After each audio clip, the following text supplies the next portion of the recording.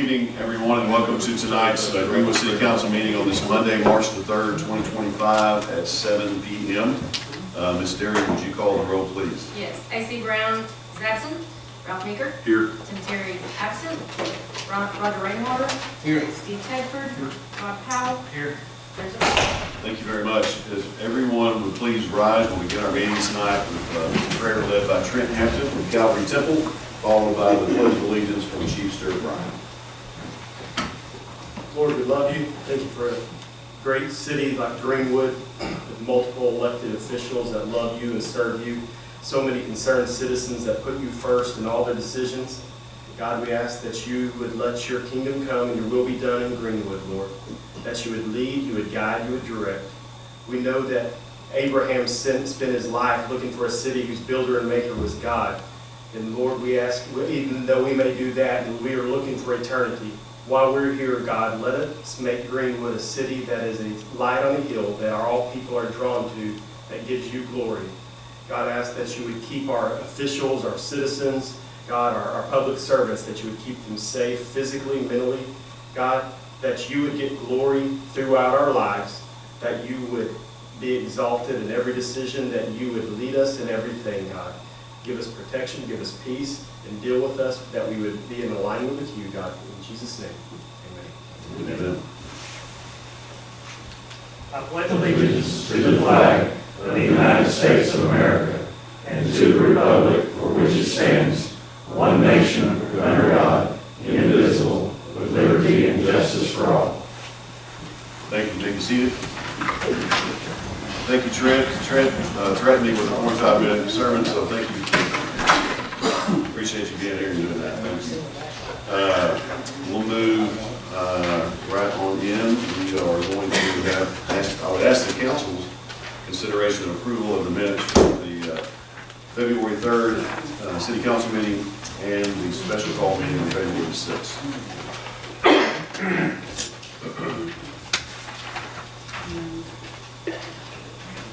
Make a motion. Set the meeting minutes. We have a motion, and a second? Or either way? Okay, Rob, second. All right. Mr. Brown? Yes. Mr. Meeker? Yes. Mr. Rainwater? Yes. Powell? Yes. Mr. Tedford? Yes. Thank you very much. Recognitions and acknowledgments. I know the wrestling team did a great job. I don't have any specifics. Tim's not here to fill me in on that. He usually keeps me up on the data, but several awards went out to the wrestling team. Accolades goes to those kids. Junior High Quiz Bowl. Tom, what was it? They won their, sorry? State won it. Yes. So that's cool. That's a bright young kid of mine is coming up, so congratulations to the Junior High Quiz Bowl. If I missed anything, let me know. Mike, did you do anything worth talking about? Yeah, you, Mike. Okay. Just picking on you.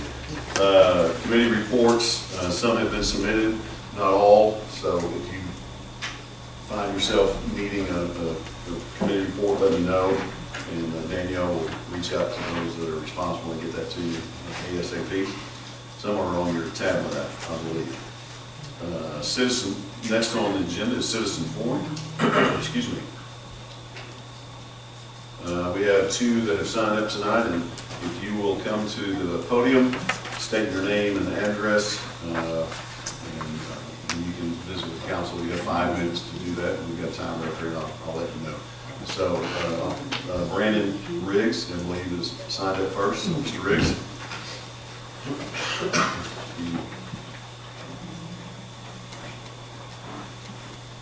Mary Kinslow, council members, thank you for having me here. I live at 107 Spruce Street, just up the street near Bell Park.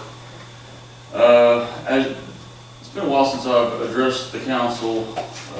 My drainage ditch has caved in my backyard, and I don't know how far we are along with that, and it's taken so long that my foundation is starting to crack in my house.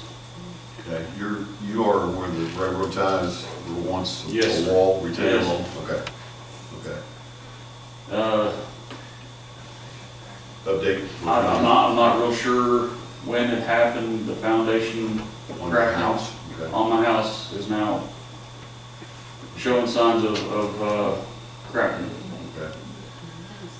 Mr. Turner, Jeff's our, I don't know if Jeff was originally was the street director when we first talked to you. It's been a while. It's been a long time. And so, It's Jeff, the engineering is complete. okay, The bid documents I have not seen yet, but then we got put on hold for any projects that haven't necessarily started. So I have slowed that down for the time being. Maybe we'll get to that tonight. okay. Yeah, there'll be a discussion, I think, about the parks, streets project. So, not to delay you any further, but certainly, I know Jeff had an engineer and was looking at it. Is that, who is that? Jeff? That's your. Aaron Shores with Yeah, Hawkins, okay. Hawkins, we're- Okay. Yeah, I'm concerned for you. that this It's is- a pretty complex project. Yeah, exactly. So we talked about it, but I'm just throwing those ties back up because you'd be right back It's to where you were. been years. Oh, yeah, it's been at least two, maybe more. Yes. Okay, let me, Jeff and I'll encourage Jeff tomorrow to reach out to Hawkins and Weir, see where they are on it, and with council's blessing, if you will, because we have kind of stymied some of the projects a little bit just due to cost and things like that, but yours needs to be looked at, so I will promise you that we'll take a look at it again tomorrow and get Hawkins and Weir on the phone and see where they are. Doesn't help much, but, let me ask you this, sir. Yes. Is water infiltrating into the house? Hopefully not. I have not seen any evidence of We water. don't want to wait that long.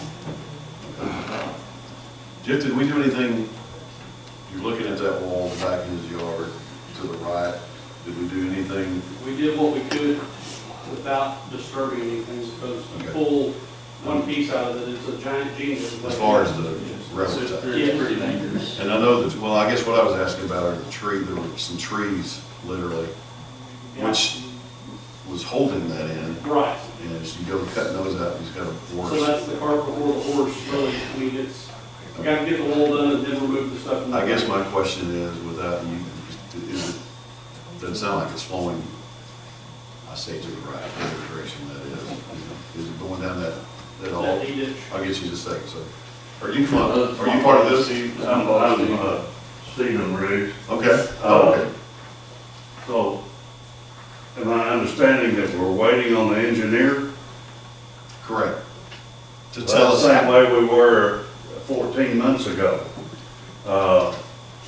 It's taken them that long to do, No. do the construction documents. That was supposed to have been back, and the text you had was in January. January was a start date of the That project. was the original plan. No, that was what was said in December. So When we January was, approved our budget you in had, January. And we approved our budget at the end of January. I couldn't have done it before then because we didn't do capital projects until the budget was approved. And so then we paused for a month on the project per the council's request.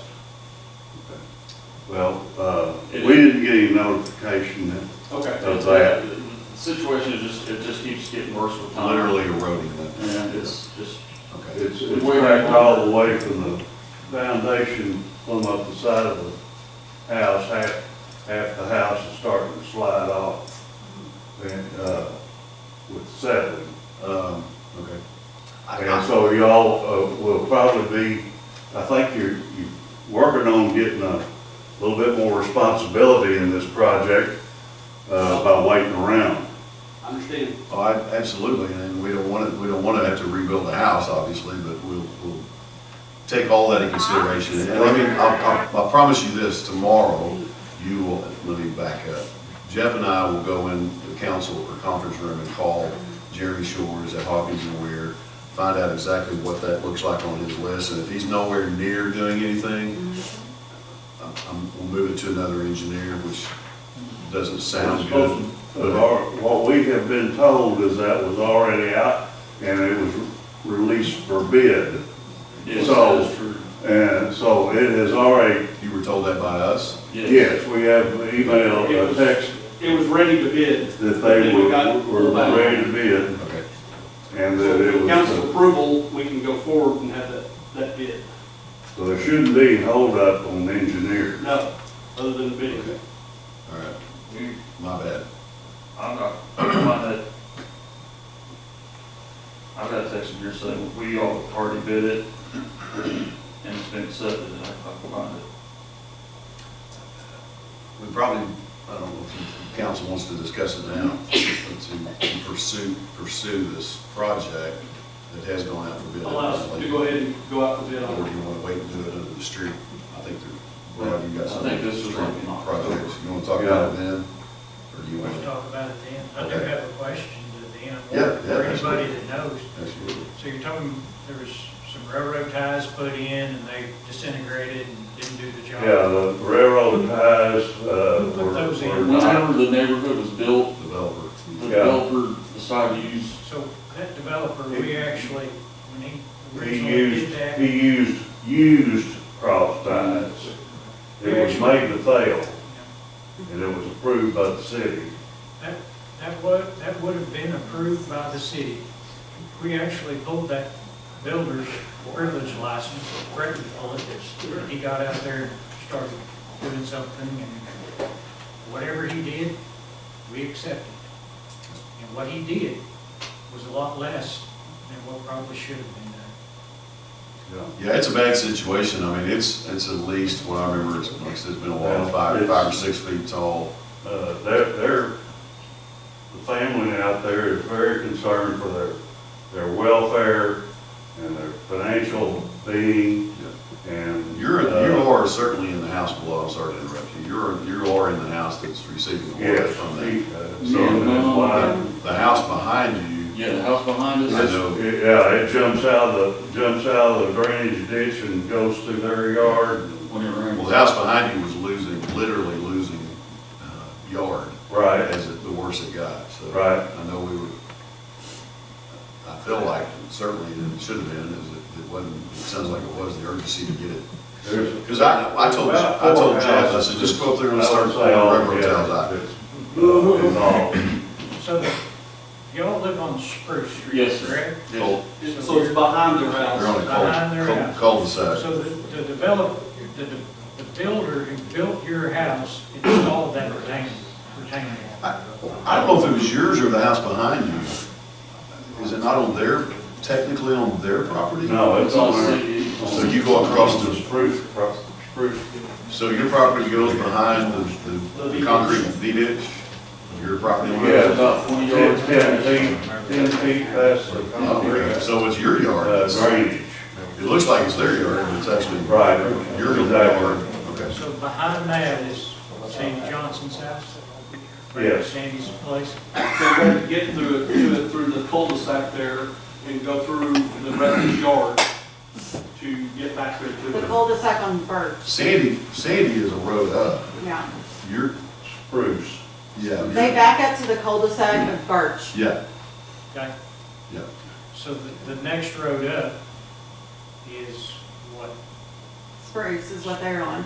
They're on Spruce, but the next Yes. road behind them is what? Behind them, below them is Birch. Nashville. What's behind?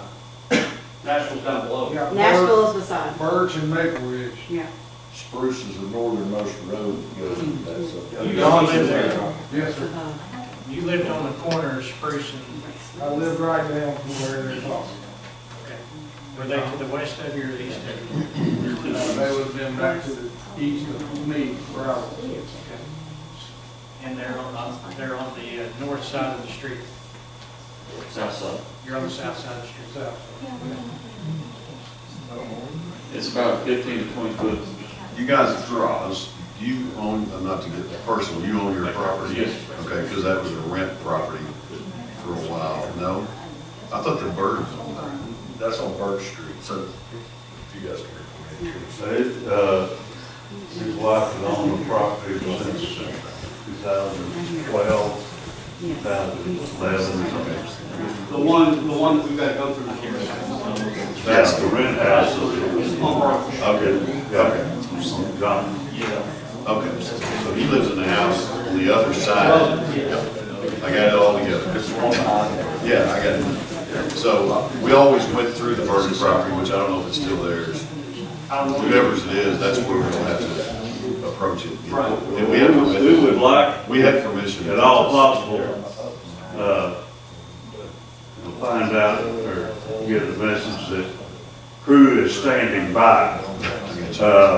And It's just, it's our yard, and we're the only one kind of dealing with this, and we've been, you know, only one with skin in the game for the last year. Sure, so I was backwards a while ago, which I often am. You're losing your yard, literally. exactly. Every So time it rains. and I'm not trying to question your thoughts, but and we'll come and I want to come and see for myself too.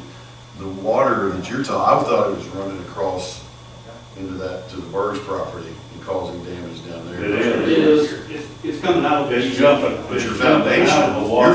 you say, With the trees that are growing up in the ditch, It's just it's like a beaver dam. yeah, it's like a beaver dam, and then it's just the water going across Yeah. Bird's property. Okay. We'll discuss it. I I don't. appreciate your time. Yes, sir, absolutely. I appreciate you coming. I appreciate you being patient. I hate it's taking this long. If you want to stay, we'll discuss a little bit I'll and give you try a to call get permission on it. But we will let you know. Okay, thank you. Yes, sir. Thank you both. Next up is Lori Ransom. Hello, name is Lori Ransom. Can y'all hear me?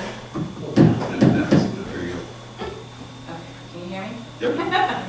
Okay, I didn't want to go, yeah, like that. Okay, Lori Ransom, 1200 Excelsior Road here in Greenwood. I've got the eyeballs on her. I just want to take a moment to discuss the efforts to pass the TNR Community Cat Ordinance. I think all of you have read it. Have you all read the information I gave you? Now, there were some concerns related to the actual ordinance, and I've discussed that with the city attorney and the mayor. Now, I have spoken with Clarksville Animal Control and Fayetteville Animal Services, who both have excellent TNR programs in their ordinances, and both have confirmed that they had no issues passing their TNR ordinance, none. They recognize that feral, stray, and community cats do not have owners, so this has not been an obstacle in their cities. Now, the Fayetteville Animal Services superintendent, they gave me information about their TNR efforts, and since their ordinance was passed 10 years ago, so that's been in effect for 10 years for them, they have not had any legal issues arise at all over it. She did say that they would consider being punitive at times. For example, if people were sustained feeding the cats with no efforts and giving them any of them spay or neutered, which would cause a problem, or if there was an unhealthy population where there's a bunch of sick cats and they weren't doing anything about it. So those were two things, and I think those would be great additions to put in there for that.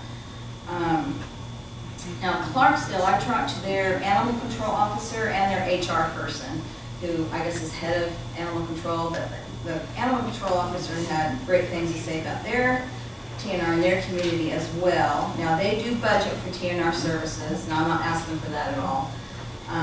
But they have volunteers that take care of their TNR efforts. They have a few colonies in town that have all been TNR'd, and they have caregivers, including the animal control officer I talked to on his street where he lives. There are several of the neighbors, plus him, who take care of the entire colony, and they've had them all spayed and neutered. So that is the deal I've come up with when I talked to Fayetteville and Clarksville. So we talked about that initially.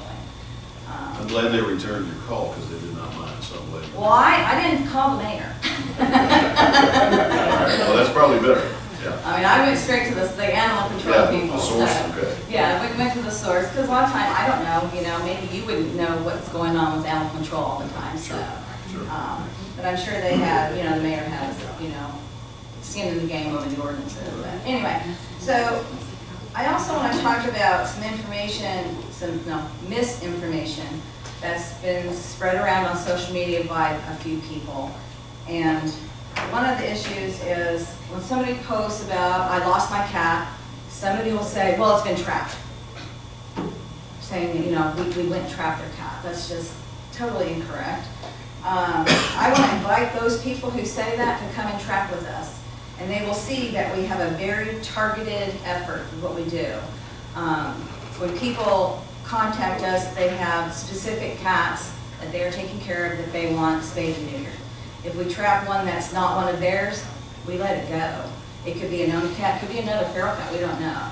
But it's not one of the ones that we've targeted for that. So that's just something I wanted to address, that we don't just go place traps all over the city, you know, and just catch cats. We just don't do that.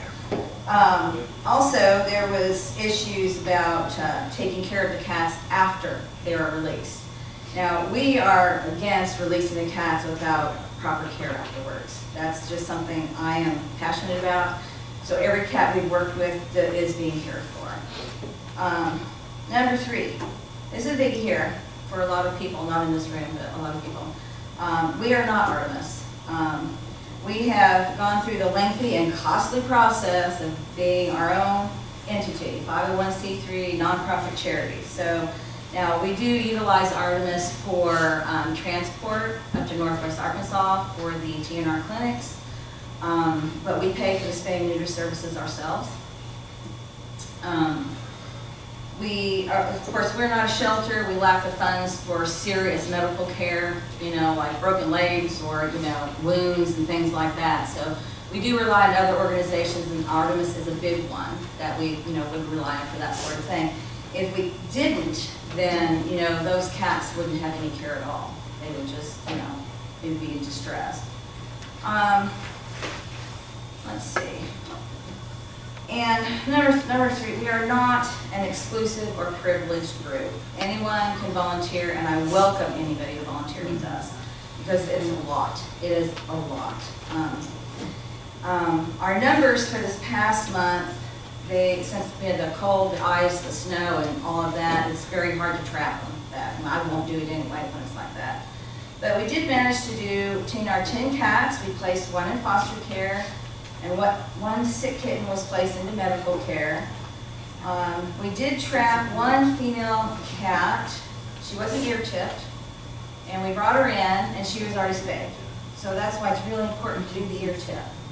So that was kind of a wasted trip for her. She did get vaccinations and stuff, but it was kind of a wasted trip for her. We could have taken an unaltered, you know, cat and had that done. So She got an unexpected road trip. yeah, I was going to bring out. She had a little spa day, so here you go, nice rest. Anyway, but I'm just going to ask you guys if you would please, you know, review all the information that I've given you in the past council meetings and stuff. And I would ask the mayor and the city attorney to, you know, examine and address the concerns with all the ordinance that we propose. Yeah, for sure, and I didn't keep time, so. Is that 5 minutes? I think so, but that's okay, you're fine. So I want to suggest that to the council for sure, and they may have already done this, if they've not read all of the material that you provided, I encourage them to do that between now and next month. But I don't think they're prepared to necessarily vote on something, because we need to look at our own ordinance and see what we can do. And I appreciate what you're doing. I see your not advertisements, I guess, on Facebook and. You tell me. No, I do. So they point them out to me, and they're like, okay, are you looking at this? Because sometimes it gets mixed up with other things. So I do look at it, and they're very professional, and I appreciate what you're doing. This is good information to have. So I would encourage the council and myself, I've read most of it. I swear to you, I read the whole book. I read a lot of that. A lot of you don't have to read. Okay. So I thought there was going to be a test. So I'm trying to brush up. So if the council can make themselves familiar with what and maybe they already know what we already do, what you're suggesting on the ordinance, and what we feel like is the right thing to do, and especially from hearing from, you said Clarksville and Fayetteville. Yes. If it makes sense for them, it probably makes sense for us. So.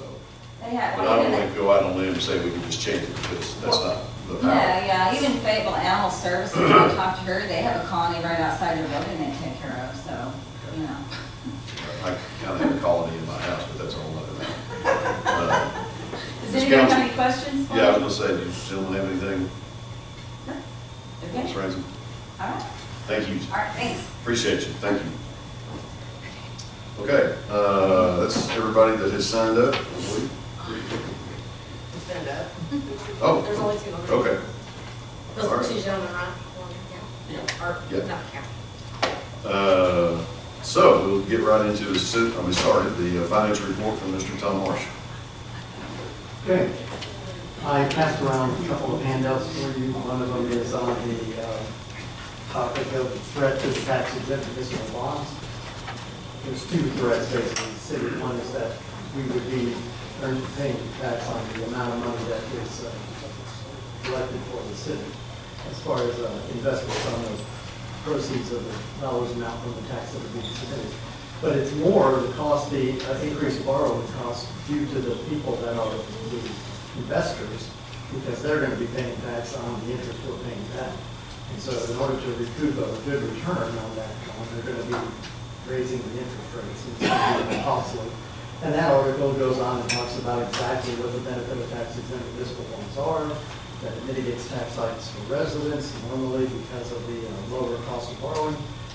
So I just wanted you to have that because Raymond James sent this out saying and asking for you to take it to heart. And if you have an opportunity to talk to your councilman or state reps, this would be the time to do it. If you want to preserve any kind of tax exempt status for us, for the municipal bonds, as you're looking towards getting more bonds in the future. And the other thing I handed out to you was an article that came up talking about the state of Arkansas and where we stand as far as the tax structure is concerned, and thought you'd find it of interest, so that's up there. What I wanted you to see here is the city sales and use tax for February, same period over February, 22.69% decrease from one period of February over last year, February. And that is probably one of the highest reductions that we've had, or declines that we've had from period over period. And as you go look at January and February, January is November's collections. February is December's collections. Normally those are two of your bigger months because of the Christmas holiday sales. And you usually find November to be fairly high, and those people that are last minute shoppers, you see that recovered in the month of February. And that's the distribution of the collections for December. But you'll notice our trends here. We were up, this 12.52% is where we are right now, cumulative loss, or decline in our revenue. Realize that we budgeted 3% in the upper left-hand corner for 2025. That 12.52% is the second largest in this period of reporting that you have here. It's the second largest change, and it's negative. The highest change, percent change, was 16.48, coming off of the heels of the stimulus that was paid for through the COVID period. So 12.52% decline. So I wanted to give you a little breakdown as to what made that up. I can't get the February numbers now, it's a lot more timely. So the February distribution from 24 versus the distribution of 25, these are the percent changes by city that make up the county. And if you look at comparing what the other cities were doing, Marling's down 22.86%, just one slightly higher in decline than we are. You realize that previous months, I'd say about anywhere from 6 to 4 months prior to this, they were in the 70s as a decline. But they do have some new business coming on board, which were juniors, and that's dropped them down to a lesser than 70% decline or change. And they're looking for that to even get better as they're progressing and attracting new businesses to the city of Park. But their impact, when you look at the sales from 23, 6.2 million versus within the city limit sales of 4.8 million, that was a decline of sales of $1.4 million. Fort Smith was $283 million to $283.3. That's a drop of about $500,000. To them, that's pretty much break even. As far as Greenwood is concerned, we dropped 22.69% February over February, this period here versus this. And that was an $18 million sales from December in 23 versus $14 million in 24. We dropped $4.1 million in taxable sales. That's why the distribution is where it is. So you see that when you look at the bottom for the whole county, you realize that Lavaca, Central City do not have city sales and use tax. And all this money stays in those cities with the exception of an admin fee. So 312 million was the total for the cities that make up Sebastian County, and the 306 million is what they incurred for December of '24. So that's a $5.9 million decline, and we were 4.1 million of this. That's real numbers. So I'll go look now at the county. In the county, you're looking at we had a 1.51% increase, and I did do the deep dive in that as well, but I wanted to show you pretty much just the January, February cumulative, because now we're down 0.9%, and I'm going to show you we ended the year at 0.8, but we budgeted 0, so we're hovering right about where we ended up the year last year. So there's very little movement. You will see, though, that 1.51%, when you look at the cumulative at 0.9, February over same period, February was down almost 3%. So here's the breakdown of how that worked. If you look down at the bottom, no city sales and use tax, so Sebastian County, Central City, and Lavaca contributed to the county sales tax of 1%.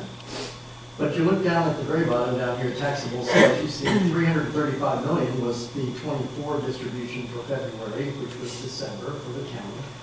And you look at 2025, it's 325. So for the county, when you add the other three municipalities, and well, the two municipalities and Sebastian County itself, your loss was $10 million in taxable sales from one year to the other.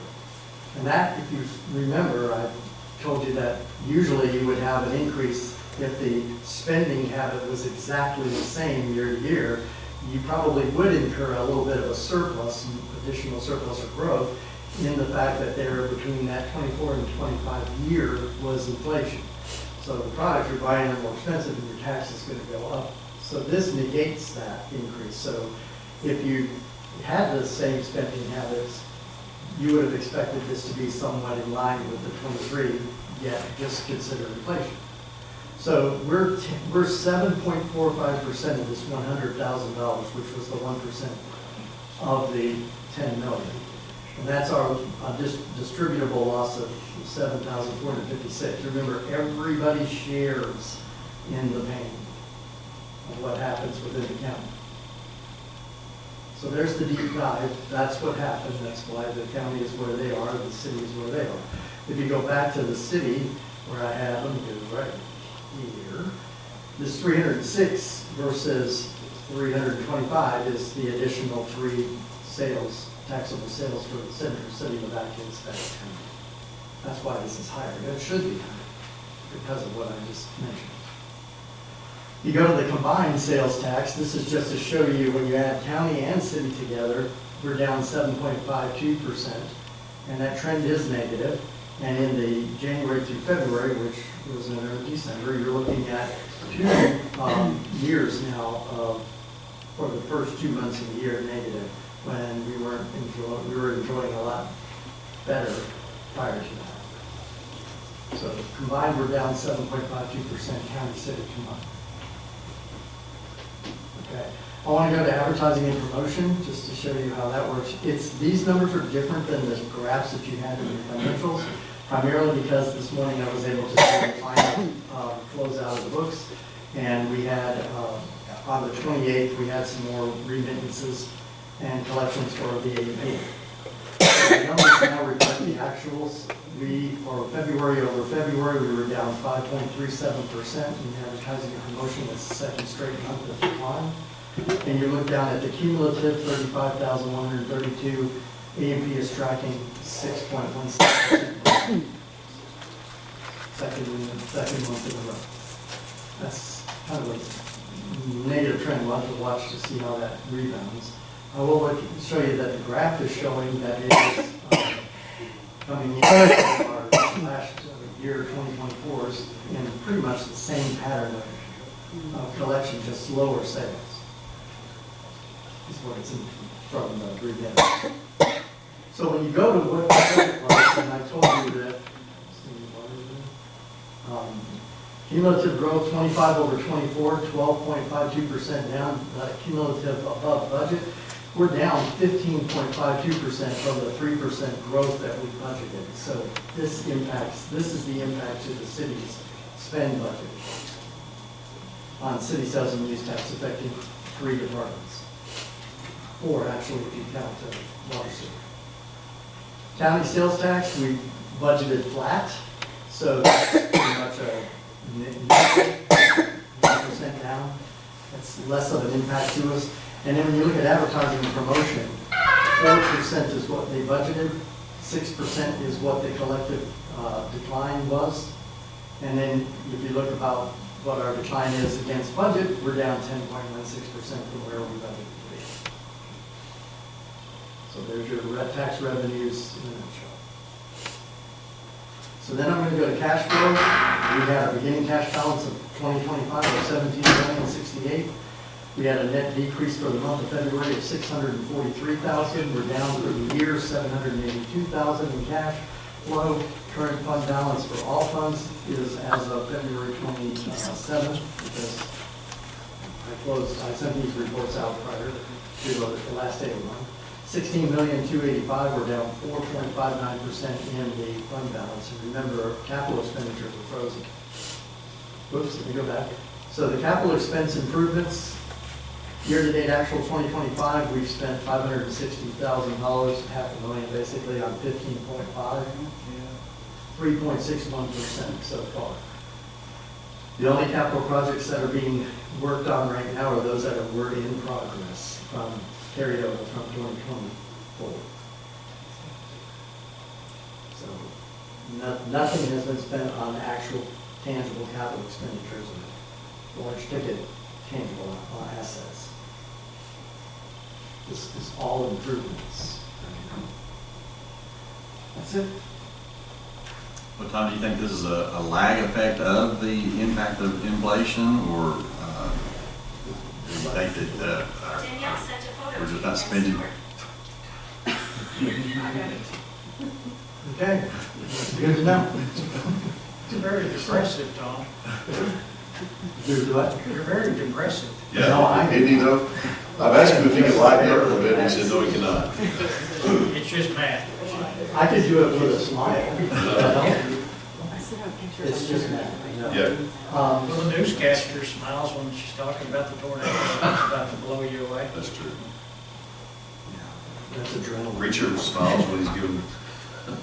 I was trying to say, do you think it's a lag effect of the inflation that we've had over the past year, or do you think it's? To be personally honest with you, that's not the way I want to put that, but my personal look at this is that based on what I've been reading from the reports that are coming out on the economy, from my 2 sources that I read every day, the overextension on the credit has hit a peak where people are now feeling that impact, and they're spending their money in ways that are not necessarily all discretionary that they were doing in the previous years. All the stimulus money's gone, credit max ceilings, a lot of people are at that threshold now. There's some discussion and thought about if the checks come that they were talking about through the government, most of that would not come back necessarily to the economy, that would be going to pay down debt. And that would do you no good. So it would do them good, but ultimately that impact to where that would catch up as far as our economy is concerned would be after the debt has been relieved, and then they start spending some more. Unfortunately, the immediate impact would not necessarily be felt to the extent that we think it would. That's just coming from the experts. Well, I guess I know that the bypass construction has some impact on our tax revenues. It makes you wonder where we would be if that wasn't there. Right, yeah. I guess this really is a 2-month lag, so it may not reflect really the cold weather that we've had this past 30 days or whatever. Which will be January. All right, anybody else have anything for Tom? Thank you, Tom. Yeah, if you could smile next time, that'd be great. I would say, everybody here, you didn't agree to when you came in, but I'm asking you that when you leave, spend $100 in town before you go home tonight. It's hard, it's not wonderful news. I think we're not gonna shut the doors in Greenwood anytime soon, but we need to come up with a plan. I think it proves even more to be encouraging to growth and new businesses coming into town, to try to get some sales tax revenue going and shop local. I know we've heard this before years ago. There was a campaign to do just that, and we need to consider that. I'm getting close to running out of gas in Fort Smith every time I drive home and spend some gas in Greenwood. That's my little 2 cents worth. But and everybody likes to go to Fort Smith to eat, I understand, but certainly if we can encourage everybody to buy local, that would be. And if FedEx counts, we're doing our part at my house, I can tell you that. So, thank you. Moving on, excuse me, agenda additions. We do have one, if the council would allow us this to place. It's number 14, and it's a discussion on phase 2 of the sidewalk project. Excuse me. Everybody's okay with that? You want to add that as number 14?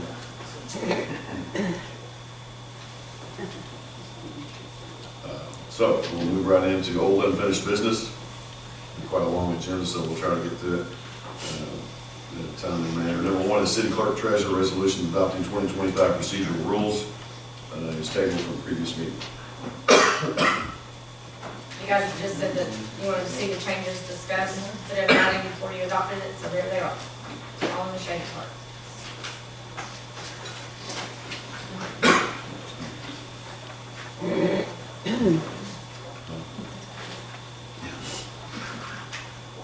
So questions or comments about the changes on they're highlighted, I think Charlotte just said that.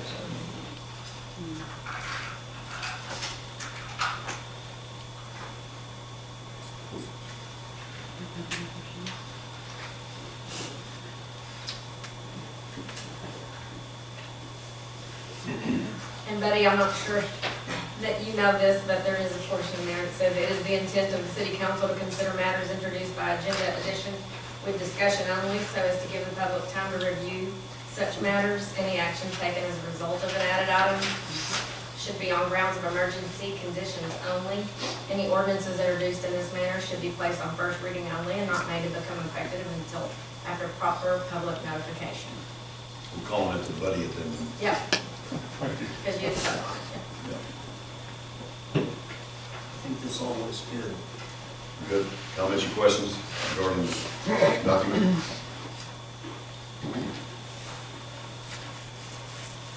This is not going to any. It's just resolution. Table. Okay. I make a motion to adopt this resolution. Second. We have a motion and a second to adopt. Mr. Brown? Yes. Mr. Meeker? Yes. Mr. Rainwater? Yes. Mr. Tedford? Yes. Mr. Powell? Yes. It's unanimous. Thank you. Number 2, City Clerk Treasurer, General Ordinance repealing and replacing Ordinance 1-02, procedural rules for special meetings, second reading. The reason why this is here is because of what was in the other resolution, because it refers back to this, the change that you made.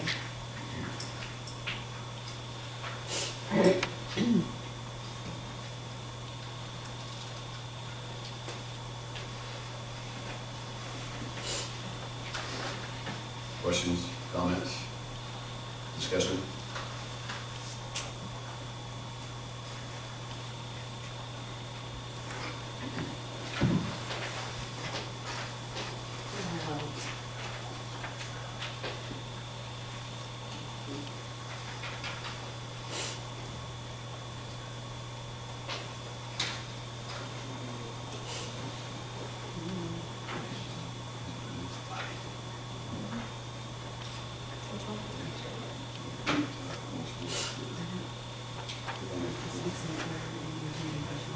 But I wouldn't do it.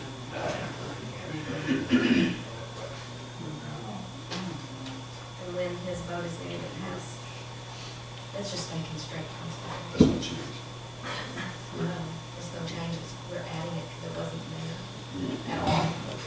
I thought it would be a good place to make it known that Because if you read the proceeding, it makes it kind of insinuates that he's not ever really.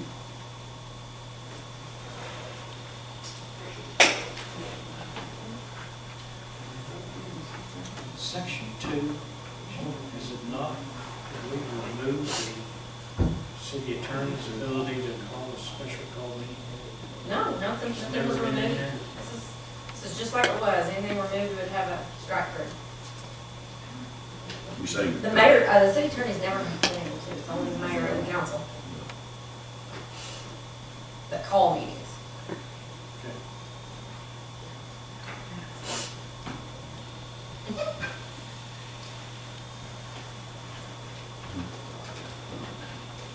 I guess in the past, those instances, when I thought he was calling duty, he was actually calling probably three of us and then calling the clerk and say, got a request to call a special call meeting. That sounds like polling. It does sound like polling, but it was from the city attorney. I know, that's what we got drunk Yeah. with the Shadow Lake deal. Back in the day you're talking about? Prior, Prior to Travis. okay, He ain't never called. right. He said he didn't want to. Yeah, I was gonna say, whoop. He has no desire. I'm just thinking about how Mike would call, Yeah, Mike would call several of them. but no, yeah, he's never. Okay. I guess he was just asking me. I thought he was telling me. Well, sometimes, yeah. If one of you Suggested. said that you wanted a meeting, we would have to find out, because there's that text through. Either one of us, city attorney or myself. had The to ones ask I know that. about, I know the mayor was not involved. No. Because it wouldn't, he wouldn't be involved, because he could call it himself, Right. or three. So is there anything you're thinking that you can add, clarify to this? No. Oh, I make a motion, we approve this by title only For second reading, for the second reading. Second. There's a motion second to approve by title only, second. Mr. Brown? Yes. Mr. Maker? Yes. Mr. Rainwater? Yes. Mr. Tedford? Mr. Powell? Yes, sir. Unanimous. An ordinance repealing and replacing ordinance number 01-02, establishing procedures for special meetings of the Greenwood City Council and other buildings. Thank you. Number 3 is Councilman Rod Powell, ordinance regulating smoke alarm mandate for short and long-term rentals, first reading. Okay. 3 and 4, I'm wanting to become 13. So I can withdraw 3 and 4 and move it down to 13. We'll discuss it at 13. Or we can move 13 up to 3 and it become however y'all want to do it. You just need it all together, is that what you? Right, so 3 and 4 are in 13, plus a lot of Hunter's housekeeping Okay. have been combined, and it makes sense. The council could split it up if they wanted to, but it makes sense to me. So do y'all want to move 13 up to 3, or do you want to move 3 and 4 down to 13 and discuss them at the end? let's move 13 up to 3 and 4. All right, agree. All right, so just, I'm going to start with my part of it, and I'll summarize it for you, and then we'll go into details. And I'll have, that will be Stuart and Hunter and Sonny. I met with them all afternoon. So to summarize it,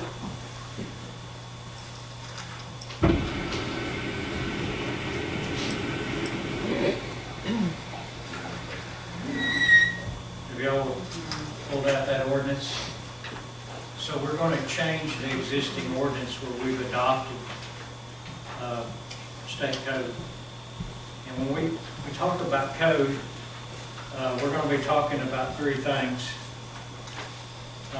We'll be talking about international fire, we're going to be talking about international fire code and FPA. And we're going to be talking about international residential code, and we're going to be talking about International Building Code. It's going to, I'm going to take all three of them and what I'm proposing to do.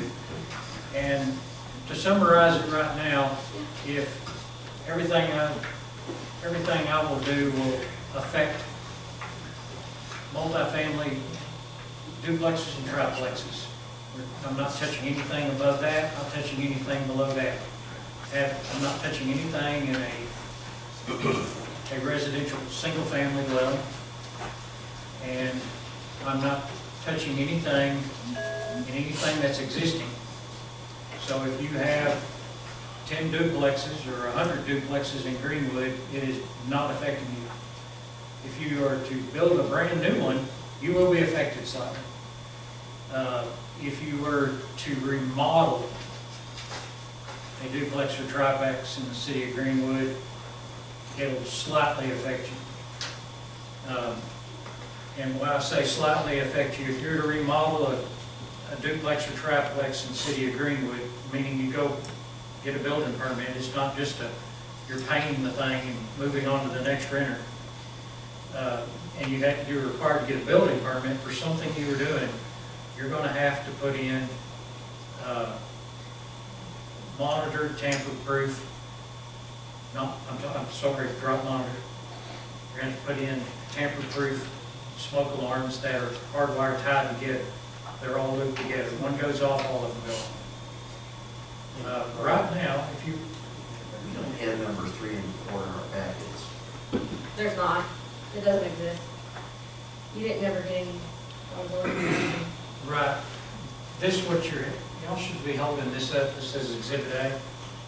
This is 3 and 4 in housekeeping matters. I'm just talking about the part. It's front to 3 back and 4. on number 13, starting with the We're all top on the right. same page. Okay, so Exhibit A is... Y'all good down there? Yeah. Okay, so Exhibit A. So if you were to remodel an existing duplex, triplex, you will have to upgrade your smoke detectors. The upgrade would be from just a battery power to, it would have to be hardwired at this point anyway, if you went in to get a permit. But it'll have to be hardwired and tamper-proof. I Googled them.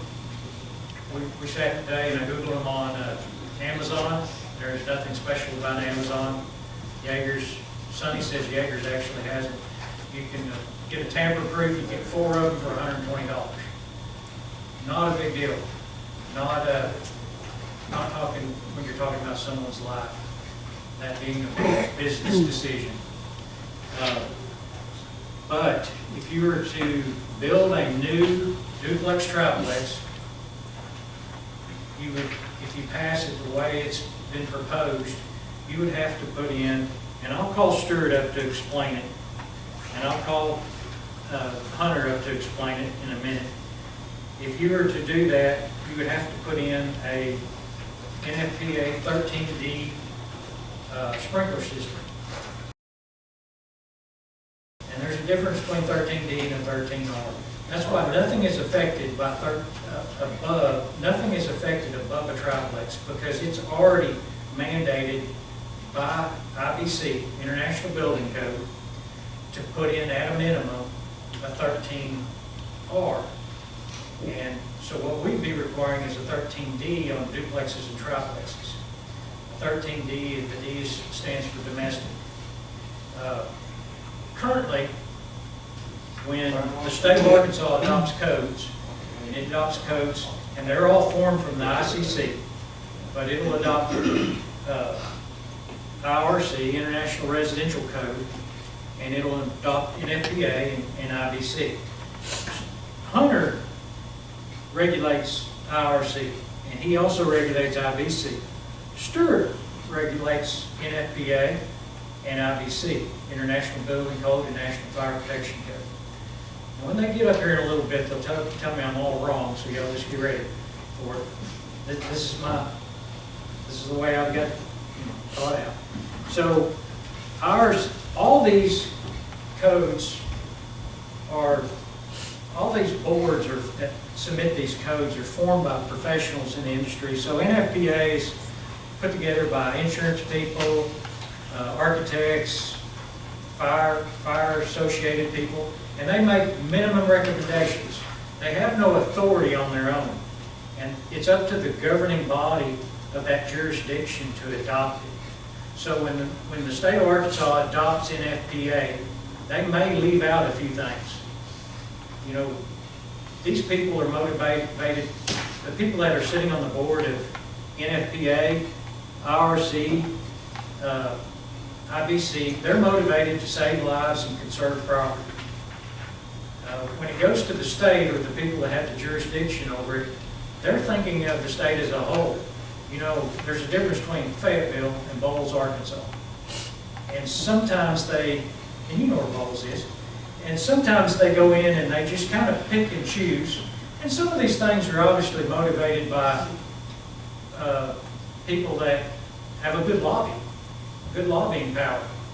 They don't want to see some things happen. And that's when they own our congressman. So those things get taken out. So one of the things that was taken out of NFPA, that would be what affects me, is they took out, in NFPA, it requires that all single and two-family dwellings and townhouses have a 13D, an NFPA 13D suppression system built in. Which is IBC. IBC. They're starting to correct it, and that's okay. So what I'm asking for is to not, and we had a discussion about single family, and I said, I think we should leave it out. I think it's, I'm just going after the people that unsuspectingly move to Greenwood and they move into a place that's just not safe. And it certainly doesn't meet the minimum requirements of IBC, what IBC is recommending to keep people safe. I think what you'll see someday is the single-family dwellings come up. So the portion of mine that affects new triplexes and duplexes would add, if you Google it, and the AI-generated deal will come up and say it adds about $1.35 a square foot. Another one comes up and says it adds $1.32 a square foot. So you built up on averages that, and we traditionally, in Arkansas, we kind of are on the low side of average. We kind of are low. We usually build things lower than the average because the average is driven up by New York and California. So I looked at the International Association of Fire Sprinklers, and they say it's usually done at the minimum of $1 a square foot and at the maximum of $2 a square foot. So in a 2,000 square foot house, we may be adding $2,000 or $2,700 if you go with the average to a 2,000 square foot house. And I know that, and we're not talking about houses, we're talking about duplexes and triplexes, brand new duplexes and triplexes of adding this. If you were to come in and you own a duplex triplex and you wanted to remodel it because you had walls knocked out of it, I don't know what you had, where you had to come get a building permit and do more than just painting the place. You're moving a wall or whatever, you're adding something. That effect should only be about $120. So, because we're only requiring that smoke alarms be brought up to a tamper-proof smoke alarm, to where the renter can't just unscrew it off the wall and throw it in the corner. And the tamper-proof ones have a 10-year battery life when you buy that. So again, going on and unscrewed, thrown into a corner. When you say tamper-proof, I mean, what prevents them from removing it? I mean, anything can be got into. I mean, they just have a special little Torx bit with a hollow end in it, you know. But you can be, there's people clever enough to get into it, and a hammer. You know, I mean, a hammer will do it. Not as easy as taking the battery out. It's just not as easy as twisting it off or pulling the battery out, throwing it in the corner, and being forgotten about. You have to really willfully get up and get some tools, and maybe find a few special tools that are just not entirely common. But they're tools you could get at Yager's, yes, and a hammer. So you could take it out. That's probably going to add $120 to whoever has to come in and get a building permit. So what would be the most onerous part of what I'm trying to do is the duplexes and triplexes. That could add a couple $1,000s. Now, is that worth, I don't know how you put a cost on a human life. To me, there's just no consideration. I mean, we're not talking about 20,000, we're talking about we're talking about a couple $1,000 deal. These are people that have not bought a home and have home ownership. These are people that are really depending on us to keep them safe. Now, when you say suppression, 13D suppression, you're talking about a sprinkler system. They're not alternatives. That is a sprinkler system. I'm going to ask Stuart to get up and explain a 13D sprinkler system. Do you mind, Stuart? You have a R13, which is the residential, and you have 13D, which is domestic. And the difference is some of the differences, but the main one is the domestic is on a domestic line that's already there that you're putting in. So that domestic line, instead of being in your floor, is going to be in your ceiling. And there's going to be a sprinkler head in each room or whatever is required. Now, to get a 13D license, a plumber, not a fire suppression system company, but a plumber can get licensed to put those in after a one-day seminar when he goes up to Northwest Arkansas where they offer those. So whoever is the first plumber in Greenwood decides to go do that will be able to put them in. And so anyway, it goes on a domestic system. So it doesn't require all the riser stuff, all the different things that a R13 system has. If you go over to, I think the last R system we had here was over across from Opelika when Bean Place, where that was 14, I think there's 14 occupancies there. There's 7 downstairs and 7 upstairs.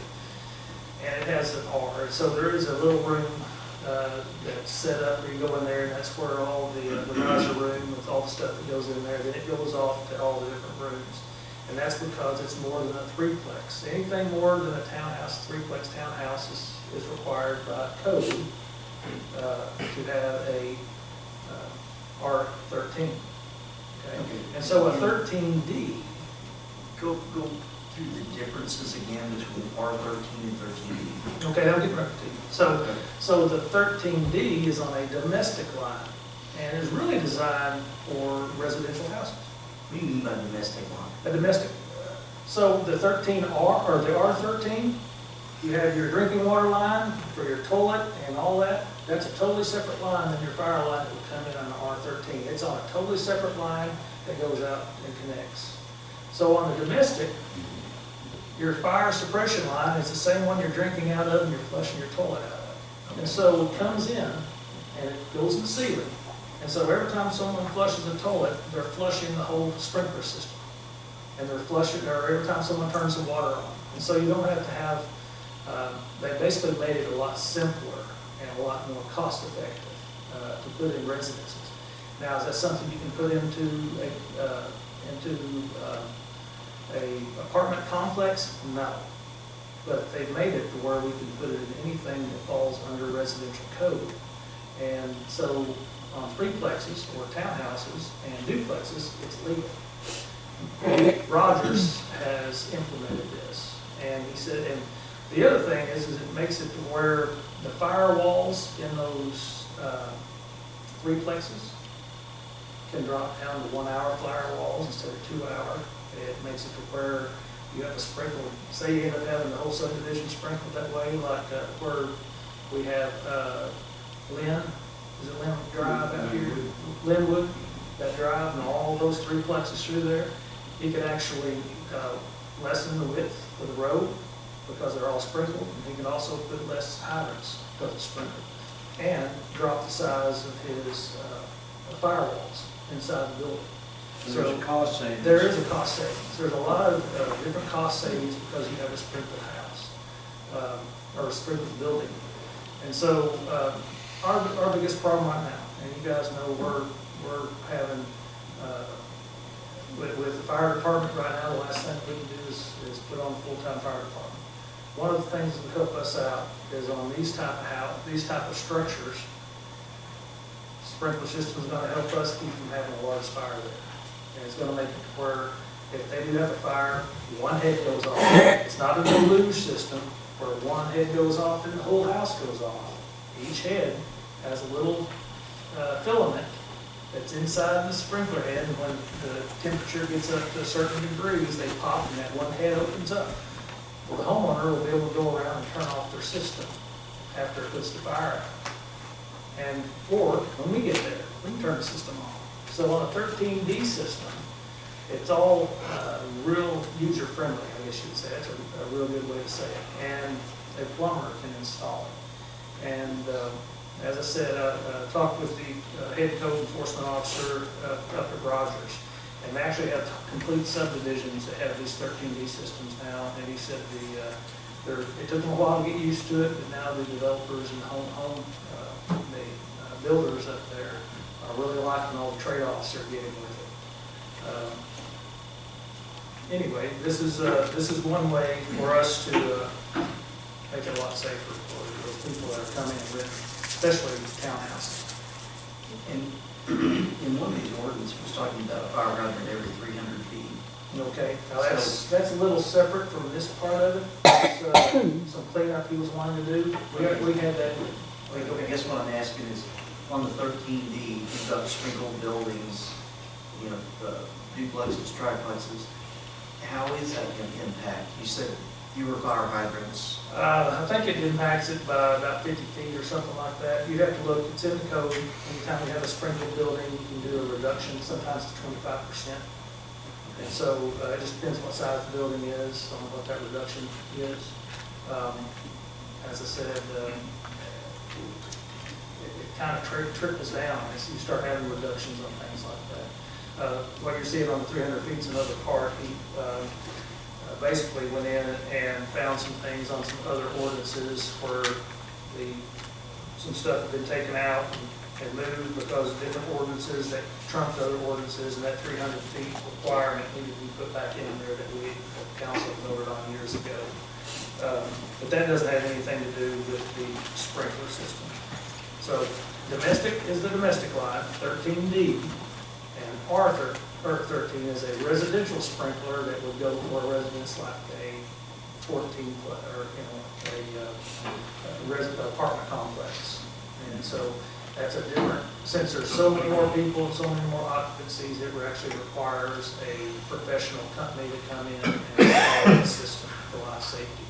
Where if it's just a couple of families, they are now. And for a while they weren't allowing it in Arkansas. We finally got them to allow it. Started doing it in Alabama and seeing a real increase in house saves and stuff like that. So as I said, it was really designed more for just a single house, but now they're allowing it to be used for duplexes and triplexes. Okay, so on duplexes and triplexes, what do we require now? No. So we would be requiring that they put in this D13, and that would just be using the same water line we use for drinking water, everything, just installing it. I'm not sure what all Tim would require any different connection, but it's on the domestic line. So it's just going to take a little bit. Right now, they probably have to have a plumber from Northwest Arkansas come down as soon as they see it happening. So there are some of them already coming down from up there anyway to build that. Builders build building where they're already coming.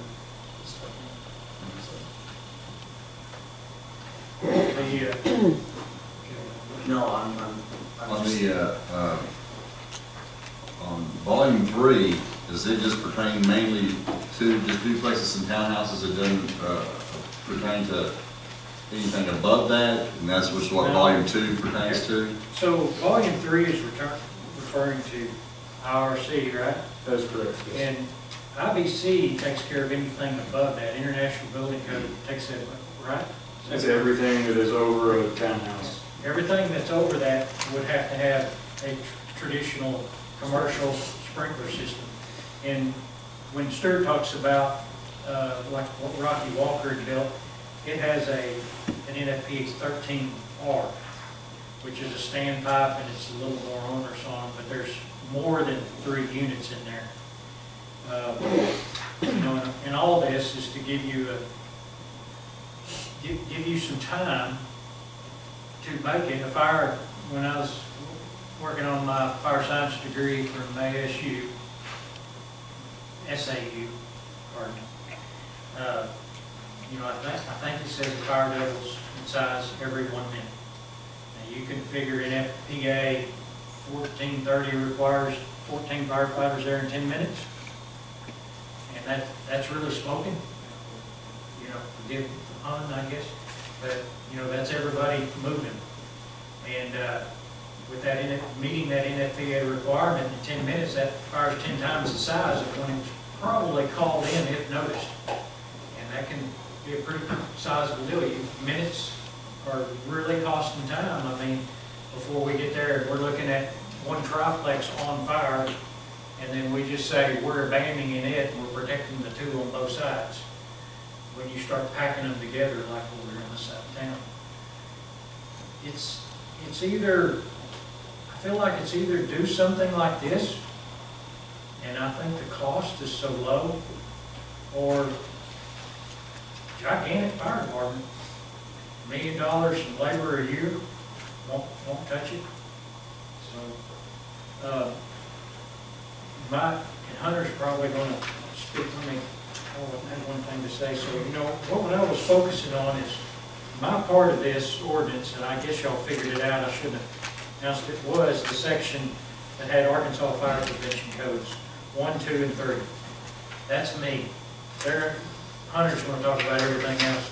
But I want to read you from NFPA. NFPA 13D is the standard for the installation of sprinkler systems in 1 and 2 family dwellings and manufactured homes. And it emerged from years of study aimed at modifying the stringent requirements of NFPA 13.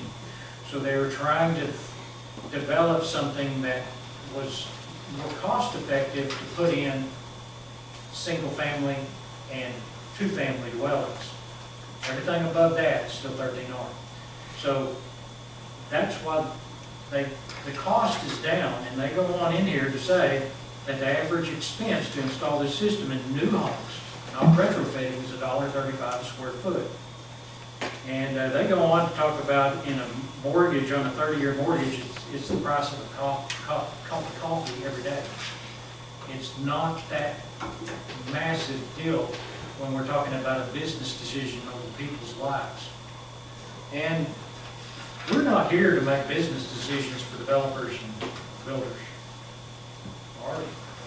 We're here primarily for safety. What is the kind of going price on that building per square foot on a new structure? I don't know, I think it's probably $150 now. Okay, so it's, at $1.35 is less than 1% then, Yeah. overall. So it would be cheaper than putting carpet in, and they go in to say it in here. It's cheaper, you know, adding insulation to the attic is about $1.50 a foot per square foot. See, on average, installing wall-to-wall carpet is average $3 to $7 per square foot. Kitchen remodel, $25,000 or $150 per square foot. Compared to everything else, it's pretty cheap. For us, an advantage is we get a break for a little while when having a massive, massive fire department.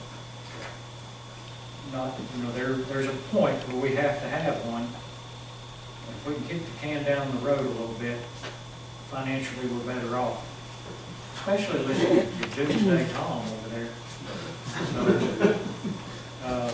Terrible song.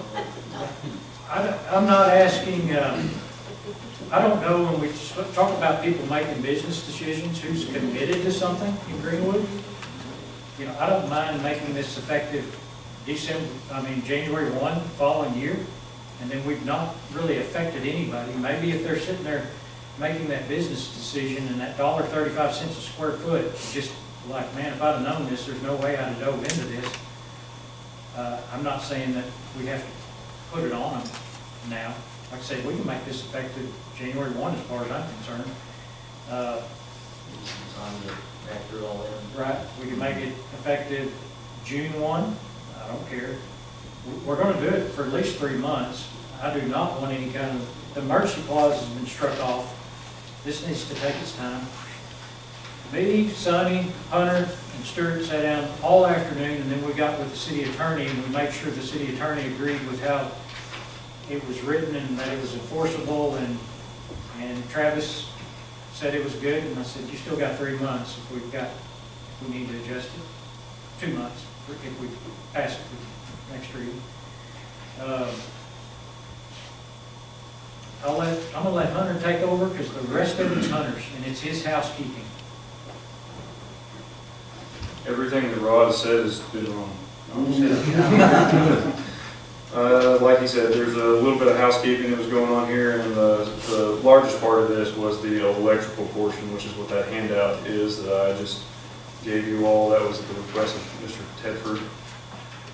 That is Fort Smith's electrical local code amendments, and 2 of those, which I highlighted, 7 and 8, I did transfer over, and that will be on the very back of your page, page 4, under the NEC, NFPA 70 National Electric Code. That's going to pull over all special appliances that are 120 volts shall be required to be on a separate circuit, like refrigerator, your microwave, dishwasher, heating, cooling. Some of it already is required to be on its own separate circuit, some of it is not. And then the second change, which is the biggest one, is going to require that any 120 volt circuit that you run in a house for the purpose of receptacles is required to be a 20 amp outlet and a 20 amp circuit. That will prevent some of the issues that I've been seeing in and around Greenwood from happening again. And that was just a kind of a nifty way Fort Smith kind of went around and amended their codes. The rest of it is purely housekeeping, so I'm going to move you back to page 3, and I'll just work my way down. Under Volume 1, Arkansas Fire Code, I did not write the ordinance numbers on here. I apologize. I've been through too many ordinances in the last couple of days. We had thought that this ordinance, 1422, I believe is the ordinance number, required that hydrants in commercial developments be spaced 300 feet. It was intended to be spaced no more than 300 feet. Well, that ordinance had been repealed or amended somehow, somewhere through my research. I found an ordinance that got rid of it. So I had contacted Stuart, asked him, did you intend for this to happen? No. So we put it back in the code. Rod did a really good job explaining Volume 2 and Volume 3 of the Building Code. Those are both of his changes that he would like to add. I've got a section in here for the Arkansas Mechanical Code. As you can tell, we don't have any amendments at the time, but I would like to leave that section there so that if we ever do have, I've got a place to put it. Arkansas Plumbing Code. There are 2 bullet points on this one. Both of these were accidentally repealed or replaced sometime in the last 10 years, and maybe even longer than that. I think one of them was 2009. And we've been enforcing that ever since, inaccurately. It's going to be, start with the first one, you have to have a pressure regulator and a shut-off valve after the meter box. I think that was ordinance 12-19. That has been put into effect by myself on every house since I've been employed here. I think Mr. Tim Posey, if you were here, would tell me that it was still in effect, and I found otherwise. But the purpose of putting it back in this ordinance was to make sure that we get it back on the books accurately so that we can continue the legal enforcement. What those? Sorry, so we've been doing it, we just want to back and forth. Correct. I think it was accidentally repealed, unknowingly. I'm working on some of that, with Charlotte, trying to make some changes and some corrections. The purpose of that pressure regulator is so that the city can send abnormally high pressures in randomized parts of town, and your personal service lines are still protected you can control the max pressure that goes through your service lines, which are not city mains. They can't handle 120, 150 PSI. The shut-off valve in that instance allows them to shut their water off to their house and not have to get inside of our meter box. Where would you have 120, 130 PSI? There's several places around town, especially the closer you get to the pump stations, or if you're downhill from an elevated tank, or if you're downhill in general, you're gonna see higher pressures than you would if you were elsewhere in town.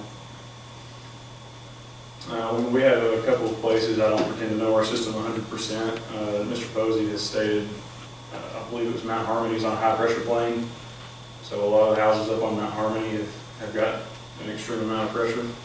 I say extreme, an abnormal amount of pressure more than other parts of town. Plumbing code regulates you can't exceed 80 PSI to a house. The second one is exactly the same thing, just with the sewer side of it, requiring a sewer popper, self-operated clean-out and relief valve to be located directly outside of the structure at the lowest point of entry, so that if there was a backup from the city sewer line, that it will back up outside and not inside of your house. Purely just a cleanup of that. I took that language straight from Fort Smith and Greenwood had shared. Very similar language. I actually like theirs better, so I took theirs. As far as like the first and second page, you can see the highlighted changes. A lot of the whereas was altered. I got rid of the emergency clause and made some corrections to the code adoption section. Just updating a little bit. Does anybody have any questions? Is that relief valve you're talking about on this, is that typically, you're saying it's going to be where everybody knows, who might know where to clean it up, that's the spot for this? Yes. Yeah, and we require that now. Yeah. So we don't have to have a concrete, I call it a concrete donut. Yeah. And it just sits on top of the ground, and They it also keep you from running over. keeps you from running over the lawnmower. On the electrical, what, so currently refrigerators, microwaves, dishwashers are probably not on a separate circuit.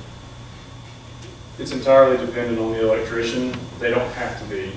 So you're required to bring in 2 small appliance circuits into your kitchen to run your countertop outlets, and if you were to decide to run the remainder of your small appliances or your large appliances, you can run up to however much the circuit's rated for. Typically, you're going to have a home run that comes in, and they might run off that home run for the countertops and catch the disposal or catch the dishwasher.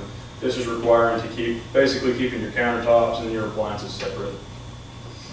So probably, now, how would this apply to, like, if you're doing a remodel in your kitchen, you'd have to comply? That Yes. We're not asking anybody who has their kitchen in place to go and start putting. Correct, yeah. So how many, just 2 questions. How many circuits do you think on average we would be adding if they had to make that change? Just based on how many houses you see? 2 or 3, 2 maybe. or 3 additional circuits? Maybe, yeah. Okay. And some of that is going to be condensed down. A lot of individuals right now run lighting and receptacles on the same circuit. And they can effectively combine a lot of their lighting receptacle or lighting devices on one circuit. Whereas right now it's kind of spread out. And then most boxes have plenty of growth for those additional circuits? Yeah, yeah.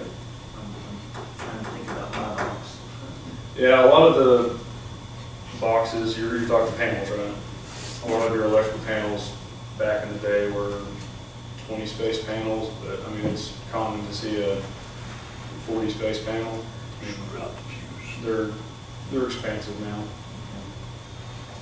I don't know, I'm saying, mine's maxed out, I've got a 32 or something like that. 32 space. And it's maxed out, so it would be. You do have a fairly large house, though. It would be, but I'd have to sub panel. 3 circuits, or yeah, or a sub panel to. And they do have to some- my kitchen. They do have some creative solutions for situations such as that, and they call it twinning. They make breakers that are a double breaker that fit in the slot of one. They're code compliant.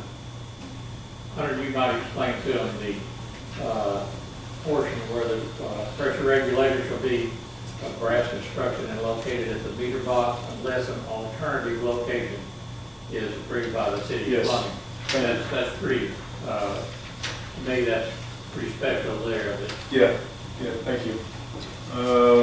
Were you done with electrical, Steve? Okay. No, I wasn't. I mean, I just see where, I guess maybe I see a microwave, a dishwasher and a heating unit. I'm thinking a refrigerator. Does that mean, does that really have to draw that much? It can't just be. They do have quite a bit of draw with the compressors that are built into those. Most of the refrigerators that I see now are already on their own circuits. They're going to run the GFCI that controls those back at the breaker panel because you don't want to have to pull your refrigerator out to reset that device behind it. The refrigerator isn't that big a deal. But if that's one that y'all have issue with, by all means, we can push that off. The residential wire in the second one in that list was the one I wanted to tackle, solving the issue that I was having. I'm just financially just trying to get our arms wrapped around it. Yeah. So let's talk about the year of the house built. When would you say more appliances began being installed on 120 on their own circuit? That I wouldn't have Because, I mean, a reasonable answer. In a house built in 1950, not a chance. No. Probably. But, when would you say, like, if you're approaching the community and saying, any house over X number of years old is probably going to be affected more by this than others? Anything post 1990, I would say. That'd be a reasonable date. I think my house that I'm in now is a 89, and it's fairly modernized electrical-wise. I mean, it's on the smaller end of panel size, and I'd say that smaller panel is common in that year, that year gap. I mean, you're probably thinking anything over 2000, for sure over 2005, you've got larger modern panels. there's somebody, but in these houses from the 80s back, they're only affected when they come in to seek a building permit to do a substantial remodel. And if they're doing that, they're replacing the panel. Right. That's just going to be a part of the project. So it affects flippers really, Yeah. probably as much as anything else. Yeah. I don't have a problem with that. Okay. You good, AC? I'm good for the first read. Okay. And all these are in excess of the minimum codes right now. That's correct. And all cities are allowed to do that. You can't, We can't be more permissive. yeah, we can't be less, but, okay. Sonny pointed out, there was a change that I did make in the plumbing code, the first bullet point there, and it was going back an ordinance or two prior that I had ran across previously, where the pressure regulator that is normally required to be located directly outside of the meter box has the ability to be relocated based on a determination made by myself. And that's generally only going to apply if you've got a property that's got a quarter-mile long driveway, and if you regulate their pressure down to code minimum a quarter-mile away, by the time it reaches their house, they don't have sufficient pressure. Right now, we don't have an option. There's no alternative to that. So what you'll see happen would most likely be a plumber show up on site and put the pressure regulator in either while I'm there and I inspect it, and then after I leave, it's gone. Or they remove the guts out of the pressure regulator and deem it ineffective in order to get pressure all the way. I would just rather have the ability to tell them they could put the pressure regulator closer to the house. So we're still protecting the house. The yard line may be subject to extreme pressure at some point in time. But I think, no build or whatever, but when you say that, that's a good example you're saying, it's a very long, from the meter box. But to me, I as far as trying to, just be a homeowner or whatever, trying to locate, I'm thinking, well, actually, I gotta, figure out where it is or whatever. I would say, if it affects the pressure drop, whatever, to the house, I'd say, I'd like to put it in here, maybe so much within so many feet from the house. They say like it's 100 feet or whatever, as opposed to just saying it's just at the discretion. what they would, typically what you're gonna find is most everybody runs PEX service lines, and they're going to be solid length service lines. There's not any joints. So they're gonna run, that joint is gonna be as close to the house as physically possible, and then the joint is going to be as close as it can be to the city main. So your two locations that you could ever really effectively relocate would be either at the house or at the road. So I'm really limited in where I can go, but it's just given me the authority to say it doesn't have to be at the road if you've got an identifiable issue.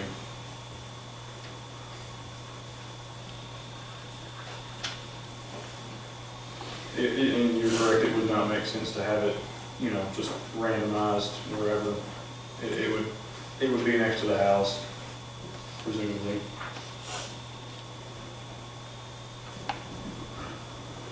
And what Rod said about you, he meant it's like a term of endearment. Where did that come from? I gave you greater picture. Try to, That's why you put it up there. He was over it, Steve, until you brought it up. Well, the red color was pretty. Right. I mean, everything's black and he throws up this nice splash of red. I was referring to the pretty pictures. Trail. Yeah, Talk about the trail. I like the trail. Follow the trail. Is there anything else? We good for first reading? If y'all want to go back to mine, did y'all have any more questions for me? If you go back to mine, if you look at volume 3, this is where I'm on page 3. That is written exactly like NFPA recommended. The only thing that's different would be the exclusion of one-family dwellings. That's what we did, we pulled that out, the exact language in NFPA, is their recommendation. The other thing and the reason, I asked that it be pulled out, that we exclude single-family dwellings for right now. We visited a lot about it, but I was just kind of going back to the basics of Matthew 25:40, just looking out the least among us. And if you want to build a 10,000 square foot house, if you build it shoddy and the thing catches on fire, I don't know. But that is another thing we did talk about for the sake of the fire department. There's some big homes being built nowadays, massive homes, and I just finished a gate on one over on Main and Long Ridge. It's 11,000 square foot, and he's outside of town. And I was showing him how the SOS detector worked, and I said, that way the fire truck can get in. He said, where's the fire truck come from? And I said, yours comes from White Bluff. He said, where's White Bluff? And I said, well, they'd be at the base of Springer Mountain, and then there's one over on Highway 45. And he said, that's my fire protection? I thought it was Greenwood. And I said, Greenwood stops at city limits. And I said, we work off the water being provided. And he said, well, what do you think the chances are here? And I said, it's bad. And I said, well, they had one down the street that's just right over here by Mallard Drive. It burnt to the ground. I said, so when 911 gets called, what? Different departments are no longer here. Yeah, I didn't want to just, hey, everybody does the best job they can do. And these volunteer departments are working solely off of people showing up. We're paid per call, and we're struggling to get people to show up. But we also visited, I'm going to leave that alone. Well, we did talk about maybe, if this works out, maybe we ought to add that 13D to some of these houses over a certain size. Because if we pull up to Walgreens or Walmart, we plug in and drown the place. We could just augment the natural pressure and drown the place. We pull up to these houses that are the size of a Holiday Inn Express, that's a tough deal. We've got to make decisions. Stewart's making decisions. When they say there's people in there, or we think there's people in there, he's got to say, y'all are going in. So that may come at a different day, where we talk about maybe adding that. And going with the recommendation, the minimum safety recommendation of NFPA. So are we in effect becoming less restrictive? No. We are more restrictive than the Arkansas State Code. We are less restrictive than what NFPA's recommendation is. It's just a recommendation, it's not, okay. It's not part of the NFPA, code. all these boards, IBC, IRC, they don't have the legal, they don't have the authority to make it law. The local jurisdiction would be, in this case, would be the state of Arkansas makes it law. And that law applies in Bowles, Arkansas, and Fayetteville.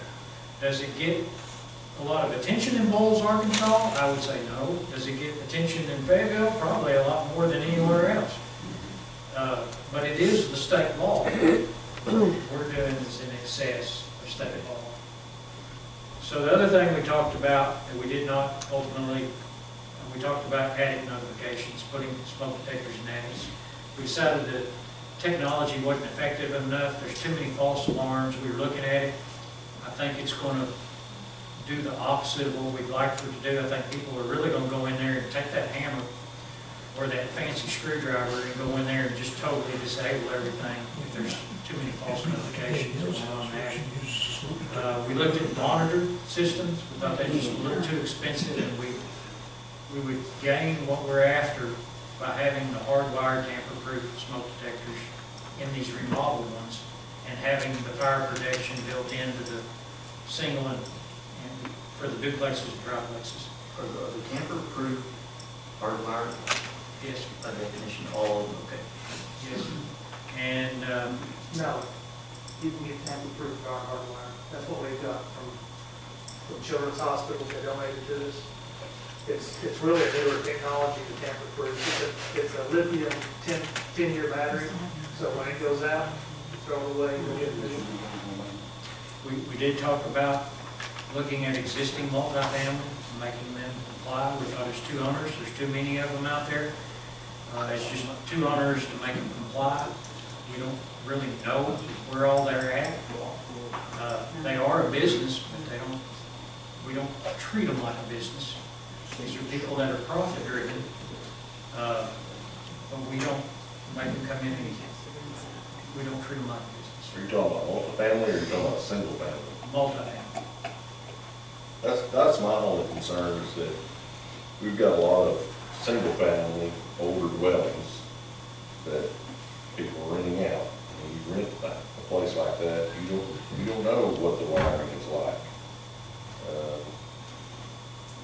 That is a concern of mine too, but You know, a newer single family, when you build that, you know, right.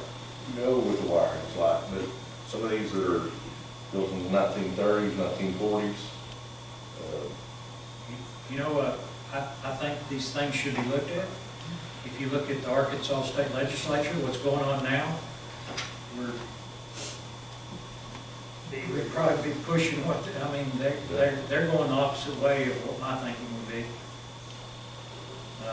I'm just happy trying to get this in. Again, I'm just going back to the basics of Matthew 25:40 and just trying to protect the least among us. And not going above that. Later on, we may try to go above that. I'm asking that this be put on for the first reading by title only. I'll make that motion. Second. Have a motion second. Mr. Brown? Yes. Mr. Baker? Yes. Mr. Rainwater? Yes. Mr. Tedford? Yes. Mr. Powell? Yes. Unanimous. An ordinance repealing and replacing ordinances 357-08-01 and 23-02, adopting all current state adopted building and fire codes, mechanical, plumbing, electrical, and other state adopted or reference codes, and adding local amendments to the same. thank you. Good discussion. Moving on to number 5, city clerk treasurer, replacing competitive bidding ordinance 24-09, second reading.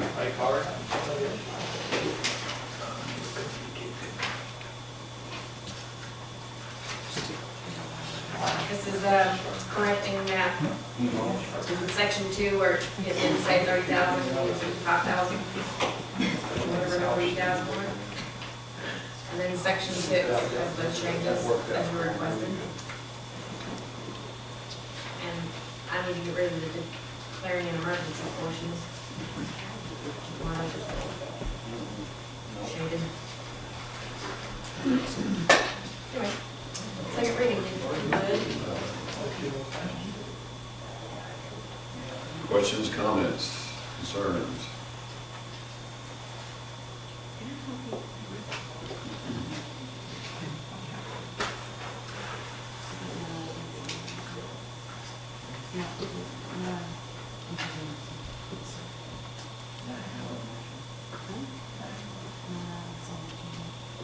Charlie, you did say that we were gonna remove declaring emergency. Yes.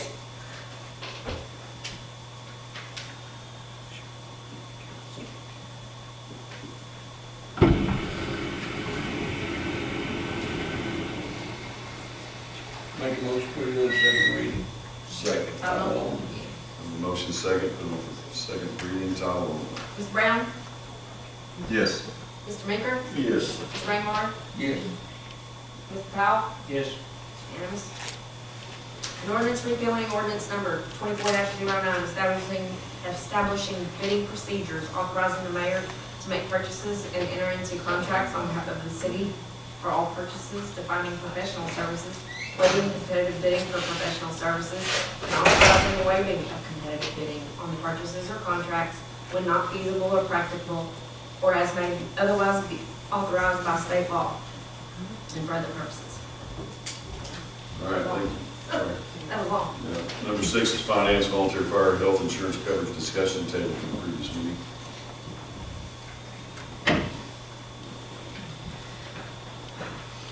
Okay, at the previous meeting, you wanted to know what the impact was going to be based on the number of, we had an idea as to how many people would be trying to opt for the insurance, what they actually did when it came down to pay in lieu of insurance as well as the insurance. So I'm going to show you what it does to the current budget. The current budget's up here at the top. 2025, we have 2 for actual family coverage with $16,000 a year in the budget. Originally, we thought there'd be, or in the initial conversations, there were 13 volunteers that said they wanted the insurance, and that was $71,000. So bottom line, with the error back, we ended up with a current budget, that's what's in there now, of $90,000 in the health insurance side. When we went down to the, projected 2025 budget with what actually happened and transpired, and these are numbers that were confirmed again today. Coverage starts 4-1. JTS health insurance, 2 family coverage, 5 employees elected to go with the volunteer health insurance. And that's a cost of $461.04. The $20,000 that you see there is for 9 months, because that's what the actual cost will end up being for 2025. Then we had 15 opt for the pay in lieu of health insurance at $200 a month. That starts at the first. What's going to happen is they're going to get that payout on the first payroll of every month. And that'll end up being $27,000 for the 9 months.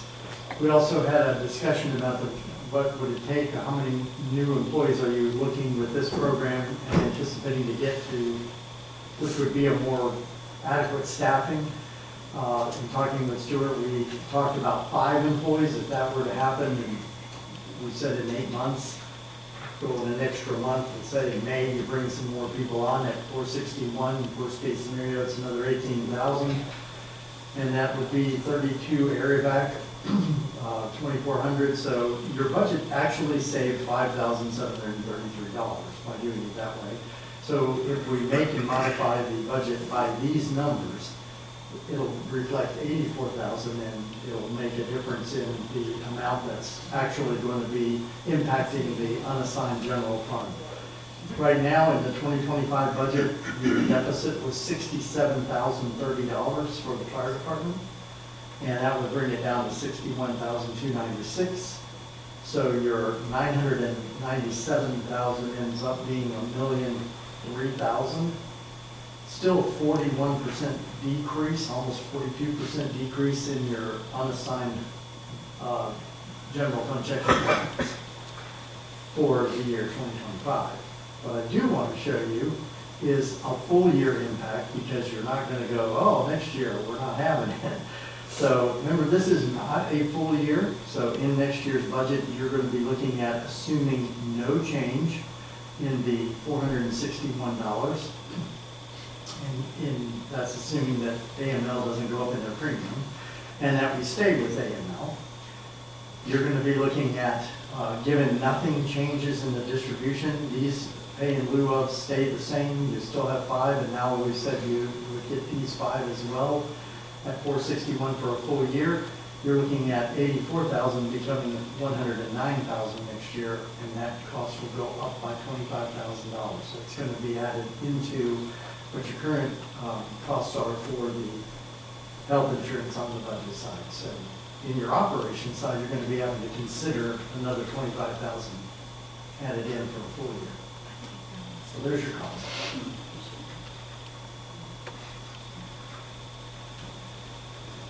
That's something we should consider for the rest of the city employees, the cost of pay in lieu.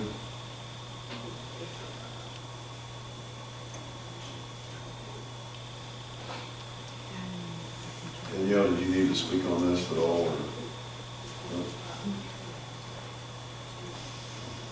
I think we went from 13 down to 5, you know, I think it could be a benefit to the, if we made that offer to the rest of the city employees, it could be a savings. I can opine if you want. Yeah, That's what he has. yes, please.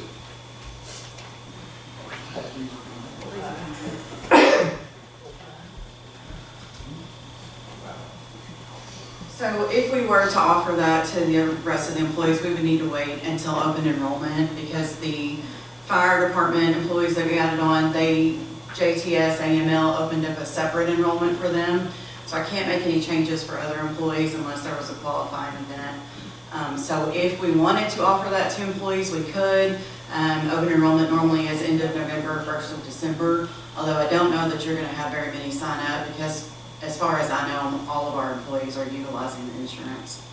So, I mean, the only time that I've ever had when a new employee has come on that's not necessarily needed our insurance was like one time when their husband had TRICARE, and that situation has changed, and so now that employee's on our insurance. So, but we can certainly offer that, but I just don't know that anybody's going to sign up. We'll have to ask, right? I mean, there's Sure. no restrictions from the insurance company. No, because this was our own doing, on that $200 incentive. But yeah, we can't put it out there at open enrollment. You know, I would say this is an additive benefit and the increase in our budget.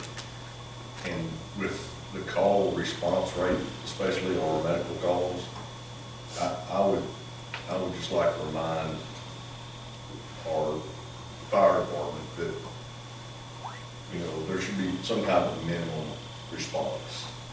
You know, maybe look at this in the future and see, you know, if we've got folks that are only showing up to 1 or 2 calls and they're getting this benefit, maybe that's something we need to consider. The fire department brings back an amended policy.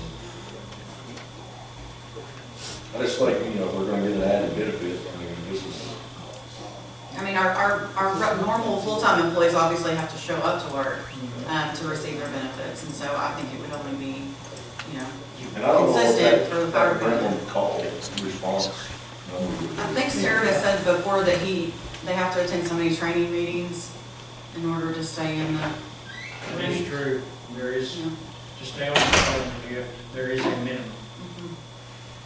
That, But you're talking about calls. I'm talking about calls. You're talking about calls, okay.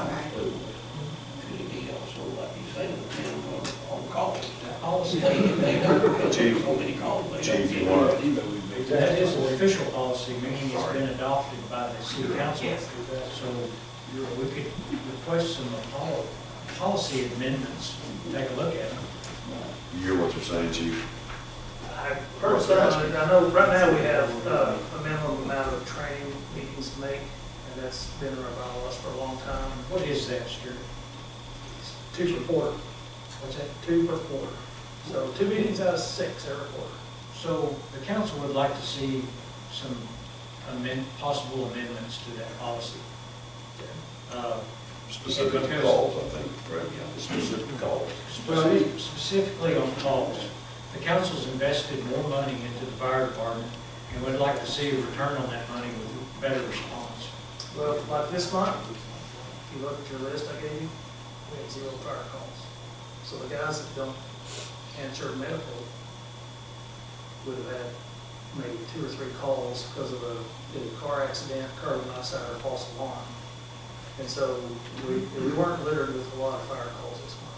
Well, I guess it'd have to be based on the calls that you get. I mean, obviously, Yeah. you can't require that. Based Right, on we don't have- You can't require them to make up calls and start Yeah. setting I'm fires. not saying, I'm just saying, Or do something per quarter. I'm just saying there's only so many, we have a lot of guys that don't answer medical calls. So we would like to have to go back in and say, all right, you have to get so many medical calls. We may lose some people on that part of it that don't answer medical. We would just like some possible amendments to the policy. Okay. Some minimum, And since you've got, I think you told me you have 3 or 4 that's getting close to maybe becoming on the department. Hopefully. I mean, I wouldn't want to scare them off with some brand new, the sooner the better.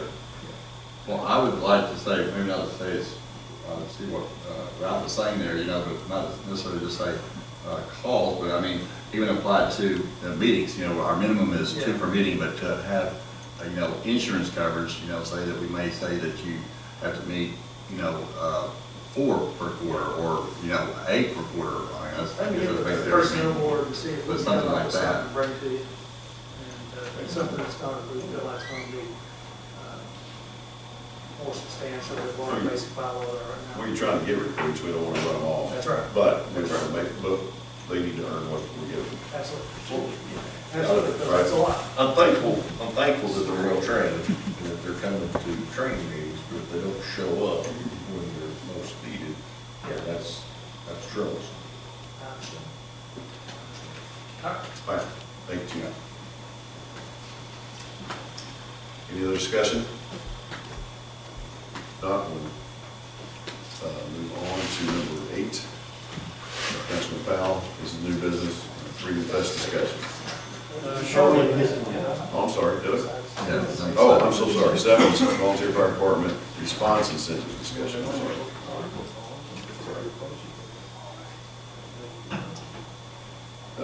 And that's placed only by council. I don't know who. Well, last meeting, y'all said you wanted Sure. to discuss more of what you can do to get them to respond. Well, we just saw what the insurance coverage took. Well, that's That was it. that's to attract new. Yeah. This had to do with maybe like the thing nine response, that sort of thing. I think we need to just take and definitely table this and see how things go now. Right now, we've got a lot of good incentives that you guys have offered us. And so, right now, we don't need to tax the budget anymore, in my opinion. Okay, table it or No. remove it? Okay, or do nothing. Yeah, did I nothing. don't know. All right. No action. See, I knew I skipped it for a Last reason. All right, number 8, Councilman Powell, Freedom Fest discussion. New business. So Charlotte called me the other day and said Lance Terry was in front of her and was upset over the Freedom Fest and wanted discussion added to the council and asked if I would add that, and I said, well, sure. And I don't think he's here. And that's really all I had. AC called later and asked to put it on there, so I guess he got on with him too. Yeah, so I was wondering, Casey, if you could come up and tell us, you know, on what was your thought process of adjusting this? Sure.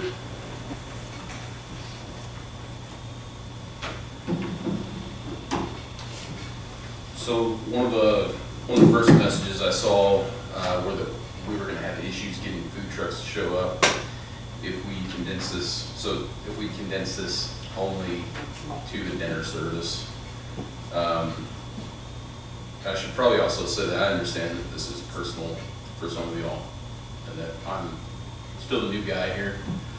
But I feel like it's my job to advocate for my employees, and then also for the folks that are out to eat all day.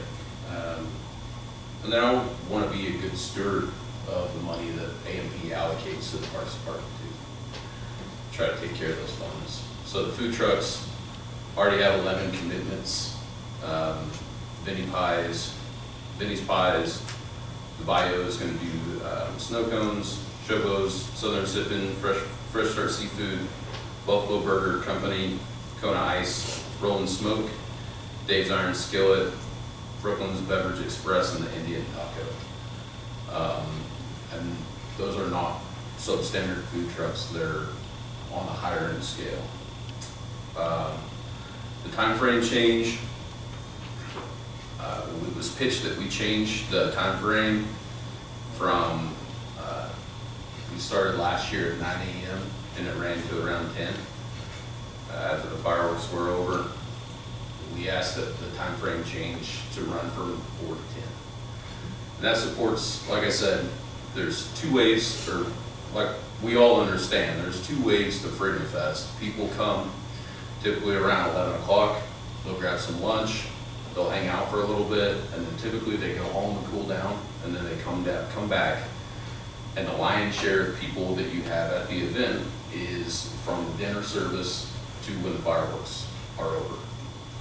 So what this does is it catches that primary second wave of people, and it saves other citizens that show up for the first wave previously and were going home. It saves them a trip to where they're able to come just primarily for the second wave.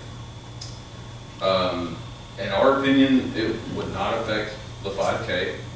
That race starts at 7 a.m. and based on data from last year, the absolute dead last runner finished at 8:08 p.m.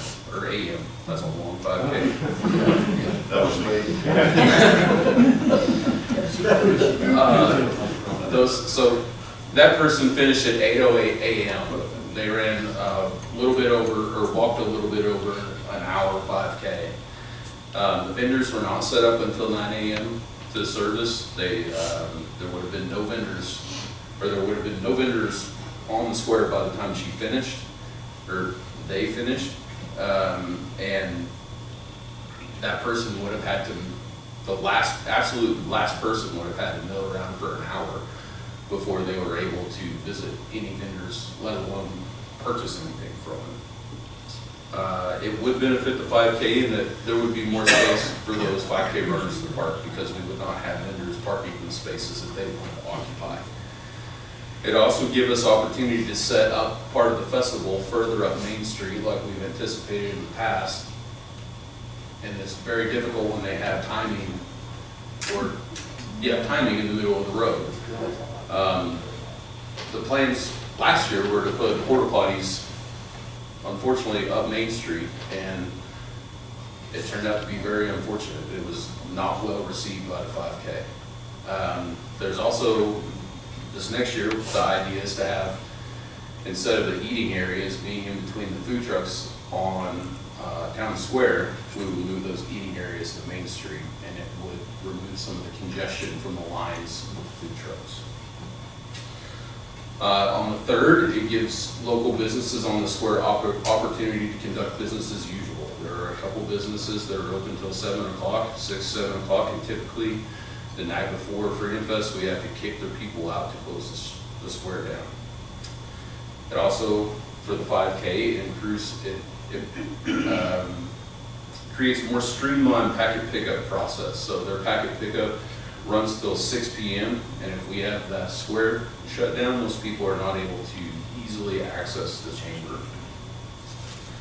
So the idea for the time range from 10 a.m. till 4 on the 4th is that we're going to have a new splash pad by then. We will have a new splash pad by then. We push people to the splash pad, let them partake in some of the parks activities that we have for the day. That's a fun 4th of July afternoon activity. Also, we could incentivize people to eat locally. So if we had our residents or people that previously came to Freedom Fest go to a brick and mortar restaurant, those brick and mortar restaurants are on the receiving end of business that they hadn't previously had because we had food trucks for the lunch service on the square. On top of that, we're receiving A&P funds for that lunch service that we previously did not receive until last year. Regarding vendors, the food trucks would be set up by 3 p.m. So you would have those on town square just like we have in years past. Vendors, the tent vendors would be limited to service or consumables. So examples would include food or drink, so items like temporary tattoos, face painting, or nonprofits. And Fall Fest would still be our event to where we have the tent vendors that sell retail items. That way we're diversifying our events. So we have Freedom Fest that runs from 4 to 10, and it is primarily a food truck festival. The retail vendors would go to Fall Fest, and that would be our retail festival. Run the pros versus the cons. Less labor spent on the event, obviously. This would give employees a little extra time. It would not put as much strain on our employees. It's estimated that we would have a 40% savings over the 2024 budget. Less strain on production, tents, bathrooms, and inflatable vendors on setup time. Ease and setup across the board, just with those areas being less densely populated throughout the day or primarily in the morning. We'd still have activities for the kids. There's no intention of getting rid of inflatables or face paint vendors. Like I said, we would still have things for kids to come and do, and that's the idea behind this, is that parents are still able to bring their kids. The cons are, we're changing the events. There's a potential for less attendees, and there is potential loss of continuity between the 5K and the pancake breakfast. But in my opinion, I think that if we just pump some extra marketing into those, you would not see any drop off at all. The estimated cost savings for the changes that I'm looking at right now is around $30,000, which is a substantial chunk of money. And that doesn't include our labor. In 2024, last year, our labor cost was around $13,000. This would save us $8,000 on labor alone. So you said it doesn't include labor cost, that 30,000. So where is the 30,000 coming from? It's just reducing, basically it's a 40% reduction in the event itself. Fans. Zero porta potties. Correct. Things like that. Correct. So you're not going to have the same amount of porta potties? Just for fewer hours. For fewer hours, exactly. I know you said for fewer hours, but you're still going to have potentially the same amount of people. And so, you're just going to say, oh, just because it's shorter hours that there's people not going to go as often or whatever. I mean, it doesn't seem like you're still having the same amount of people. Yeah, that's exactly, exactly, you have the same amount of porta that's potties. exactly how it works. Less time, less people going. I thought, it was really based on the number of people is what the number of porta potties. The porta potties cost about $300. Unless you get the fancy ones. Yeah, unless you get the fancy ones. So what are some other costs? I mean, what actually makes up that 30,000? So the inflatable cost, it was ranging around $6,700. We were able to knock that down to $4,000. Sorry, are they coming in at 4 or 3? 3, yeah. You don't need one of the acts, one of the bands anymore, so that saves you around $1,000.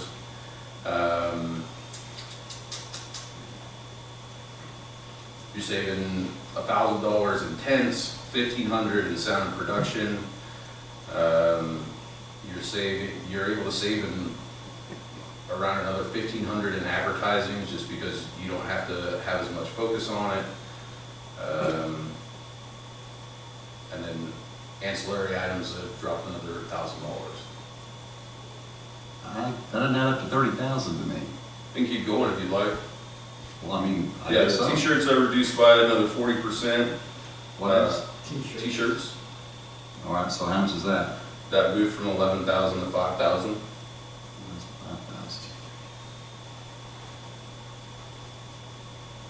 5,000. I can give this line by line if you'd like to see it. Sure. Yeah. Wait, see this each. I wish you could have done that presentation that you did for the first. That was really telling. And so you're saying, so it's a smaller event, you're gonna do less advertising. That's right. And it seems like that, you kind of defeats the purpose. I mean, that's one of the reasons why it's an A&P function, is to draw people to Greenwood and stuff. And so it seems like you still want to promote it and not, decrease any kind of promotion by any means. Much of the 30,000 is A&P contributions. 30,000. It's, yeah, everything, this event is funded by the A&P allocation. So is that money coming back to the A and P? Did it go back to A&P in 2021 when Amy didn't spend all of it? You need to read the order. Well, I'm not asking you, I'm You're telling me? pretty much. Is that money coming back to the A and P? Is that your plan? Or is that just going to go into the Parks General Fund? No, It never goes to the general fund. It's all restricted under A&P funds for parks. So where's that money going to go? It's going to, go on to the next item. Yeah, so, I have a list of 21 items that we could purchase with $30,000 for the Parks Department. Well, what I was wondering is, how did you come about the decision? Was that a decision made with the Freedom Fest Committee? I made the decision with the Parks Commission. Well, the commission made a decision based on your recommendations. That's right. Right, so how did you come upon this recommendation? Was it based from the Freedom Fest Committee? Did y'all meet, did y'all discuss that? Nope. You just kind of. Those were the recommendations that I made to the commission. You made that recommendation to the commission? Yes. Why didn't you include the Freedom Fest Committee? Because in years past, whenever I asked these things of the committee, I was asked to go to the commission first. So why didn't you say anything to the A and P? Because in years past, whenever I've asked similar questions, I was asked to go to my commission first. They're my bosses. They're your bosses, right. So, but the commission did not ask you to research this to see if there's any cost savings. You're the one that just proposed this. That's So correct. I guess we're going back to the Freedom Fest Committee to see what they think about the idea. I can certainly ask them. It would seem like they've got some skin in the game. Sure you have. How many times, how many times did the Freedom Fest Committee meet last year? How many times did they meet last year? From January to July, 7 times. They met 7 times. And don't you think that this would have been an opportunity to, or a subject matter that you would discuss with them?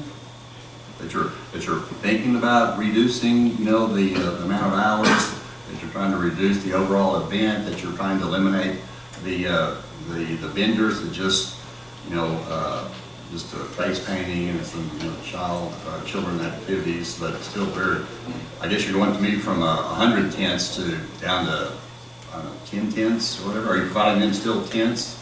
It would be around 30 tents, and that's exactly around about how many people showed up in 2022. 10 vendors, there were 35. In 2022? Yes. What about 2023? 2023, there was close to 80. Close to 80? What about That signed up. That signed up. So why are you basing it on 2022 when 2023 had 80? Because it's the most comparable visualization of the amount of people on the square. Is the what? It is the most comparable visualization of how many tent vendors were on the square. I'm still not following you. The most comparable visualization. You mean people couldn't tell the difference between 22 and 80?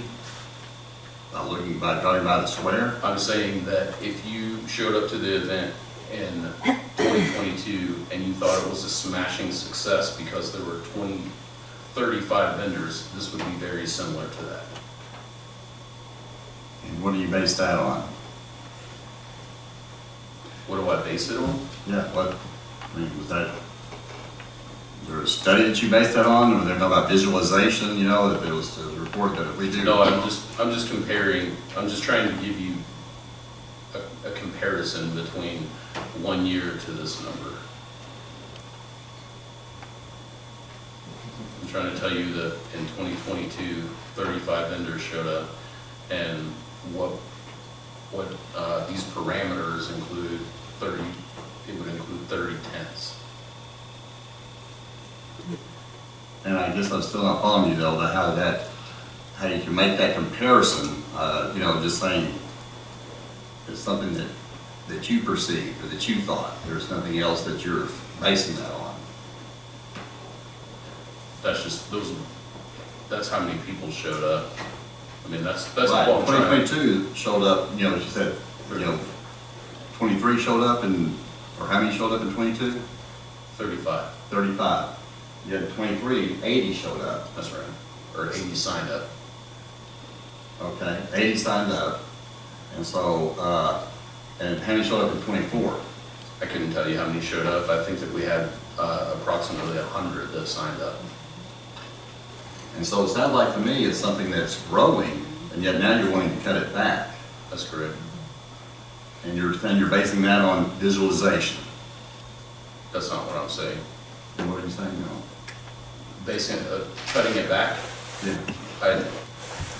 because I would rather have Freedom Fest be more of a food truck festival and Fall Fest be our retail vendor festival. And again, you base this on your own, that's what you're wanting to do. I base this on mentioning to the Parks Commission, and they gave me the green light. But you had no counsel from your Freedom Fest committee with this was, do you not think that, again, the Freedom Fest committee, that's their function is the Freedom Fest, not the Fall Festival, not anything else, it's just the Freedom Fest.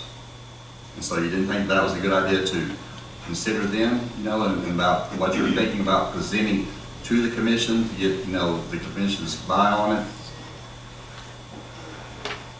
That's the question? Yes, it is a question. Like I said, in years past, whenever things like this have been presented, I was told that a committee could not vote on that, and that it is wise to pursue approval from the commission first. The committee can't vote on, I guess, exactly what. Changing an event. And they're saying, so a Freedom Fest committee could not vote on changing the event. That's correct. That doesn't really make any sense to me, Casey, I'm sorry. I'm thinking, again, that's the whole purpose of the committee is to get their input. I think if I may, because Casey knows how I feel, and I won't go into great details, I don't think it's necessary, but necessary unless somebody wants to know, but I think Councilman Brown's question is, he's said it, but the committee, and you're right, that the committee can't vote to change an event. But I think if the committee was given the opportunity, and we talked about this a little bit today, was given the opportunity to opine, as Daniel used the term a while ago, opine on and then you present that idea along with your own to the commission for their vote. They're the ones that get to make the vote or vote on the event. So you know how I feel. I think it was important. I would have thought it was important to have the committee's opinion, at least. And I know, and I know it's personal. We talked, you said it first, and it's personal to me, it's personal to Kimberly Brown, who's sitting back there, who's a big part of it back in the day, and Lance Terry, those that aren't represented. I'm not going to try to speak for all those folks, but I think, is that what you're? Yes, I think, yeah, definitely is the Freedom Fest, is the Freedom Fest committee. They make recommendations. Sure. Through you, and then you to the commission, and hence the vote was made, so that's what I got. Yes. Yeah, if you don't mind, and I should add mine to it. I can't remember if you got, Ms. Brown, would you come to the mic so we know? I just have to have you on the record.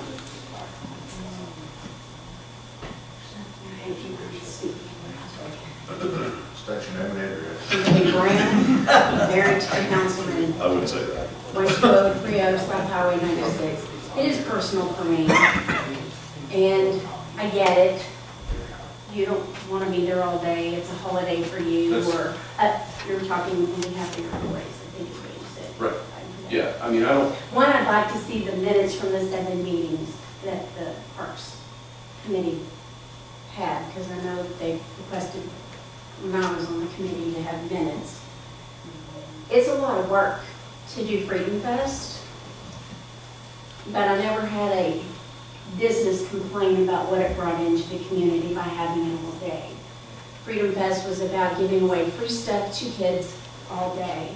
It was strategically planned to give things away throughout the day to keep the numbers up. We gave hot dogs, 1,000 hot dogs, 1,000 ice creams, 1,000 Frito-Lay chips, 1,000 Little Debbie snack cakes, 1,000 waters. It was 1,000 of everything. We gave away 3D glasses, flags for the kids, T-shirts for people out there. We shot them off with a gun. It was an all-day event. It helped the pancake supper. Breakfast. Breakfast, sorry. It helped promote all of the businesses. All of the businesses were involved. The things that we did, we didn't have A&P money when we started this. And I, as a citizen, disagree with you changing this to basically what Fort Smith does. Businesses want things like this, and it was a crowd pleaser. But it takes a whole year to plan.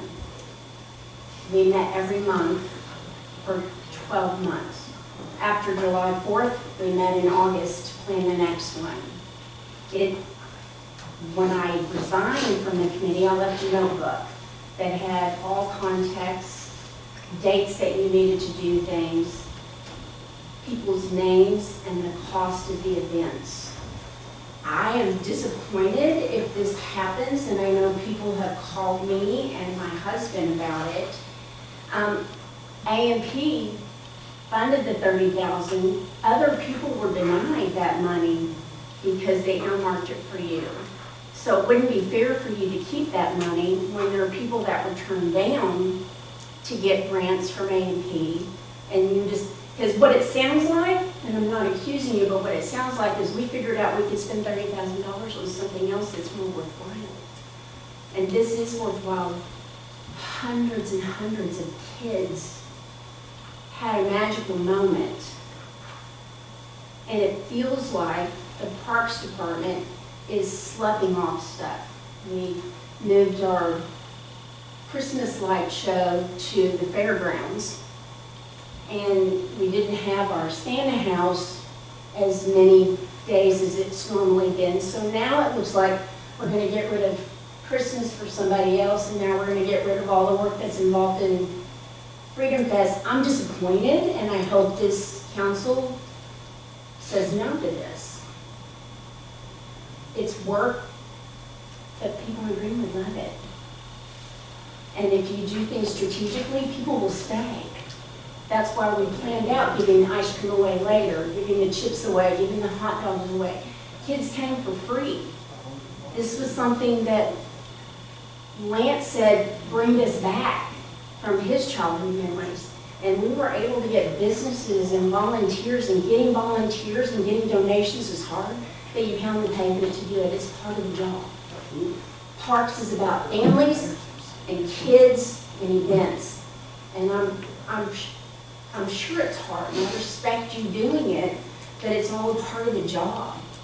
This is a magical thing for Greenwood, and it puts us on the map to say we have one of the largest Freedom Fest events in the surrounding areas. We just do. And I've never had anybody complain about it. And it is work. But I hope that the money goes back to A&P, and I hope that they decide who's deserving of the money that you are not gonna spend if this happens. And I don't want this to end. It should grow every year. And I don't know why we're doing 22 statistics for something that you're making a decision on. This just doesn't feel right to me. None of it does.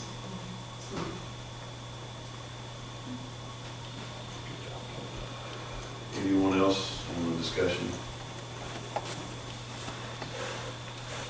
Well, again, I would just like to reiterate that, yeah, that Freedom Fest, again, at one time it was a big deal in Greenwood, and then it slowly deteriorated to it was, you know, really a non-event.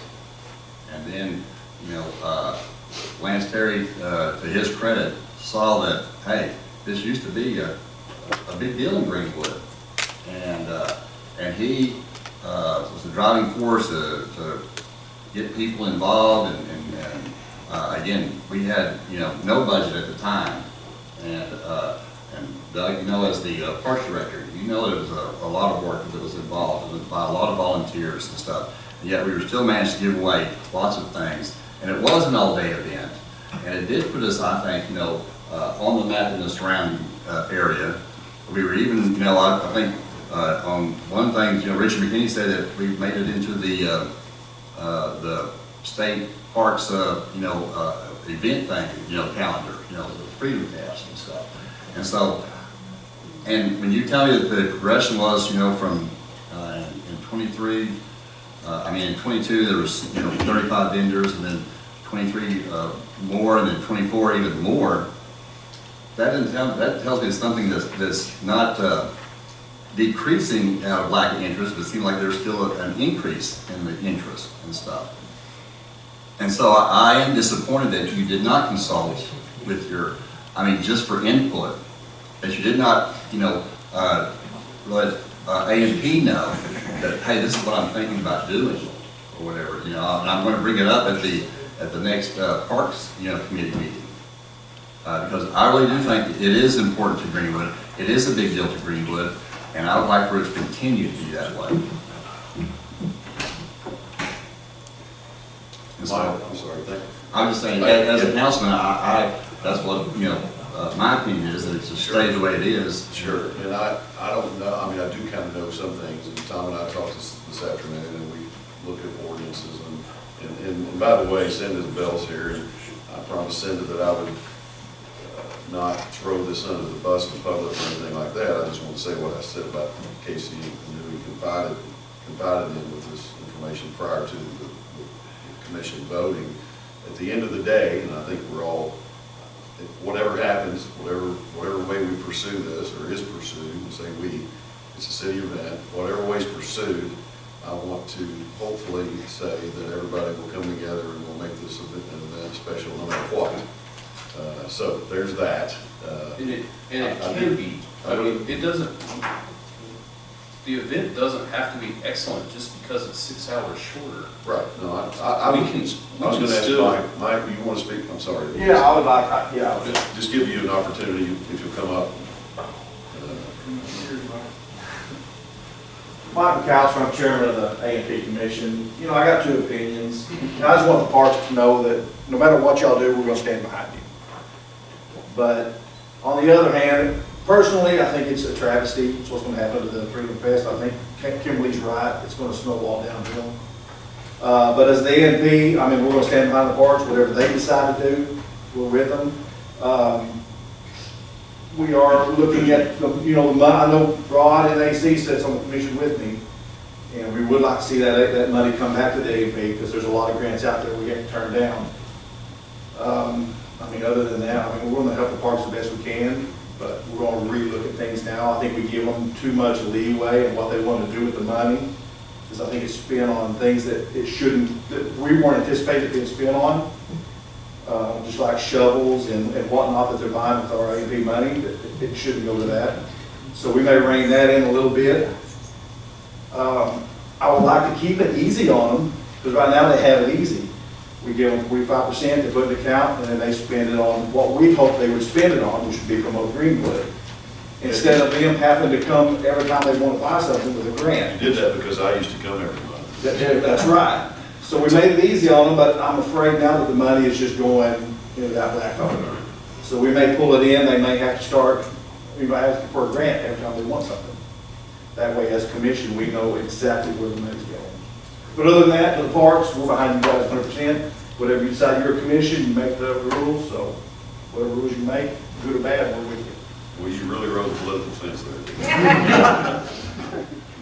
All right, thanks, Mike. So Casey? the ideology behind $30,000 in savings is that we could potentially have something that residents or visitors to Greenwood could use 364 days a year as opposed to 1 day out of the year. And like I said, there's a list of 21 things I have here that are $30,000 and below that can be used in the city of Greenwood every day of the year and still have benefit for our residents or potentially bring in people into our community to spend money here. To me, that's what the A&P tax was. That's what A&P, the money for A&P is meant to do, is to bring people into this community. And again, I think that's something that you should sell to your Freedom Fest committee. I think you should also sell it to the council and the A&P committee before you just single-handedly say, this is what I'm going to propose, and I'm going to, and justify myself. Understood. Cindy, you don't have your hand up. You speak to that information. Well, Oh, our Randy, chair I'm said. sorry. Chairman Tate is back there. I would not want to. If you want to, Brandon. Thrilled, just thrilled to. I'll need you to come up front, sir. Sorry.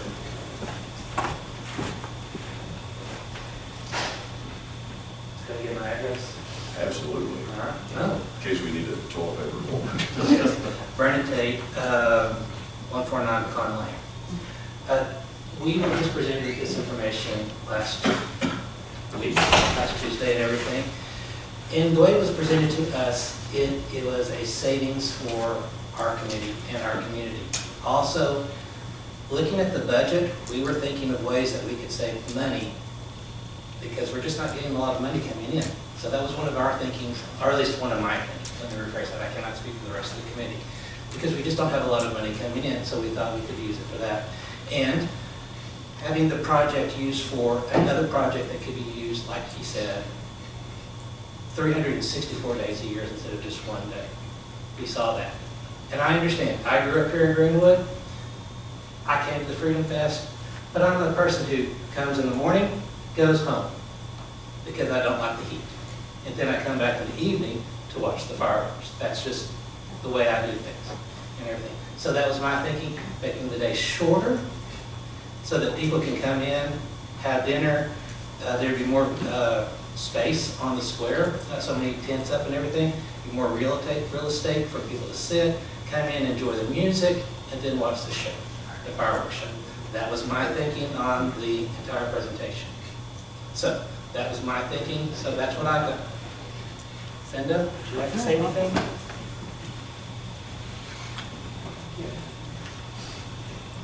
You threw him under the bus, so he. In charge of I just want to say that I was actually kind of excited when it was presented to us last week, because over the years, and I've been around a few years, back years before Lance got hold of it and put money to it, we had all the same problems that I think you still have on a larger scale.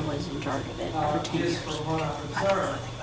I know we had problems and we had directors in the past that have fussed about the vendors because it gets hot in the middle of the day and they leave. They've even, I remember Tammy talked about making them sign off that they would stay there for the whole day just to get them to stay through all the heat. I know years ago we had problems with crowds that would dwindle away in the middle of the day. I mean, that's just the problem time. I mean, if you got that kind of heat, you're going to have that lull and people are going to leave. And when Casey presented that, and keep in mind we had just heard the presentation you heard, and he was not smiling when he gave it. So that was on our mind. And when Casey presented it, I thought, great, I mean, this has always been a problem in the middle of the day, we can focus on the rest of it and make it something great, and I just didn't see an issue at all, honestly. But that was when we first heard it, so I don't think we've had a chance to communicate with the A&P. I certainly understand we're responsible to them for what we do with it, that we always have been. That's about it. I just I'd like to, appreciate you. I'd like to add a little bit first on the financial, if that's okay. Just so you can get an understanding as to where it was and where it is. It is a free event for the citizens because they don't necessarily have to pay to come, but it's not a free event. This event cost the city, when I first came here, it was averaging about $60,000 all in. It averages right now, the cost last year was right at $150,000. That's what this event cost, with all the costs associated, not the A&P side, but total all-in cost. When you add the fireworks, which started at 10, then it went to 15, now it's $20,000 a year. That $20,000 is in that $150,000. When we first started, the A&P side was it, when it was under the A&P budget, it started at about $60,000. That's what the cost was for the whole event. Last year it was $83,000. And I know you'd love to do it one better each year, but the 45% pays that. And then all the other things that is also in that A&P budget, which is, are you cutting back on your Christmas on the square? Are you cutting back on the, because you have to live within that budgeted 45%. And as the A&P drops, so does the 45%. So last year they actually overspent, and the Parks Department had to kick back in somewhere in the neighborhood of just under $6,000 back to make the A&P, Parks A&P money zero. So they started this year with zero money. So all this they know about, the Parks Commission knows about, they see. Also this report goes to the A&P Commission, they use it. So you know, they give you a recording. By ordinance, they don't have to because it's donated, granted money to them for their full control. There's obviously knee-jerk reactions that you could do, but right now, nothing says this has to be a permanent deal. It could be, you could change it next year. You could also take it back and say the Freedom Fest is a city event and it's funded by the general fund. But right now, I also showed you where the general fund is. So you've got some challenges right now, and I think we should set aside and we should say, okay, I understand why now it's happening, and I think economic value added is what everybody's trying to tell you. They're trying to say that there's things that you would get a goodwill, one-time good feeling and a great thing to do, but then the next day they're bashing you on social media again on some other issue. But the point is that if you could do something that would benefit them long-term, then you're doing something that would have more economic value given back to the city. It's a hard sell, it's something you have to really think about.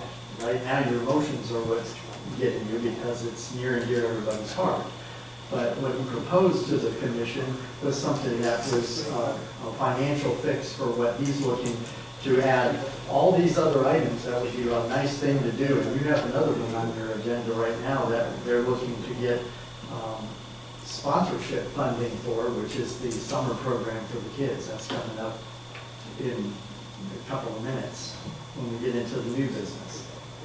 More on the new business. I think it's actually two more next. So I just wanted to give you the idea as to how much this really financially costs the city for a one-day event versus something that's longer. So give us an idea of some of the other costs. You know, we talked about the fireworks, their employee costs. So $100,000 of it comes from 80-something from the actual cost of the event, plus the fireworks, which are also added into that.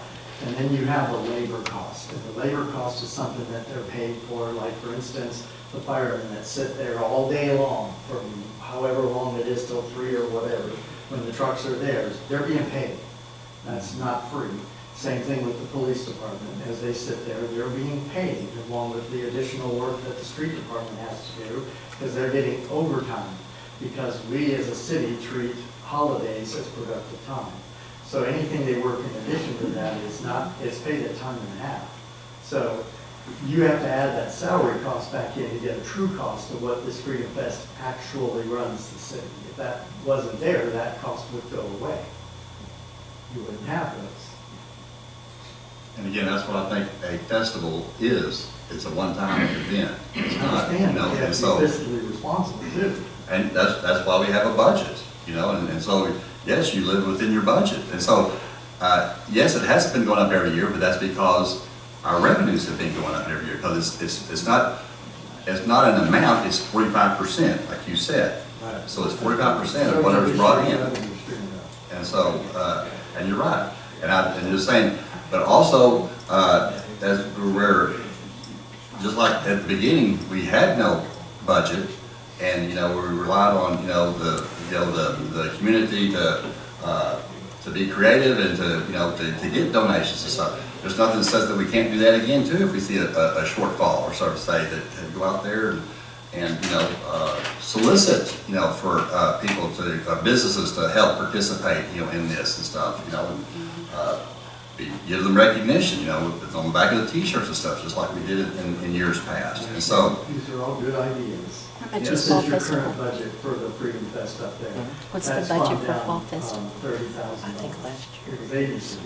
Now it's 53. That's the budget you approved, so that was approved by both the commission and the city council. So that's your cut Just right there. 8,000. I would have to get in my That's your current budget. That includes. So he's got to put City on the Freedom workers. Fest for 53,000, that was 83,000 last year for all of it.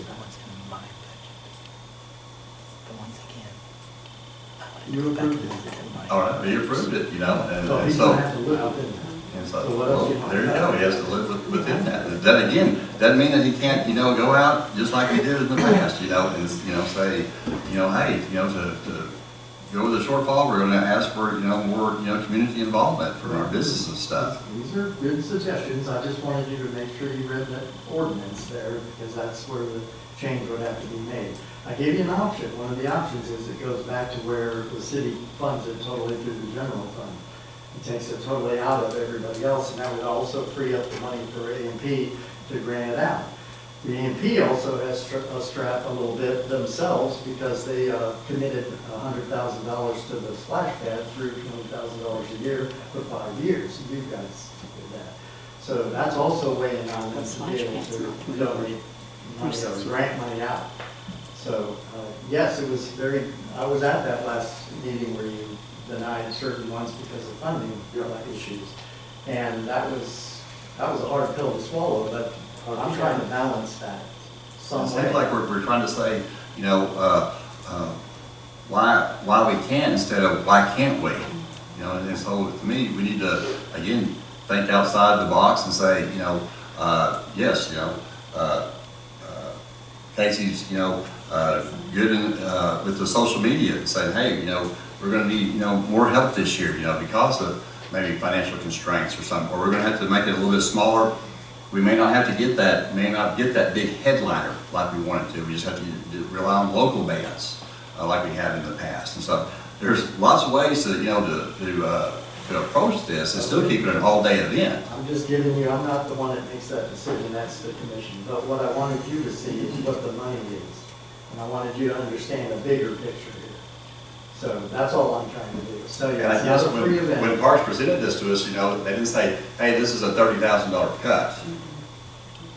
They did say it was 83, we're going to 53. I'm showing you that was. But it was, I see, you're showing it right there, yes. You got it. At the time, they didn't say that it was a $30,000 cut at the time. Okay. It's a $30,000 cut. I do have, I'm sorry to interrupt, I know Hunter's had his hand up a long time, I'll get you to choose to, I assume you want to speak. Well, let me get Hunter real quick, he's had his hand up, he's tired of holding it up, I guess. All I've got is the electrical at the square is burdened. We have exceeded what we can grow, not advocating for anything. I've got to ask y'all for money later. But we have outgrown the square, so you're talking about going all day, he wants to go half a day. We can't grow more than we were last year. We don't have the electrical capacity at the square to physically grow anymore. Granted, though. That's all I You don't have. have to shrink. Yeah, it needs to shrink to be reasonable. What that shrinkage looks like, that's not me. But my aspect of what I do at Freedom Fest is electrical oversight for the most part. Which is all they want. It's all day tripping breakers, making sure that this food truck's got power, and it's progressively getting worse. And I would say, I'd add to that, back when I was the parks director, that wasn't so much an issue because not every tent wanted electricity. They do now. Oh, it's like nearly a requirement. They want a fan, or They got a fan. They've got a fan, or a cooler, or a teddy bear stuffer, or, yeah, all of it. Teddy bear stuff, that's right. That was the big one last year. I missed that one. I missed that. Yeah. Anyway, that's all. Okay, thanks, Hunter. Chief, did you want to speak? Little bit hesitant because I agree. I told him to his face that he should have reached out to the committee. But I will make 2 points. This body not asked, but tasked the department heads to find ways to cut money because of what Mr. Khan's been showing us. I think he took it upon himself to find ways, what caused this or what created him to find this. I think it was asked of him from this body to look at ways to cut funding. The second part of what I was going to say is, I've been around, I've been a part of these for a long time as well. I've seen Miss Kim, Mike, all of y'all volunteer for years and years. Last year, it was me, Casey, and then Jim. The volunteerism, like the fire department, has gone down. Whatever the reason be.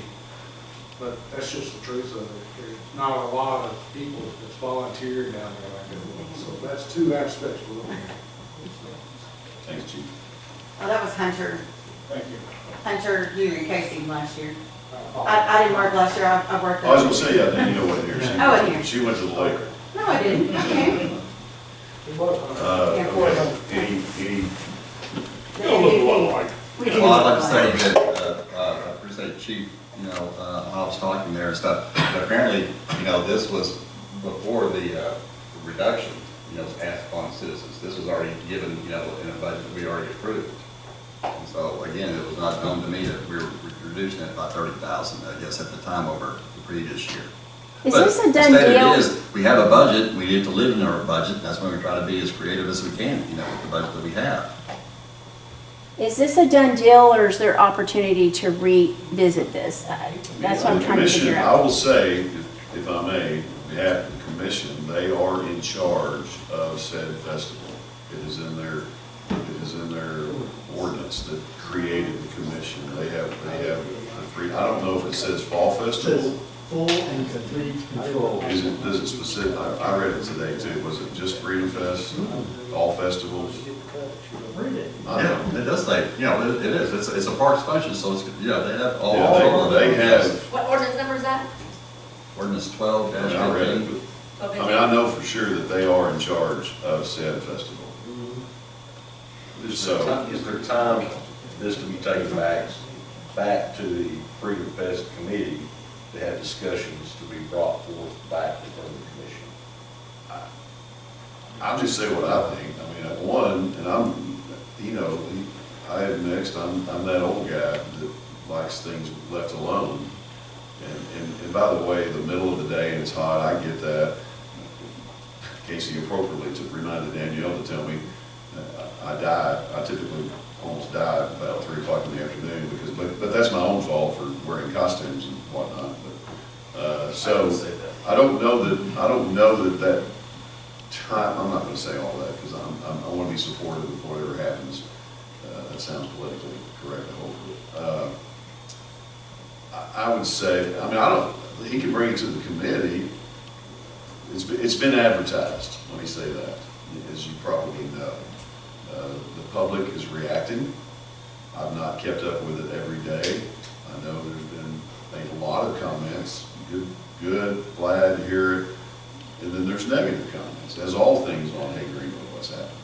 So, I don't know if there's a take back, if there should be, but according to ordinance, it's the Parks Commission's baby. So unless there's some change to that. I don't know, that one's been repealed. Well, There's 23, I would just like to 2319 say, now, I don't know if that part's in it, I don't know. I commend Casey for taking the initiative. Oh, To look at ways to Sure. save money. I told you that I today. think, you know, if we have a Freedom Fest committee, it probably needs to be discussed with the Freedom Fest committee. But I do commend Casey for taking the initiative to look at ways to save money. Yeah. I'm the same thing, I'm the same way.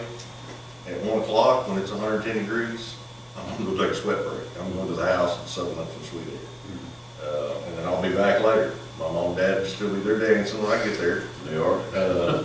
But I'm gonna get out of the heat. And so I fully understand, you know, saving money where you can save money. And I go to tell everybody, but I'm disruptive and I'm messy. Like I like to try things, but I might be disruptive, but I'm not dishonest. So there was no part of this where I was trying to be shady or pull the wool over anyone's eyes. I thought I was doing it right by going to my commission first because they're my bosses. So I was by no means trying to bypass any kind of systems. But you did. Okay, and I can take that. I can certainly take that, but it was not my intent. I'll get you, Kimberly, in a second. Let me get Miranda. I don't think we have her hand up first, but if you want to come up.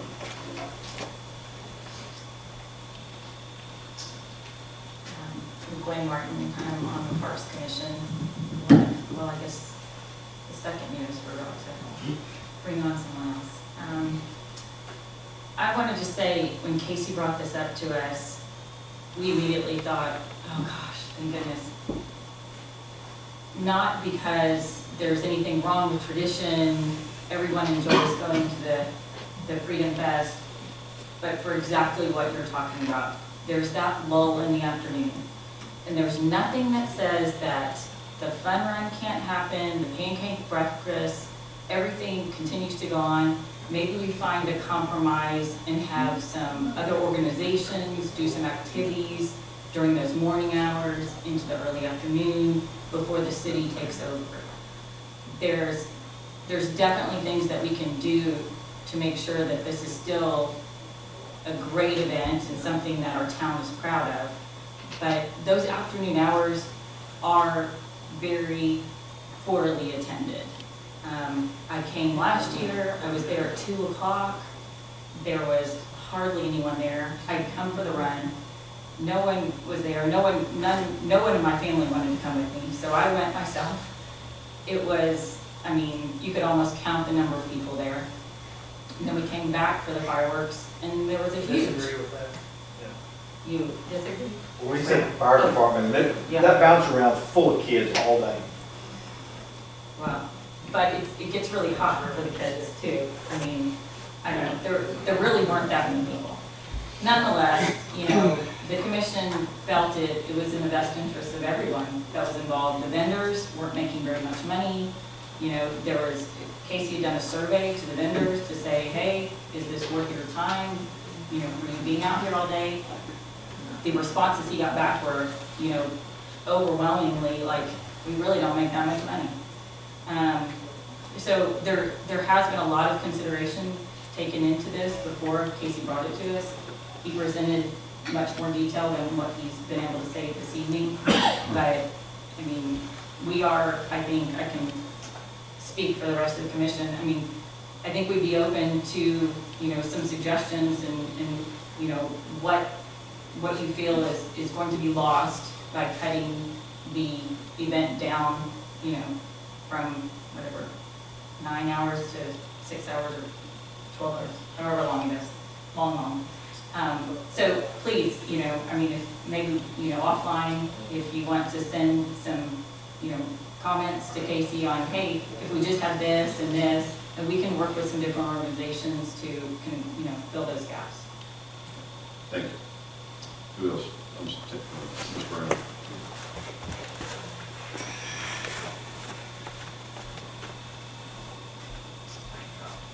I didn't get you, I know who you are, but if you would say it Lorraine Brown. for the recording. And Thank you. this is not a negative about having commissions, but it does concern me that, and I don't know how many people are on your Parks Commission, it seems like the commissions have no accountability or responsibility to the council, and you are the ones we elected. So if you have no say-so in what Parks Commission is doing, so I have 10 people who are unelected by me. I'm saying 10 because I don't know how many. And it's not a negative that y'all don't work hard. It's 6. Six people are making decisions for the citizens of Greenwood for parks that you guys have no say-so in. And that doesn't feel right to me. I feel like if you're gonna make a decision like this, it should at least be brought to the council to go, what is your feeling? Do you approve of this? Maybe the commissions are having way too much autonomy anymore and separated from the council. And council ultimately should be making these decisions.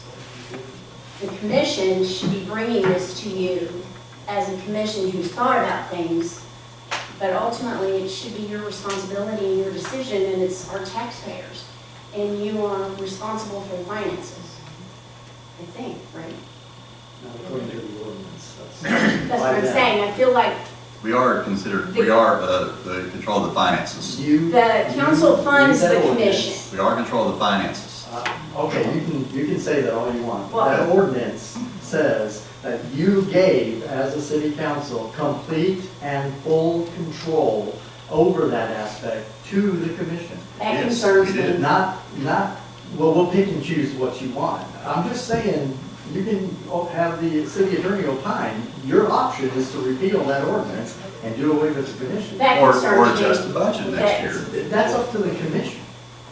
Now, you We can, you have a. vote on, did we not vote on the budget? You do, you vote Okay. on that budget, but I don't know if you're required to based on that ordinance. If you're not, that really concerns me. So I'm asking maybe the council rethink some of the abilities of any commission to be able to not have any oversight by you, when everything should have oversight by y'all, as being responsible for giving funds to any commission or any department, your oversight, you're in charge of the finances, and now it feels like 6 people have all the oversight in this area, according to you, According to and their the bylaws, ordinance. according to the ordinance. I That's don't the know law. why. I don't want to get in an argument or anything, I'm just It's saying, not. all of a sudden, now what I'm hearing doesn't feel right.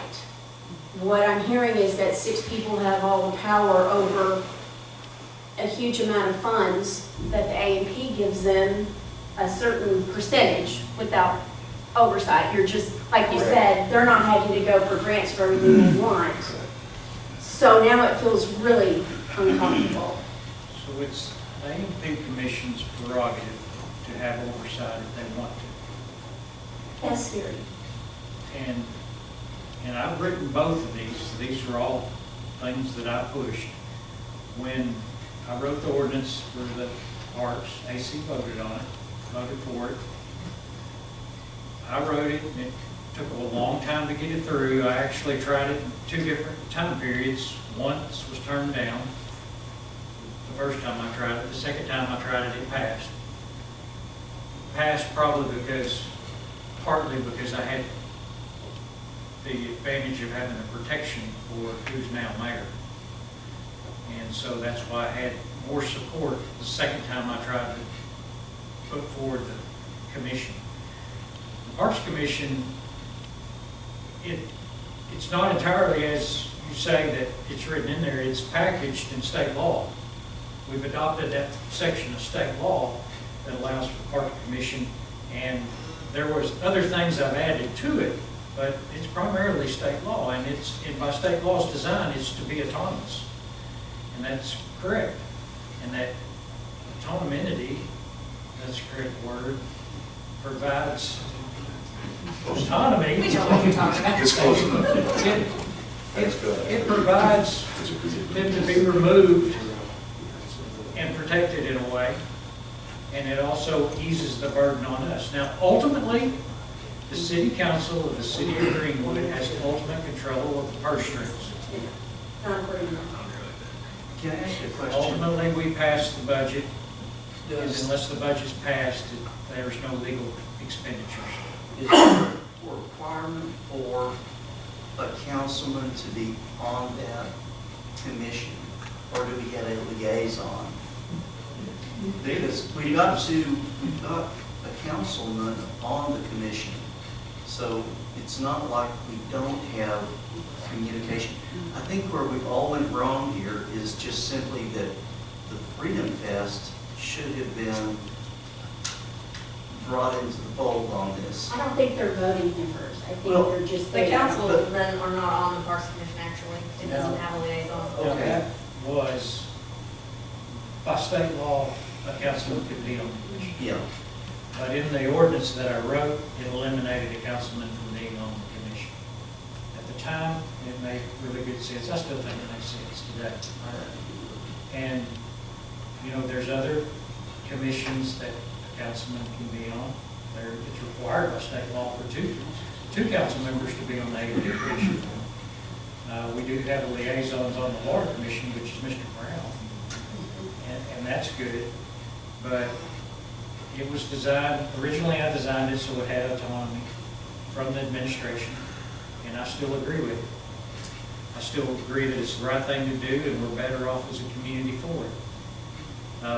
The AP Commission it's well within their right to ask for accountability for the money they give them. And they could withhold that. And the AFP Commission looks at people every day, every time we have a meeting, and we can't give them enough money. And that's their prerogative. And I sit on the AFP Commission. I disagree with you, Kimberly. You want to be the first or the last? No. And I think the Parks Commission does a great job. And I'm not saying they don't. I just feel like what we've gone to for protection, like you said, you initially started this, might have gone a little too far if there's no accountability. I disagree with you, but I do agree with you. If there is a shortcoming, there's obviously a lot of people very passionate about the festivals and about the parks and everything the parks does, and they don't seem to have tapped into it as well as, and I'm going to give Doug some kudos. Doug really was able to tap into a lot of that when he was parks director, and I've never seen anybody tap into that to the level that he has. It seemed like the square was more vibrant at Christmas, and there was the Santa Claus deal went longer, and he had them lined up, and when they missed, he was the Santa Claus. It seems like all the festivals were a little more with it, and you know, I admit, Doug, we can have our back and forth, but I really think he was one of the finest parks directors that we have. Not such a good mayor, And we've had good parks directors, but I think the Parks Commission does a fine job, and I think our community is better for it. And I 100% agree with the ordinance that I wrote and I authored, and it took a long time to get it through. I did 2 attempts. You know, I had my feelings in the beginning when I tried to put the Parks Commission in place first, and then put the AFP Commission in second. And my thought process was I was trying to copy Clarksville, where we just turned around and the AFP Commission had one meeting to give all the money to the parks. That is not what happened, and I'm on the AFP Commission now, and I look at that thought process as flawed. I was wrong. The AFP Commission does a lot of good to the community. They do, and I just hope they don't do blank checks anymore. I hope that we don't just automatically give a certain percentage of our A&P money to parks, that it should be divvied out as everybody else has to do it. Anybody that goes to A&P and has to fill something out, that should be how it is. The only problem we have with that, Kimberly, is it's hard for the parks to budget their yearly expenses. I understand. That's really the drawback on that. I understand all of this, but this feels funky to me. Yeah, I feel funky all the time. And you should take that to Kimberly, I also, I disagree with you, but I love you. I know. You know, and one thing the parks is missing that was your passion when you were involved down on the square. I missed that. And I really think that there's a shortcoming on the Parks Commission is they have not continued to tap into what Kimberly Brown offers. And just communication, really. Everybody just kind of needs to talk together. That's the problem started it. There was no communication. Does everybody know Kumbaya? Sorry. I'm trying to bring back that. At Warren, Mr. Tackett? I'm tapping. So, good discussion. Obviously, I think there's some very, I know there's very passionate people in the room on all of this, or we wouldn't be here discussing it. So I appreciate everybody's input. Does anybody, I don't know where we're headed with it. Why can't you bring it close? So there's no vote. This is, I think, at this time for sure. So everybody's kind of had their say. Are we good? Yep, it's been pretty fast discussion, and that's what happens. That's exactly right. So it was a good discussion. I appreciate it. And I appreciate the civility of it too. So that was good. All right. You, sir, have waited a long time. And you should. Yes. Yeah, we're looking at you, Colton. And so now you have a taste of what can happen. Are you still willing to serve? Yeah. Okay. Now that's a brave man or crazy. Well, he's already been to the parks meeting. He's so already he been? knows it's not as bad as Okay. this. So we should put you at item number 15, to be honest with you. I noticed Trent was the preacher, you know, he's, He did comment that it was a lot more exciting than he thought it was gonna be. oh, really? Okay, well. I said, well, you're welcome. So number 9 is the Parks, confirmation of Colton Redding as Parks Commission alternate member. So Casey, you want to address or whoever? Dr. Kate Headley has resigned from the Parks Commission. That vacancy was filled by Bobby Price, and now we have another alternate that is willing to fill the position. This is Colton Redding. I think it was actually at last meeting, we discussed those vacancies. Colton is in the dirt work business and would be a gigantic asset for us. He does way more than dirt work, but dirt work is probably your specialty. That's good. I just build trails for all of it. Nice. So Colton, can you give us a 30-minute opinion of what you think? I just learned a lot. More than you wanted to know. I got another question. Other than what time? You related to Fred? That's my dad. Oh, man. Where did your vote just go? Well, Loretta? Okay, so we went maybe from, yeah. I told him that today, but I guess he just had to hear it. But no, I really truly care about this community. Appreciate you Will willing you to serve? serve. Thank you. From this council to confirm. Yeah. I make a motion we confirm. Second. Mr. Reddy. We have a motion second to confirm. Mr. Brown? Yes. Mr. Baker? Yes. Mr. Rainwater? Yeah. Mr. Tedford? Yes. And Mr. Powell? Yes. Unanimous. Thank you, Colton. Easiest thing we've done all night. All right. And no, you may not go home until we. All right, number 11, oh, I'm sorry, number 10, I almost skipped you. Resolution to establish summer recreation program and amend budget there. Ms. Martin?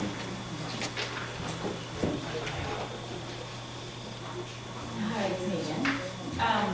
So the commission has come up with a plan to do more recreation, provide more opportunities for youth in Greenwood. And we'd like to host some summer recreation camps. We're proposing 4 separate week-long camps that will happen during the month of June. It'll be Monday through Thursday, from 9 to 3, early early drop-off and late pickup hours available. We are currently looking for various corporate sponsors to support the program, but there will be a small tuition as well. That tuition is dependent upon the amount of sponsorship that we get. But we felt having a tuition is, even if it's $40, which would just be $10 a day per child, it at least puts some stake in the game, so the families aren't like, oh, well, it's fine, and we just lost a spot for somebody who really wants to be there. So, any questions on the camp? So what kind of activities? Yeah. Did this camp? Thanks. So we are going to highlight all the fun things you can do at Bell Park. So we'll have pickleball, basketball, sand volleyball, soccer, frisbee golf, and we'll end the day at the splash pad. We'll use the pavilion during the lunch hour, so the kids can get out of the sun and cool off a little bit. They'll bring a sack lunch, but they can use that space. So it's really going to hopefully showcase the park and show families that may not know that we have all these different things. And especially with the splash pad being new this summer, we thought it was a great way to really, put a spotlight on it. Who is in charge of the children? Right. So we are going to hire camp counselors. We'll have high school kids, college kids apply for those positions. We'll also hire coaches. So there'll be coaches assigned to each sport. So if somebody knows a lot about basketball and they want to teach basketball, they'll be at the basketball court full day. Those kids will rotate through. They'll be in cohorts, so there's probably about 12 kids, and each camp counselor will be in charge of those 12 children throughout the day. Background checks? Yes. Yes, Danielle has made that very important. So we'll have background checks and drug screenings for anyone that's hired. Ping pong tables? Ping pong tables, well, maybe in the pavilion. I've got some ideas for Yeah. Just some thoughts. There may be funding is available if you think about fishing, nature hikes, those type of opportunities. There's company I know that they That's a offer great grants idea. for outdoor recreation. Okay, Not necessarily for soccer or yeah. volleyball, but, things out there. Well, another thing that we're talking about, unrelated to the camps, but we are talking about doing like kids fishing tournaments and like pedal kids and some different things like that. But we would like to use, like if there's kids that need to come earlier in the morning, we would like to do hiking during that first hour. If they get dropped off at 8 and camp doesn't start till 9, we'd like to do hiking then. I don't know if we can make that like enough to qualify for a grant, but I'm sure there'll probably be 20, 30 kids that need that early drop off. Did you have your hand up for the hiking instructor, Mike? I'll do that. Yeah, so, You did it. all of the tickets, citations that are getting written by wildlife officers around the state, none of that goes back to the agency. All of those go to county conservation districts. You apply for a grant, whether you're, doing a fishing derby or an activity outdoors, and you just apply with that county for that grant. Yeah, my husband had said he wants to do like a bird, not bird watching, but kind of like bird education and like teach kids the calls and how to spot different birds and stuff. I might have a big word custom. Anyway, It's all in how you fill out the application. yeah, okay, well, we'll come to you. Thank you, Mr. Maker. Mike, did you have a comment on it? Just, I'm not Mr. Bloom here. What about insurance? What if a kid gets hurt? Is the city liable For immunity. for immunity? There you go. So great. There's really not a negative financial impact to the city. You're spending, you just need authority to spend money that's given to you by the Bell Park Foundation. That's right. All the money that is donated by the different sponsors will be run through the Bell Park Foundation. Then Casey will request a grant from the foundation for that amount. Essentially, there will be no impact to the Parks and Recreation budget, but it could have a positive impact, and there could be an excess, depending on how many sponsors we get and that sort of thing. So there may be a little cushion to be able to do some of these other activities that we don't charge a tuition for. I'm not volunteering Kenny Sunday to help you with it because he would hate you for that, but you might check with him about teenage helpers. Yeah. Because he has those folks out there. Yes, I've already talked to Coach Young, he's got a handful that he can recommend. When I think this is a worthwhile project, I think anything to, get our kids something to do during the summer months, it's very worthwhile. On the other side of that, I can't help but point out that you're saying that these are the hours between 9 and 3, which are kind of the times that you're wanting to eliminate from the freedom test. This isn't June, so. These are non-holiday days, these are adults that have to work, so we're trying to find them things to take care of. Everyone volunteer, it's still 9 to 3. I'll make a motion to amend, to approve the resolution to amend the budget. Second. And motion second to approve. Mr. Brown? Yes. Mr. Baker? Yes. Graham Waters? Mr. Shepherd? Powell? Yes. All right, thank you very much. Number 11, finance resolution to amend budget for grant eligible expenses for action on the body. Chief, are you addressing or? Tom? I think this, It's really a house meeting. I think it's housekeeping. If I understand it correctly, you all voted to accept the Grant. DPS, the Department of Public Safety grant. Y'all voted to accept it. We needed to write a resolution. Is that what A budget amendment resolution.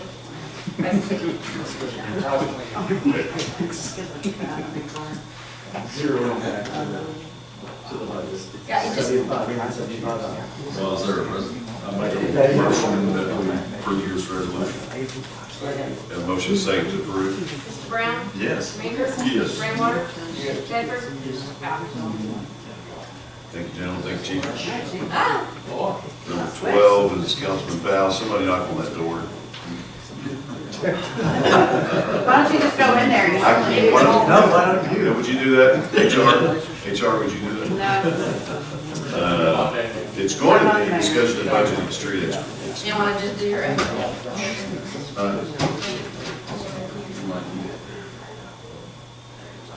Motion to go on to item 13 and come back to that. Okay. We've already done the 13's done. We go to 14. Sidewalk Phase 2 discussion. There you go. Kind of, there we go, Hunter. I got Hunter, Sonny, and Jeff all in there. Hunter probably the bulk of it.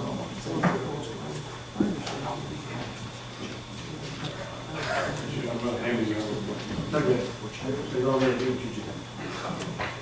Well, you were gonna talk about the money side of it.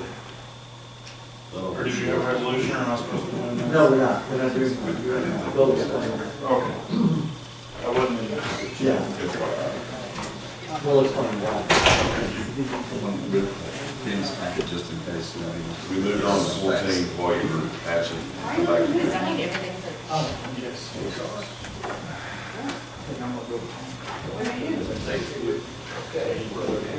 What do you want me to do then? I think I had told all of you last meeting or two an estimate that I got on the sidewalk Phase 2. It was wildly expensive, about $2.3 million. And that's about $2 million more than we have. But I tried to get crafty with what we could do with the money that we had. So we're looking at phasing out a phase and just fitting the phase to the financial capability of the city at the moment. So what you're looking at on the first page is Phase 2A. I like my Phase A's, Phase 2A. So that is going to go from Governor Bass Little, where our sidewalk infrastructure currently stops. It will get you all the way to Basham Insurance. And it will also provide pedestrian access across Center Street, across Coker Street to Harps and the police department property, which allows us to utilize existing infrastructure and not have to construct a bridge at this moment.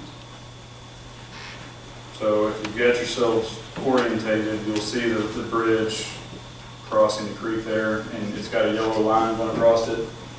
We are not connecting that bridge. That's too costly at the moment, so we're going to explore those options later on down the road.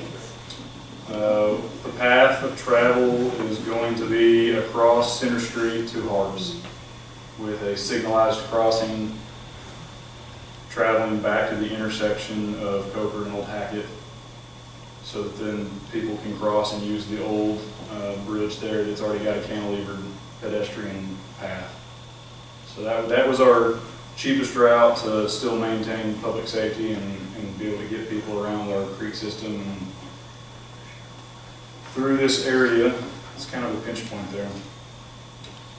Does anybody have questions about the alignment before I move on to numbers? Is everything that's highlighted in yellow, is that all the proposed sidewalk? It is, with the exception of where the bridge crossing is. So there is going to be a sidewalk on the police property and Yes. and Harps? Harps and PD property, yes, sir.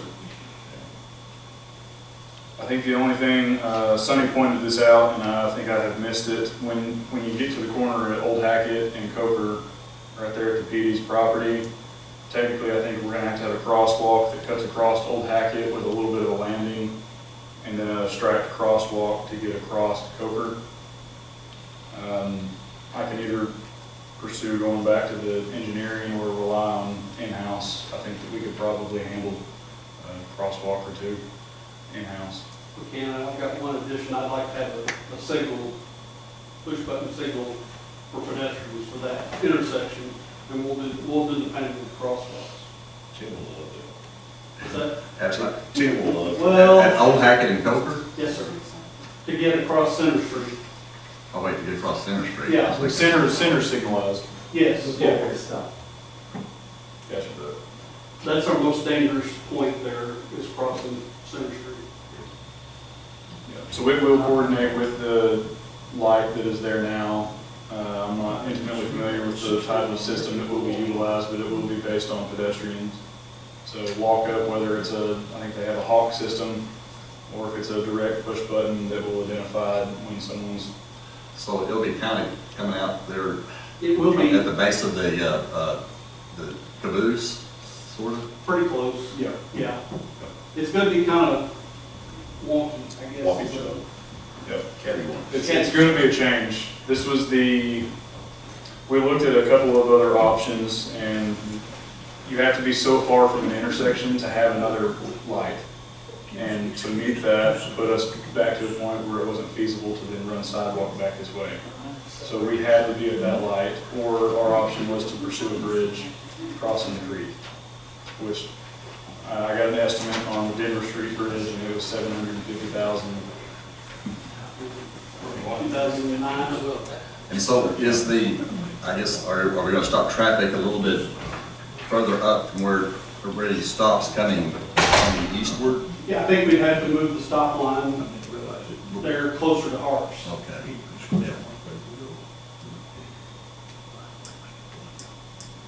Just have the stop line, and then you'll have the crosswalk after the stop line. We got easements for all this? I've already obtained all of the easements. This won't actually fulfill all of the easements that we obtained, but like I said, this fits the budget for what we can do. Did we change engineers? This is Crafton told me Well, yeah, Yes, we did. in order to Get off that. try to expedite a project, and even then, I will say that it's taken quite a while with Crafton, and they've been on top of it. I'd say too, you ask if we got all easements, we obtained easements to do what we're asking to do, plus he's got some left over for the next phase B. But one spot in particular, maybe just one on this, we didn't have to do it, we didn't get an easement, we're going out, we're going out toward the highway. I just want to make it clear that we're doing something a little different to have to keep from getting an easement. Is that fair? Yes. I'm following, I'm sorry. I can expand I if you want. think so, because I think Okay. I want them to know what we're doing, and because later they'll hear it, so I'd rather them know. Thank you, sir. You're never coming back, are you? I mean, I don't see you more. It's a little better. No, I mean, Yeah. there's no repercussions. But- So, it's Bulldog Auto, right? Yes, sir. Yeah, okay. Bulldog Auto, we attempted an easement to no avail. So we explored other alternatives on how to get around this property. We looked at the most non-invasive methods first, going around the back of this property, going along the creek, trying to do everything we can to stay out of his way. It was not going to happen. So Another Bradley Oliver. They were willing to negotiate, but it was not, so my, at a high cost. We went through city attorney, and we followed the processes, and this was the easiest path forward. So what we're doing, sidewalk has to remain 14 feet off the back of asphalt if there is no curb, per highway standards. If you have a curb, then your standard green space is 3 to 4 feet, 5 feet. You know, you can actually go on the back of the curb. It's a deterrent for cars to not roll over the curb and run somebody over. So what we're going to do is curb and gutter that section of the roadway, which most of you know is a on-street pull-in. It's going to limit his access. We're going to give him 2 main points of access to get to other parts of his parking lot. But that was what we could do. That was it. When we attempted all forms of negotiation, I want to throw that out there, we did not attempt to negotiate. The monetary value that it was approved and authorized by the mayor and city attorney. So. and we don't intend for this, we don't intend for this judgment to, in any form or fashion, harm No. that business, the capability to do business. It will take away the ability to pull in from anywhere. It'll be like any other parking lot that's curbed together. You'll have to enter here and exit here. Yeah, that'd be safer anyway. So that's what we're doing, is we're putting in a curb and providing a curb cut. Correct. We are. Correct. Now, most of you know his parking is off-street. He doesn't utilize the gravel lot, which I think half of it is actually our property out anyway, on the caboose side. And then the other portion of his property, and then by the snow cone shack, is limited in space. And I think this project created, if you didn't already say it, we're going to put a driveway or Yes. an apron Yes. where it's just gravel now. Correct. So he's getting that. Anyway, that's stuff you should know. Yeah. That's the best that we could come up with hands we were given, card we were dealt.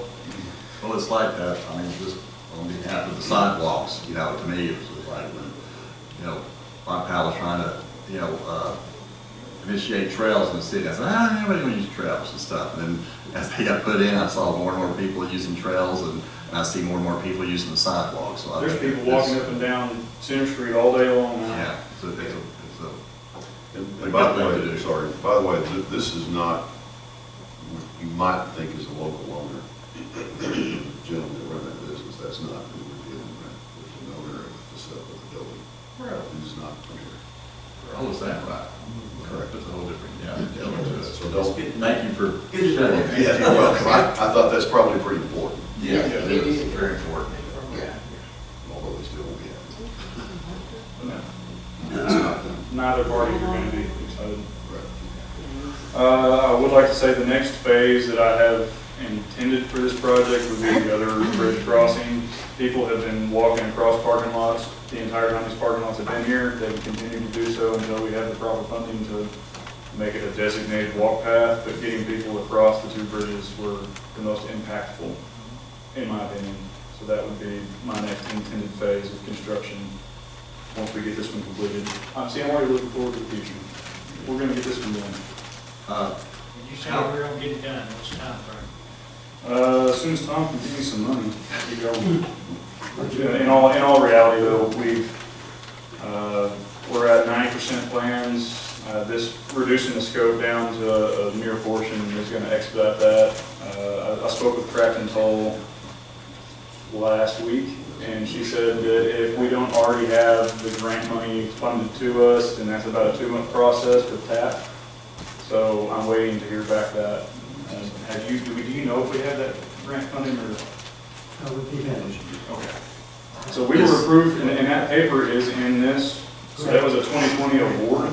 I'm sorry. TAP grant funding is what we asked. Do you know that if we were ever officially given that funding, or do we still need to go back and request that? We don't have any money. We don't have, Okay. we don't have, it's been approved.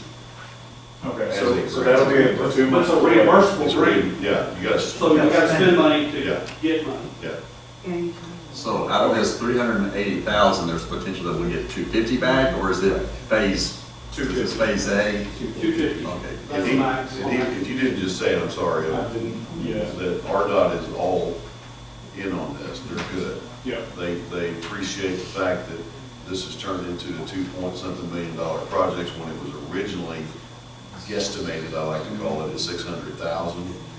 And so it's that literally what it went to over however many years we've been approved.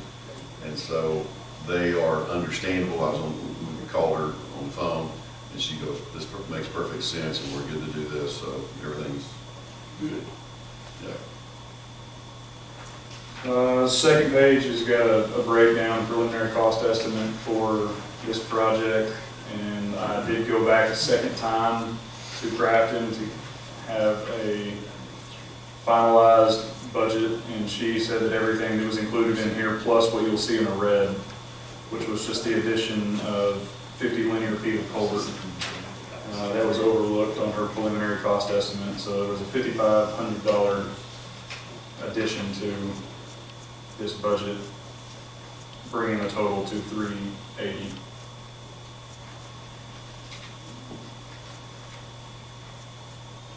Well, I love the idea of going around the police and parks. I think it's great. I think it was a fantastic idea to incorporate some of the PD sidewalk over there, and I mean, that just increases walkability to emergency services. It was a good move. So this was a 2020 award, 5 years later. Yes, sir. The good news is of this, since we're phasing this out, I've got the engineering done. So I'll be applying for TAP for 2025 to be awarded 2026. And I'm going after the max, which is 500,000, and that's due end of April. But since we've already got the engineering, as soon as the project's awarded through TAP, well, we should be ready to turn around pretty quick. Reiterate that we've got a great relationship with RDOT. The more we do it correctly, the more they're apt to approve what we ask for. Casey's doing the same thing with ours, so. Yeah. This is good work, good presentation. But as far as bridge crossings, now that we own Center Street, so any kind of bridge crossing, it's going to be up to us, right, unless we get some type of grant money. It's not going Still, to be. the bridges, RDOT still has a say-so on those bridges. Yeah, They do. Yeah, They will they're always- inspected by RDOT, so Yeah, what they they're will telling always- us is we have to have a separate Yeah. pedestrian bridge we can't attach Can't to the ones that. Elliott actually got us A waiver? an authorization to do a cantilevered on the Denver Street. That's what we're looking at right now. So, I attribute that to a great working relationship. I mean, that wouldn't have happened a year or two ago, probably, well, 5 years ago for sure. Hey, Hunter, has anybody reached out to parks? I mean, I'm seeing that there's no, I mean, our sidewalk's gonna go parallel to the road. I mean, they may be interested in pitching in to connect their parking lot to our sidewalk. Oh, yeah, potentially. I haven't discussed that with them, but I did speak with corporate property acquisition, and we conversed for about a month or two on this. And it was never mentioned, but I can approached him with that idea. We know people will be cutting through if we don't. Yeah, they will. So if we could funnel that, that's a really good Yeah, idea. a lot of folks, that's what they're gonna be crossing the road to be going, if they're crossing there, they're Yeah. going to the grocery store. That's a good idea. Nothing else they could, what's that, is that called? Yeah, Duck slide? Yeah. Yeah, it's called. Yeah, we'll have to see how it works out with topography. It's pretty steep incline there, and I don't know how far the sidewalk comes up on the slope there, but yeah, that could definitely be worked out. Maybe they do a cutback or something. And I did want to identify that this does have an access to the trail on the car wash side. It will have an ADA accessible ramp down to the trail. So this will effectively provide an individual that is walking along the trail, if it's inundated with water by the bridge, a way to get around safely. And they can access the water sewer line going across. Yeah. Yeah. Put it right on Grab some of that debris. Y'all gonna mess with that tree that's there?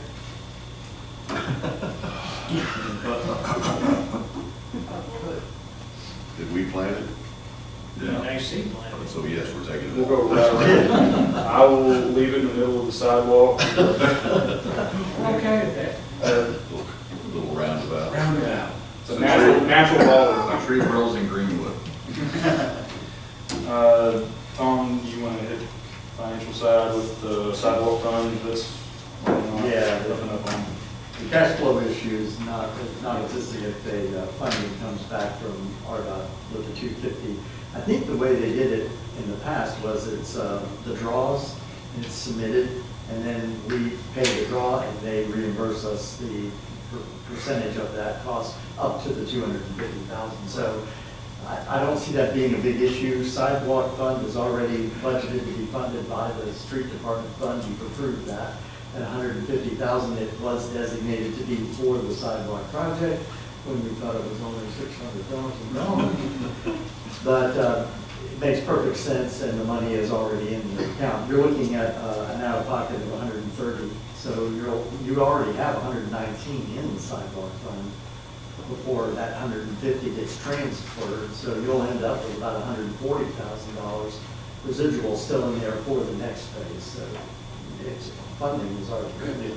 And none of this, this is all sidewalk, refresh my memory, not having to stripe some parking lot. That's in that other section. Every bit of this is all. Okay, so later on, we'll come to you later with.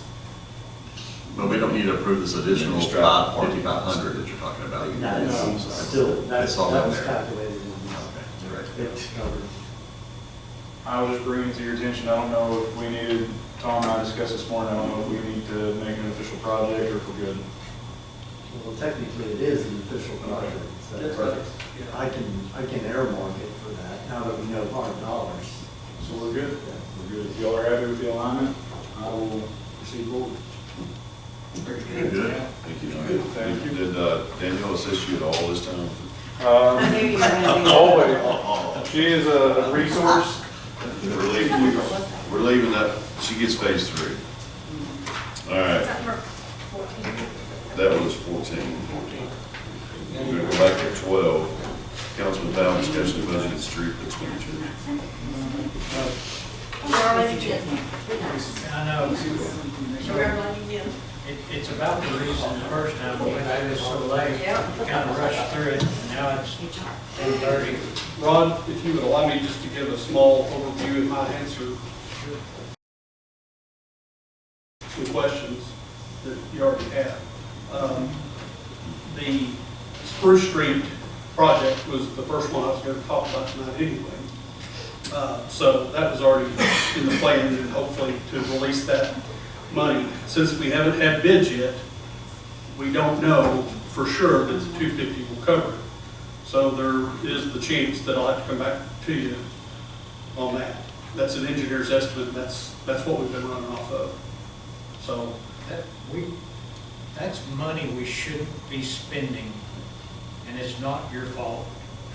It's part of planning.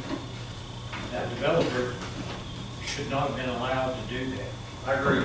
But now now we've got a mess, and Yes. who's left to clean it up? Once we accept the mess, that's what we end up with. And he was in trouble. We pulled his privilege license, said he could not legally work in Greenwood, and he went in, and then we allowed him to do that. And I say we, I'm talking, the council pulled his privilege license, the administration let him proceed and go ahead and do it. Not this one. Not this one, but he has and still is, and currently sits on our planning commission. And we're the ones dealing with it. What's the background? I'm not familiar with this. You were here. I think you were short-term here. So we're not talking about the administration's at fault for not, I'm talking about the guy sitting right here. And now here we are, years later, spending 20 times what it would have cost to do it right, and we've got people are waiting. And we wouldn't have had, And this has nothing to do with you, it has everything to do with the administration when he was planning director. And I still don't know what we're talking about. We're talking I'd about, say that too.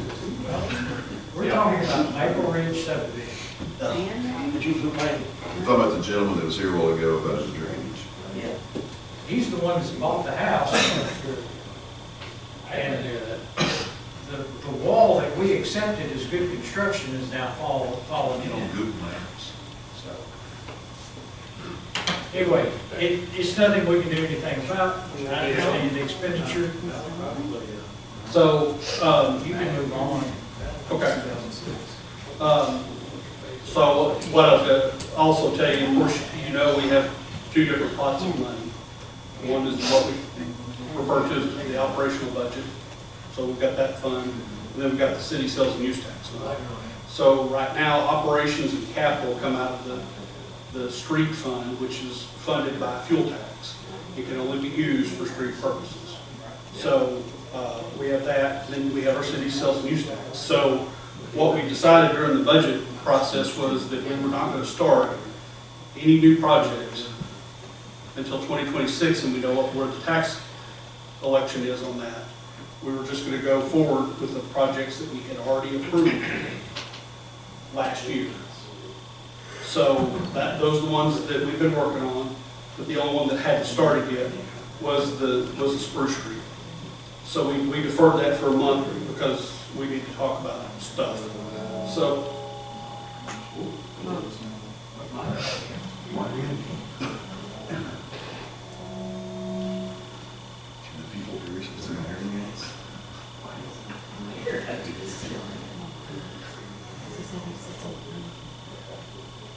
It's in that tree where the two trees are. No, 1098, the little straight north. Yeah, right there, over, too much, other way. One Right there. There you go, right there. That's where there's a V ditch there. At the back, between the two trees. Yeah. The gentleman that was here earlier lives in Now, 105. He lives in, 105. Yeah, yes.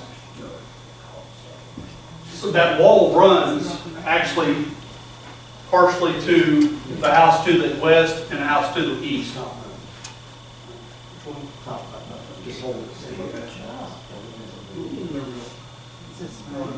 Okay, so it's partially behind this house. It's also partially behind this house. So, so the plan is we're gonna have to first reinforce what's there, pull the ties out, and then build it back up. And then we can remove the vegetation from the V ditch to allow it to flow. There's several huge trees in there. The problem is those are the only things that are holding up that wall right now. So just for kicks, right there where your curve, go back that corner. So that water is supposed to be going, showing, Yep. yeah. Yeah. So that is a literal like this, But up here, right there. right here is a 90 degree. Right. Water doesn't necessarily like to go Right. this way, it wants to go this way. So there's some other drainage work that's probably gonna have to be done right here. But if we can get this clear, get in here and get this clear, then we can take care of that drainage a lot better. This is the house we're gonna have to go through the yard to access our drainage. I probably know that. Yeah, I think you do. Yes. They still want it. Mayor, to clarify, Ralph Coleman was the developer of that Oh, area. okay. Thank you. They just sold for $1 billion. Yeah.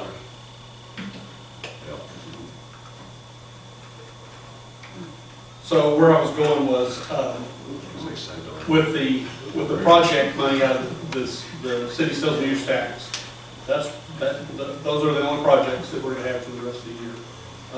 So the RDOT grant has been awarded to, operation out of Fort Smith. They're gonna start real soon. They were kind of waiting on weather. You have to have 46 degrees and rising before you can get asphalt. So, we'll have that now if we don't have a lot of rain. So we'll get to go on that. So you'll see some real progress from center all the way back around to Denver. Jeff? Yes, sir. Going back to that drainage. Sure. Are those trees that are blocking our view, are they gonna have to be removed? There's some of them that are. They're in the V ditch. And, I mean, that was unintended. But like I said, those are the only things holding up that wall right now. I see. I guess what I was just wondering too, just in regards to that, I mean, it's like that's been also an age-old problem as far as things growing in our drainage systems, you know? Exactly. Where, you know, what do we? Well, and there's address part of the that? problem that we have is we don't have access to the majority of the drainages without going through somebody's yard. Most of these houses have fences. And so the easement has not been left there with the fences. This kind of goes back to our fence ordinance that we discussed, the reason for it. So we'll have to get an easement to go through this house yard, which won't be a problem. But to do anything else, if we can't get our equipment around that 90 degree, then we're gonna have to get somebody else's permission to get on the property, take their fence down to get to it. That's just the only way we can access it. It's a jigsaw puzzle. It really is. That's the same way if you backed up where Clyde Holland's place used to be. Yes, It's the sir. same way all the way up into there, because you can look at the road, there's so many trees in there. And there's other guys that's came to this council before and asked the same thing, because it hits those trees, comes in their property and comes down the street. Right. Cul-de-sac. Exactly. So we're gonna try to fix the problem the best we can. So we're gonna have the call tomorrow, see what date we can get this. As far as I'm concerned, y'all approve. We can ask them to put it in the paper this week to try to get the actual numbers back and find out what this is actually gonna cost us. I would like the council to approve that as soon as possible. You heard the urgency for these gentlemen.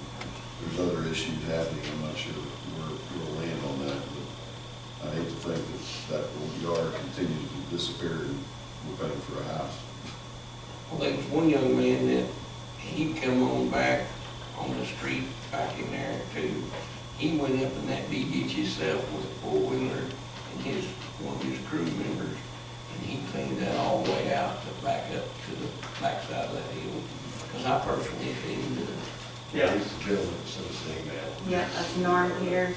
What's his name? Norm Peters. He hired it. He hired it done. Is that who you're talking about, Mr. Peters? You gotta do it. Corey Oakes in there and then cleaned it all.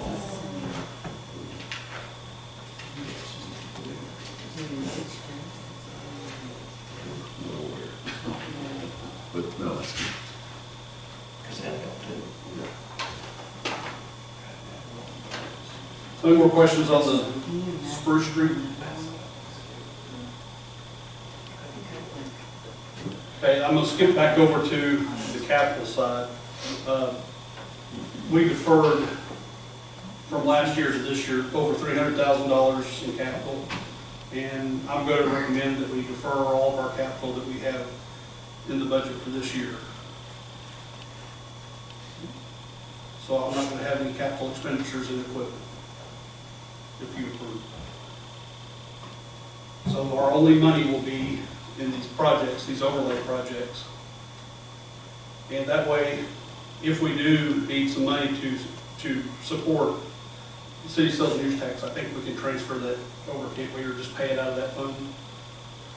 So that will give us a little bit more breathing room until we know that we're gonna have another infusion after the 2026 election.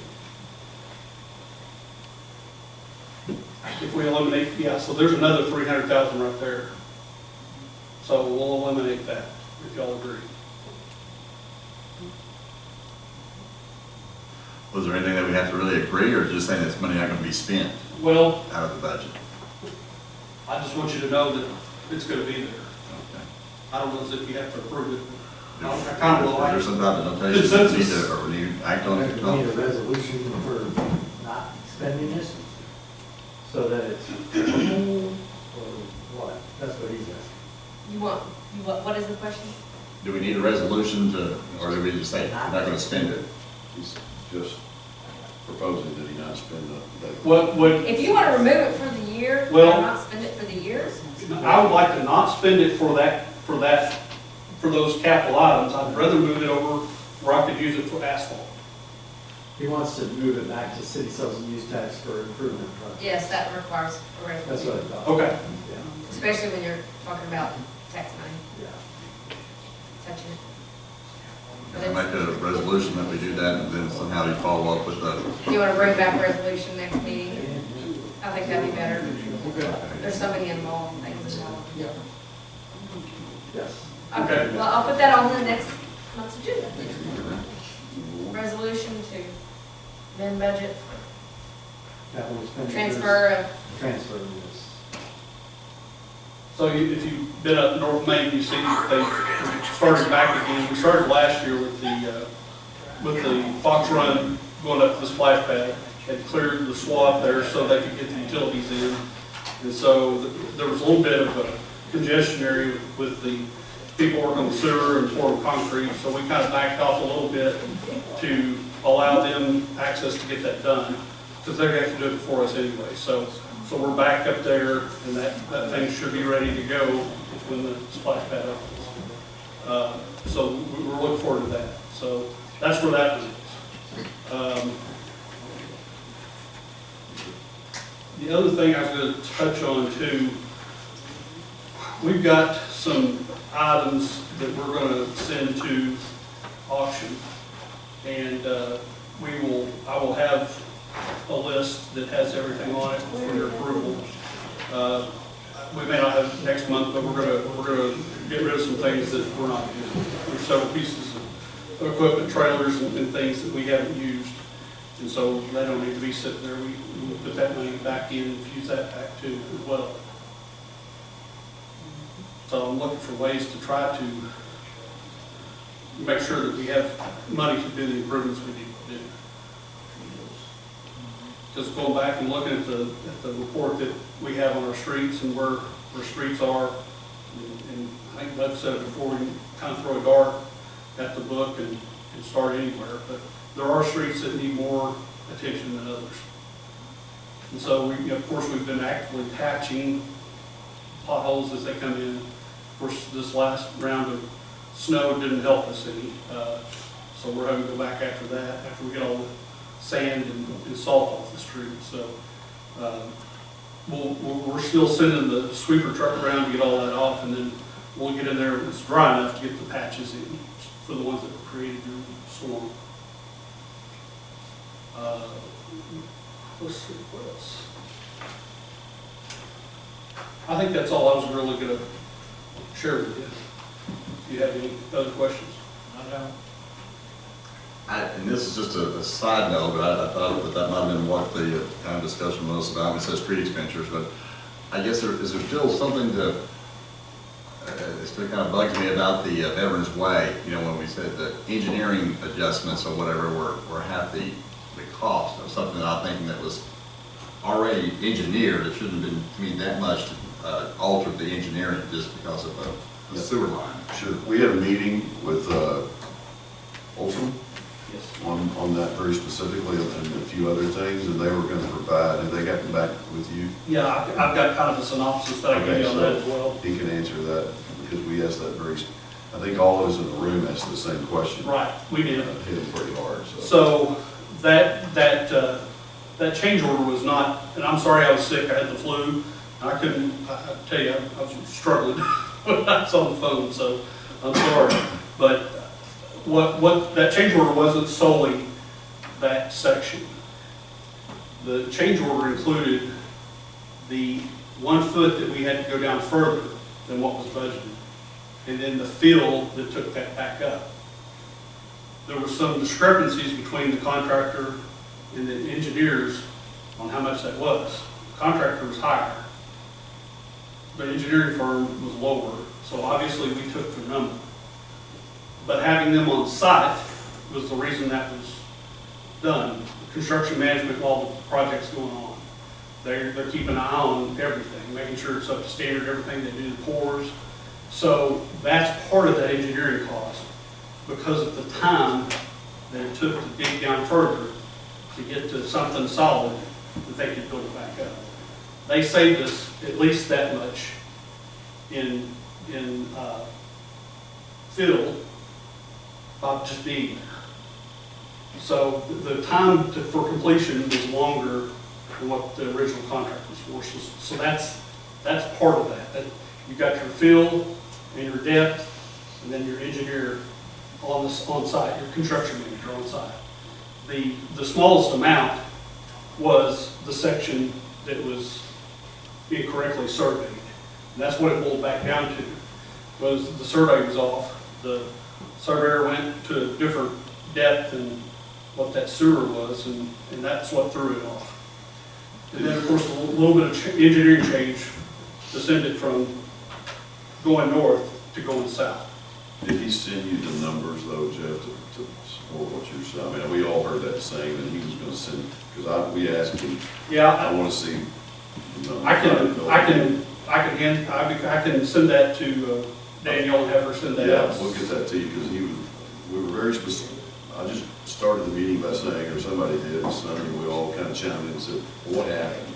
And why are we $50,000 for change order and $50,000 for engineering, $50,000 for the work? Yeah. And they were like, no. During our budget briefings, I had mentioned that we were gonna have a change order. And I had budgeted that money. I didn't know exactly what it was. I took a swag. That's why the money was already in the budget. Because I was prepared for that. And I gave y'all a heads up.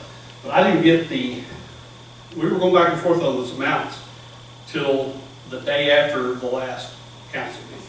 I got that change order, I think, on Tuesday while I was sick. And I was trying to look at it. And then, of course, we had the special call meeting. But I don't think, I didn't explain it well enough.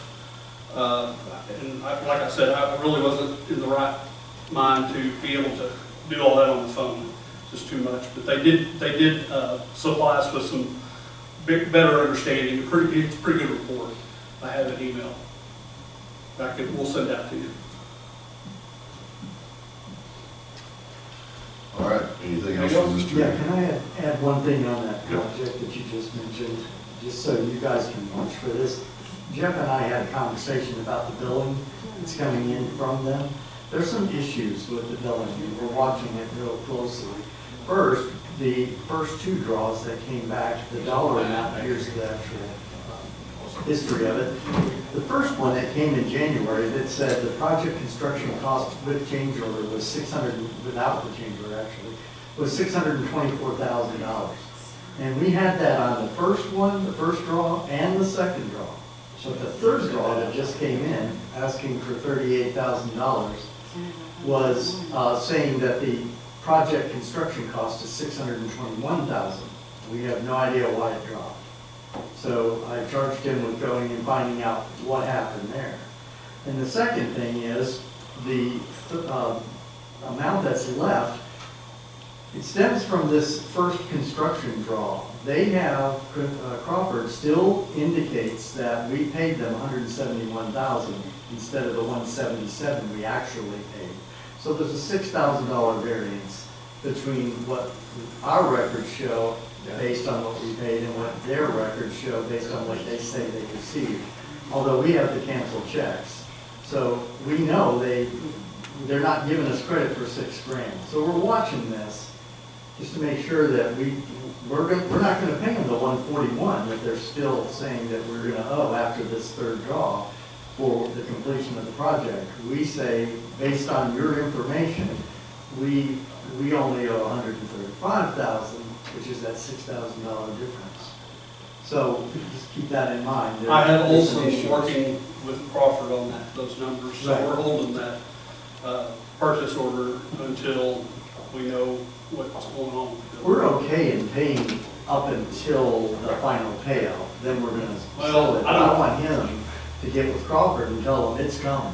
You need to reflect the correct payments in your detailed statistics, otherwise, if somebody's not watching it carefully, you're gonna overpay them by $6,000. Yeah, we're just wanting to say credit for credit we've already paid. Exactly. So they're working on that. I haven't gotten a response. We did that last Friday, I think it was. And I personally haven't driven out there, but the report is that they're back on that job. They are back out there working. They've done a B ditch to that little branch that's right there. So we should be seeing. That was the first thing they need to do was the drainage part. So They did the drainage and they're down, hooked up to the other one coming east and west. We made calls, we made meetings, so that should be completed hopefully soon. And Yes, Main sir. Street, I know nobody's really asked, but that horrible mess up on Main Street, they're back on that too, so that should be normal, getting those people's yards back to. I can't believe those people have been very patient. They have been. All right, thank you, Jeff. Department head reports and questions, we got 6 department heads here, if you want to ask. Of anybody? Council?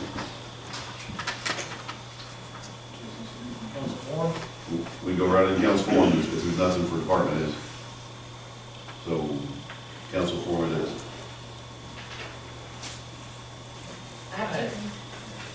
I just have 2 things after you. For We y'all. have to get your clerk form. Yeah, really.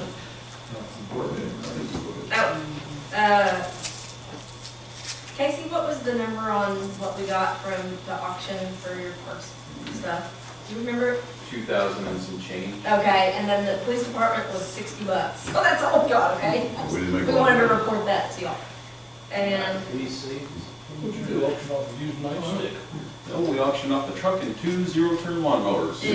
and that's Nobody what got a we bargain. They got a So- bargain. Now, that truck, so you know, you'll remember, Rod, that's the truck that I purchased, or the city purchased for me as parks director, that green Ford. So it was well used, Also didn't have to be bricks. and no brakes. And the guys didn't know it till they drove it to Allen. Surprise! The other thing, Yeah, we don't know where they're at. I think they were kind of feathery. You all have those numbers already, thanks to Captain D back here. Oh, He sent them to me and I have sent them to you all. thank you, Captain D. also, y'all made, for some reason, last council meeting, you set a date of April 10th for a quarterly financial review, but you've already got them established via your adopted annual calendar. So do you want to keep the ones you already established and cancel the one you set for April 10th when it's really April 16th? 6 days apart. What do you want to do about that? Well, we can change our minds. I know, but do you really, I mean, Which you've one? got 2 of them Which there. one do you want to do? Tom Do you said have it a doesn't matter to preference? him. Either one. 16th or 10th, is that the question? April They're different 16th. days, Uh-huh. He had the 10. No, you had the 16th, You but had y'all the set it for the 10th for some reason, because you didn't know you had it. So you want to leave the 16th? 16. That I would be. Oh, you If it's 10 tonight, we're gonna throw a 10 under the bus. That's when we went to the 10. Oh, so there was a Do reason. you want to cancel the 16th one? Okay, just so Everybody's y'all know, we available got a on July one and an October one already. No, we had to break The 10th is a Thursday. Yes, sir. All right, we will get rid of the 16th one. Okay. We just need to confirm which. All right. And you said it was at 6:30. Don't confuse me. Okay, that's what I need to know, thank you. He's pointing and he's holding. What, 6:30? So Maple Ridge end this? Really? Okay. All right, anything else, council forum? I do have announcements to make. Anybody else have anything? So I know you're heartbroken, and you probably haven't realized it, but typically I would be giving you my state of the city address tonight, therefore it would be at least midnight, because I would have done it in the beginning of the meeting. So I did not do it tonight, for various reasons. One, some of these department heads hadn't got me anything, not to name any names, but, so there's that, and I just not had an opportunity to get it put together. So, and I have 90 days, as you may or may not know the law is, to present that to you.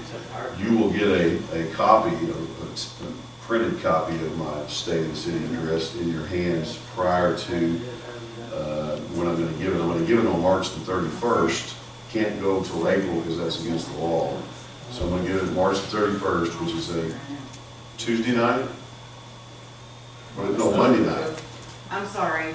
March 31st, Monday night. Yeah, 6 o'clock. So 6 o'clock at the Greenwood, the new Greenwood Senior Citizen Center, and we'll make a combination ribbon cutting and state of the city address.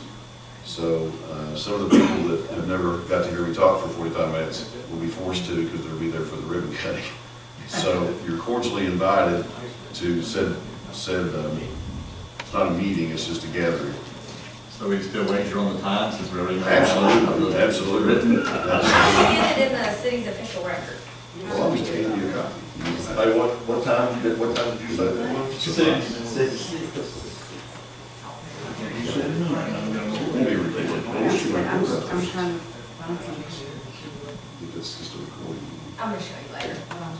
Okay, well, here's what it says. The mayor shall report within the first 90 days of each Yeah. year, and at such other times as he or she shall deem expedient to the council, the municipal affair of the city, and recommended such measure. It Yeah, doesn't that's say what I have meeting. in I know, but I just don't record anything out there is what I'm saying.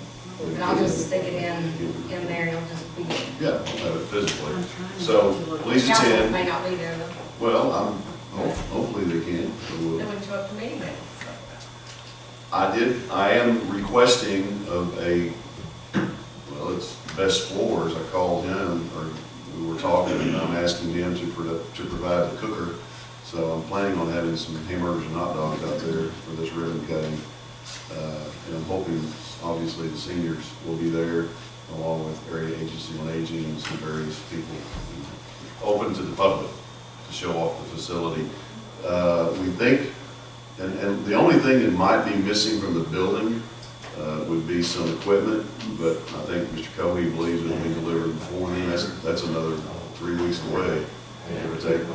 So, but the inside, the interior is, I mean, you can go in there now and just mop and clean up, and it's good to go. Everything. I think they were finishing up some tile in the bathroom, so. I walk in there. Did you? Okay. It looks good. Last Saturday or I will comment too, or make you aware that the new landscaping people that we're using for City Hall and mowing, fire departments and whatever else we're mowing, I actually did it after because our other company went and doubled on our price. I mean, literally. If it was costing $2,000 to mow here, it cost $4,000 all of a sudden. So I said, okay, no. So Danielle got busy and called another company. It's Grwd. Grwd Effects. That's the new company we're using. And we hit them up, asked Danielle, she called, and they're going to provide some free landscaping out there for us. And I told them to put a little sign up on their behalf. So these guys are ripping out what's already been old. So we're getting kind of dressed up. I did notice that, Sonny, have you told Mike again about this new date, or I don't want to, might just leave it at 18. No, when I said the 18th, he said, I feel good about that. Okay, so we won't even tell him. I know the biggest thing they're doing right now is that septic system. Yeah. They got it dug up, so I'm sure they're working on it. So anyway, that's when we're going to do it. I'll get you a copy in your hand delivered, however you want it, or if you want to come out to City Hall and pick it up, we'll do that. I'll have a bound copy of it. And I think that's all I have. Did council have anything at all? Buddy, you were here? No, just for fun? Cameron, thank you for staying awake. You're young, you should be able to stay awake all night long. Bob, Chamber, I wanted to confess that we lost one on the electric vehicle charging station. Yeah. But I'm supposed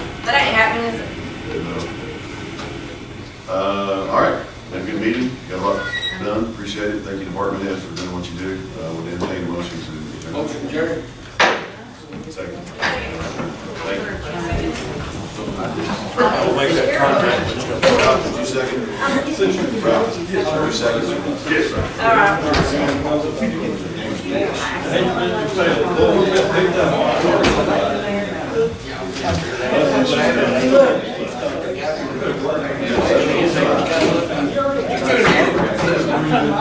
So they just said, look, so when everybody looked at all that, back down. I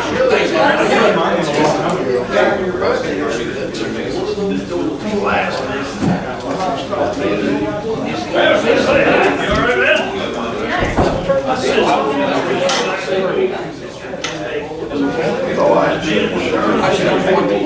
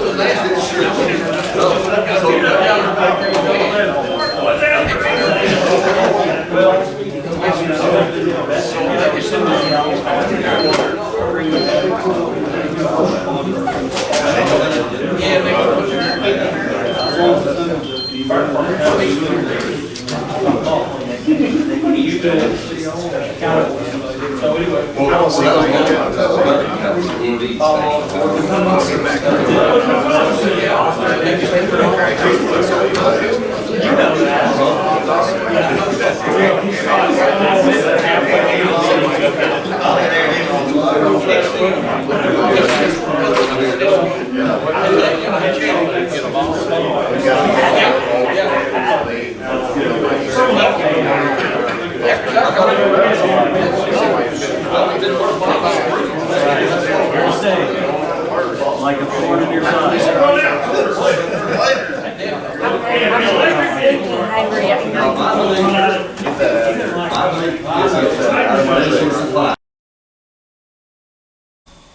Forget this. Okay, you just press push record there. Yeah, you're going. Okay, welcome tonight to our special Colton City Council meeting this Thursday, February the 6th, 2025 at 6:04 p.m. Ms. Derry, would you call the roll, please? AC Brown. Here. Ralph Meeker. Here. Tim Terry is absent. Roger Rainwater. Here. Steve Tedford is absent. Rod Powell. Here. We have a quorum. Thank you. We have two items on the agenda tonight. First, number one is Planning Department. It's an ordinance to rezone R1 to C1, number 11 Ash Street, second reading. Gentlemen, we had a snafu. I brought this in front of you for the December meeting last year for a rezone from the R1 to C1 on Ash Street for Mr. and Mrs. Taylor. And then in January, when Charlotte sent the agenda around, I failed to put it on the January agenda. I'd forgotten that it was just for the first reading. Yeah, if you can. And again, in February, it was not on the agenda again. But y'all did approve the first reading on it. And what I'm asking tonight, if you would approve the second and third reading for Mr. and Ms. Taylor, so that they can go ahead and continue on with the purchase of this property. I apologize for the mistake, but I guess sometimes these things happen. It hadn't happened in a long time. It's very rare. But anyhow, I apologize again, and I would appreciate your support on doing the second and third reading for this company. It was posted, published, there was nobody that had any complaint against it. It's the house that's next door to the lodge, if you remember, where the Main Street bypass in there. They purchased that property and they just wanted rezoned to C2 for C1 for some future venture. They don't even have anything in mind for it. It will match the other properties in that area. That's the old Floyd property. Is that who it was? Jerry Floyd owned that. Okay. So do we have, I guess, all the easements and right-of-ways there Yes, with yes, the yes. street extension? Exactly.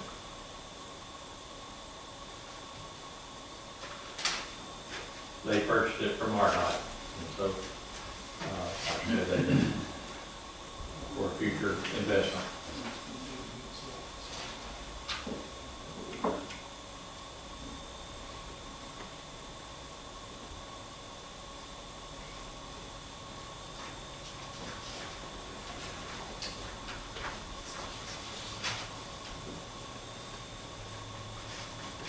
Make a motion to put it on for the second reading by title only. Second. Have a motion and a second? Mr. Brown? Yes. Mr. Powell? Yes. Mr. Rainwater? Yes. And Mr. Baker? Yes. It's unanimous. An ordinance amending ordinance number 23-10 for the purpose of rezoning certain property in the city of Greenwood, amending the official zoning map of the city of Greenwood and for other purposes. You said they don't have really anything that they're going to put on there just yet? No, like I say, it's just for future investment.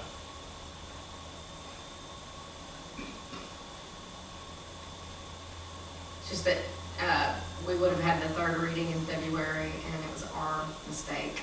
And so I hate to see them have to, still have this question mark hanging out there, just my 2 cents. Because they contacted me about it. So we missed the January and Yes, February. yes. And that, I feel bad about that. I'll make a motion to put it on for the third reading. Second. The motion is second? Mr. Brown? Yes. Mr. Meeker? Yes. Mr. Rainwater? Yes. Mr. Powell? Yes. Unanimous. An ordinance amending ordinance 2310 for the purpose of rezoning certain property in the city of Greenwood, amending the official zoning map for the city of Greenwood and for other purposes. Again, gentlemen, I appreciate it. I apologize for the mistake, and thanks again. Thank you, Mr. Doe. Next on the agenda, Jeff, can you hear? You gotta unmute. Jeff, you there? I am. Okay, got unmuted, okay. Second item on the agenda is street department. It's approval, seeking approval on change order and engineering on the Westwood Extension project. So did you get the picture? Jeff's been out for 2 days, and he just now, I thought he had already had all this other than the original change order. So Charlotte just sent, did you get the pictures? Yeah, I'm trying to look at the pictures here on my phone. Okay. I apologize, I can't be there in person. I don't think you will be there anyway. No, we don't want your stuff. But we brought this up briefly in the budget hearings that we knew that we were going to have a change order due to a sewer line that was located during the process of construction. The previous sewer director went out and verified that that was indeed a true sewer line that was not included in any of the planning documents. And so instead of having the sewer moved, the engineers suggested that instead of moving the drainage to the north where that sewer is, to move it to the south, closer towards the elementary school there, Westwood. And so this is there's some deductions for things we didn't do and some things that they're adding back in, plus the re-engineering. That's included in this document that they provide for you here. The two costs, right, that are highlighted, 5805,960 is the work itself, change order, and then the 54,270 is the engineering on said work. Correct. Okay.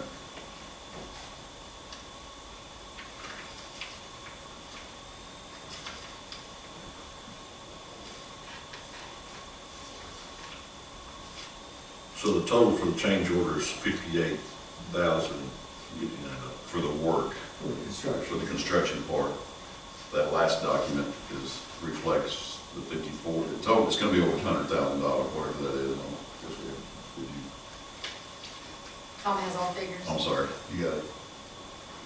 And how they impact the budget and whatnot. Yep. They're ready. Take it away, Tom. Yeah, go ahead, Tom, sorry. Give you a little history of that. I'll put it up on the screen. Yep, thank you. All right. So there was a question about whether this was in the budget. in 2024, the actual expense started in June of 2023 with engineering. There was no actual dollar amounts budgeted for any of the construction work. It hadn't even been put out for bid yet. So in 2024, there was some, the construction had started, the bid was opened, and it was underway. There was $737,717. You see that document in the 2024 budget. There was, however, $177,000 that was paid against that to, on the first draw for Crawford Construction. However, in 2025, that budget also contained a carryover for the exact amount from 2024. Technically, you would have most likely taken out the dollar amount that was paid, but if you carry things over, a lot of times you carry over some additional costs because it would cost you more. I'm just trying to rationalize why that same amount came over when it was already a draw against it. However, it's absolutely fine that it was carried over. This is the amount that was approved and is currently in the 2025 budget. So that's what we're working off of. Now I'm going to show you the first document. This was the 2024's payment. There is one little discrepancy here. It says total earned less retainage, and then it says the current balance due on this first draw, $171,000. But the amount certified was $177,000. That's what we actually paid, the $177,000.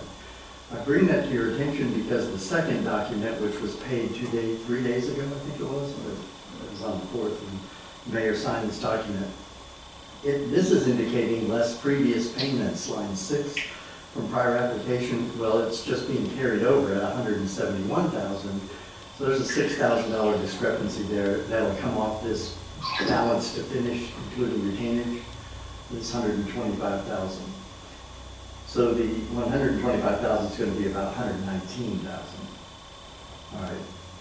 Given that, this is what Westwood Liberty Connector is and will most likely in total cost you.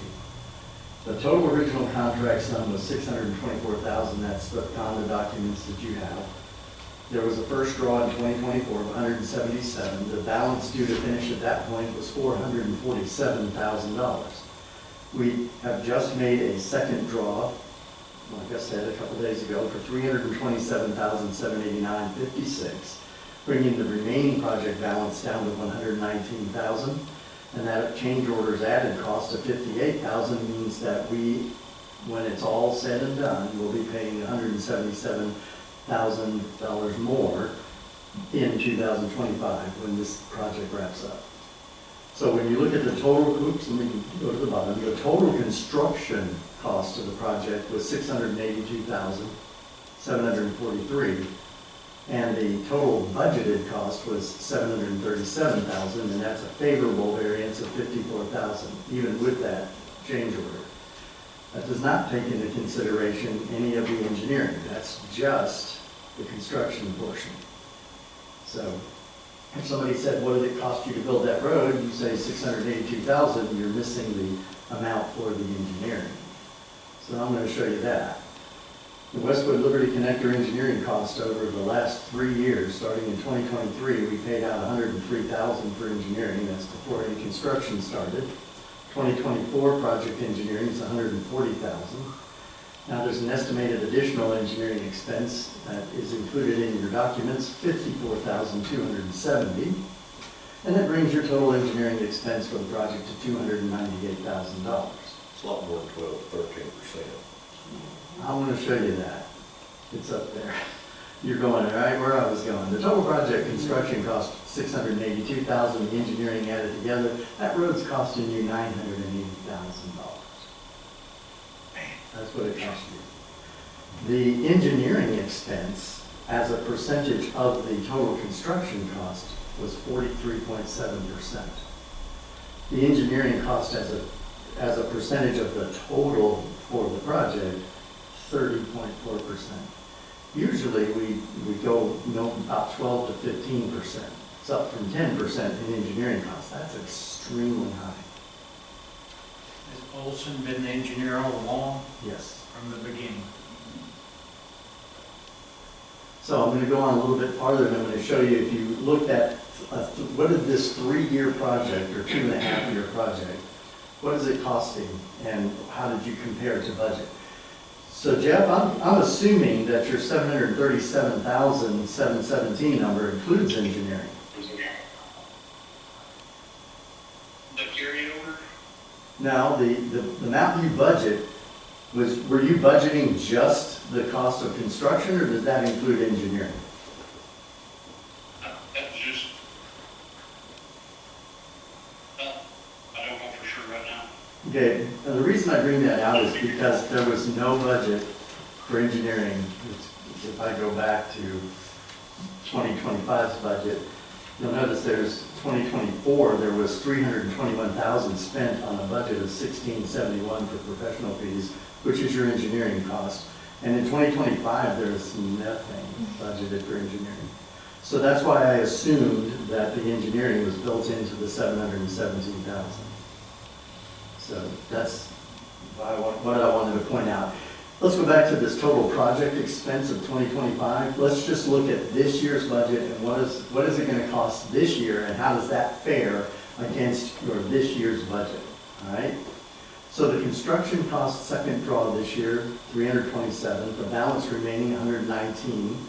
This change order, should you approve it, is 58,000, and then adding in the additional engineering expense, that means that there's going to be a total expenditure this year on that project for $559,000. The budget is $737,717, which gives you a surplus against the budget of $177,000. That's why you don't have in front of you right now any budget resolutions, because you don't need it for that project, given the cost and what your expenses are for this year.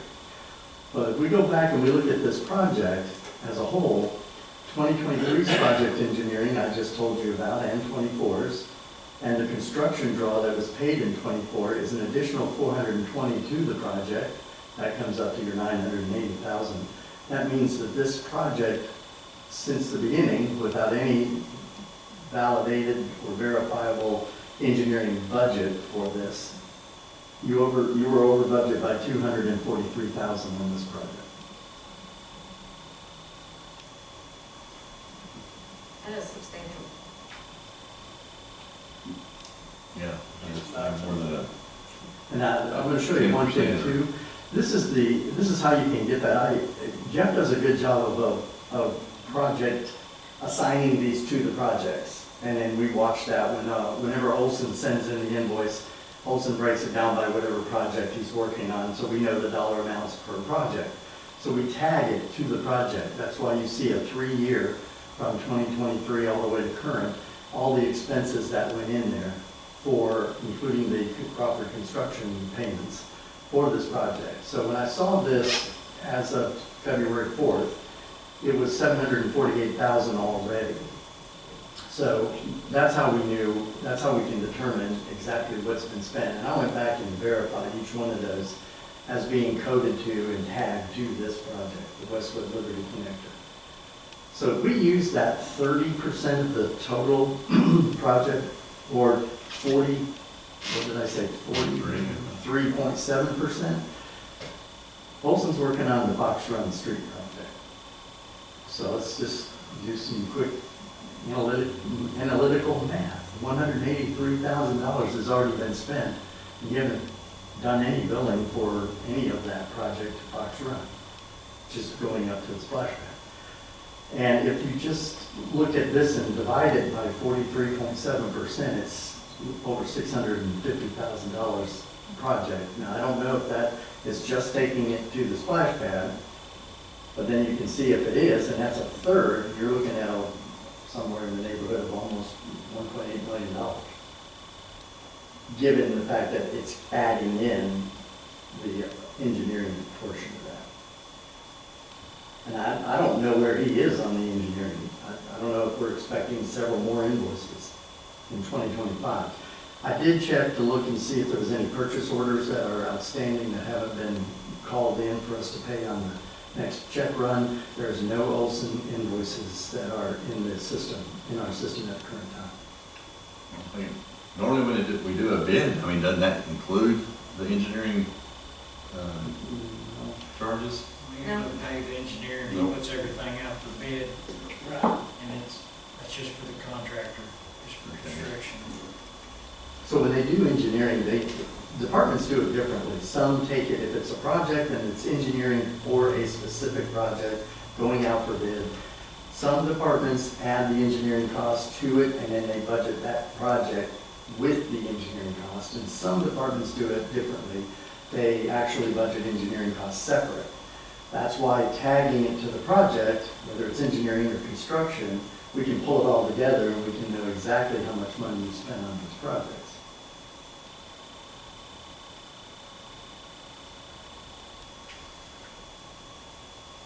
Sometimes you'll see, like water sewer, for instance, they'll budget engineering, even though they are ones that budget engineering with the project. They'll have a budget in their O&M, or their distribution or treatment plant. They'll have an engineering fee in there. If they are testing something, they're not sure they want to do it, they'll say, we'll engineer some things, and then we'll look and see whether it's feasible. And if it's not feasible, then there's no project to tag it to. That's why they have a separate engineering fee in professional fees, aside from what they have in their actual projects. And that's what I wanted you to see.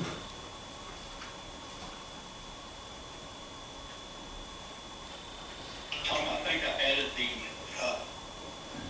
engineering back into the construction for this year's budget, so that's why that was there. Yeah, you're fine budget-wise for 2025. Yeah, and so that's why that was the way that was. Yeah, we assumed that when we didn't see any budget on the other side, so. Right. Yeah. But I did want them to see that over the 3 years, that's why I say it'd be nice if we could budget it each year, the portion for that year, is that this is how it gets buried. If somebody were to ask you, what did the Westwood Liberty Connector cost? It didn't cost $600,000, it cost almost $1 million. So should we not separate out the engineering, or what do you think is the best way to do that? If your engineering is with a project that is going to happen, it's not, you're not engineering something separate to determine whether you want to go ahead with the project, then the engineering I would recommend go with the actual expense, with the actual CIPs. I guess the 23 budget was the original cast of, are we going to do this project? We put it in the budget for 24, and then we're budgeting 25 with budget funds of the change order. Right. They're looking at a graph that shows it.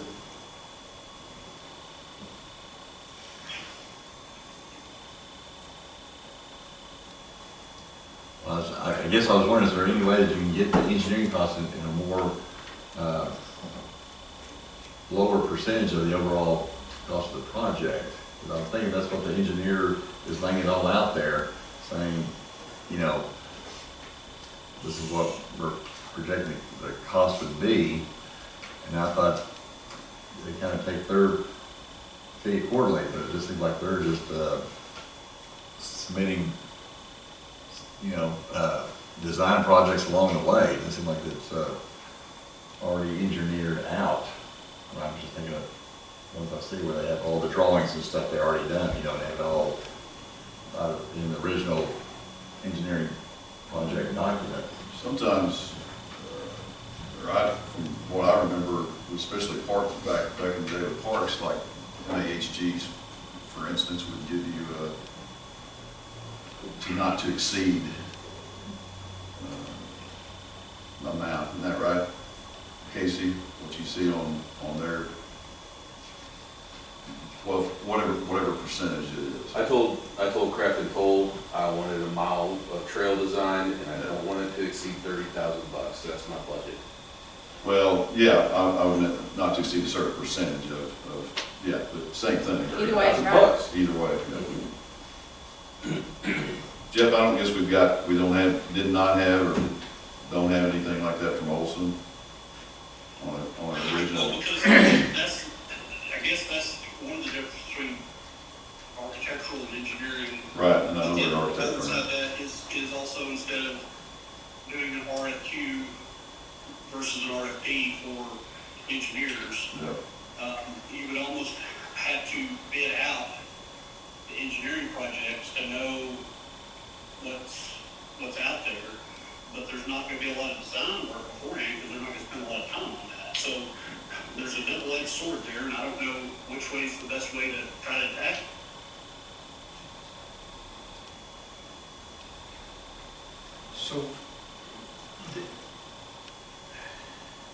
So the change order of the works cost them $58,000. The design works $14,270, and then they're gonna charge us $40,000 as a lump total. So Olson's charging us $54,000 for this mistake, and the contractor's charging us $58,000 for this mistake. And this mistake was born because when they started design, they asked the utilities to go out there and mark their stuff, and we didn't mark the sewer line. So they designed everything not knowing that the sewer line was there. And we happened to be the one that owned the utilities. It's an expensive mistake, and it looks like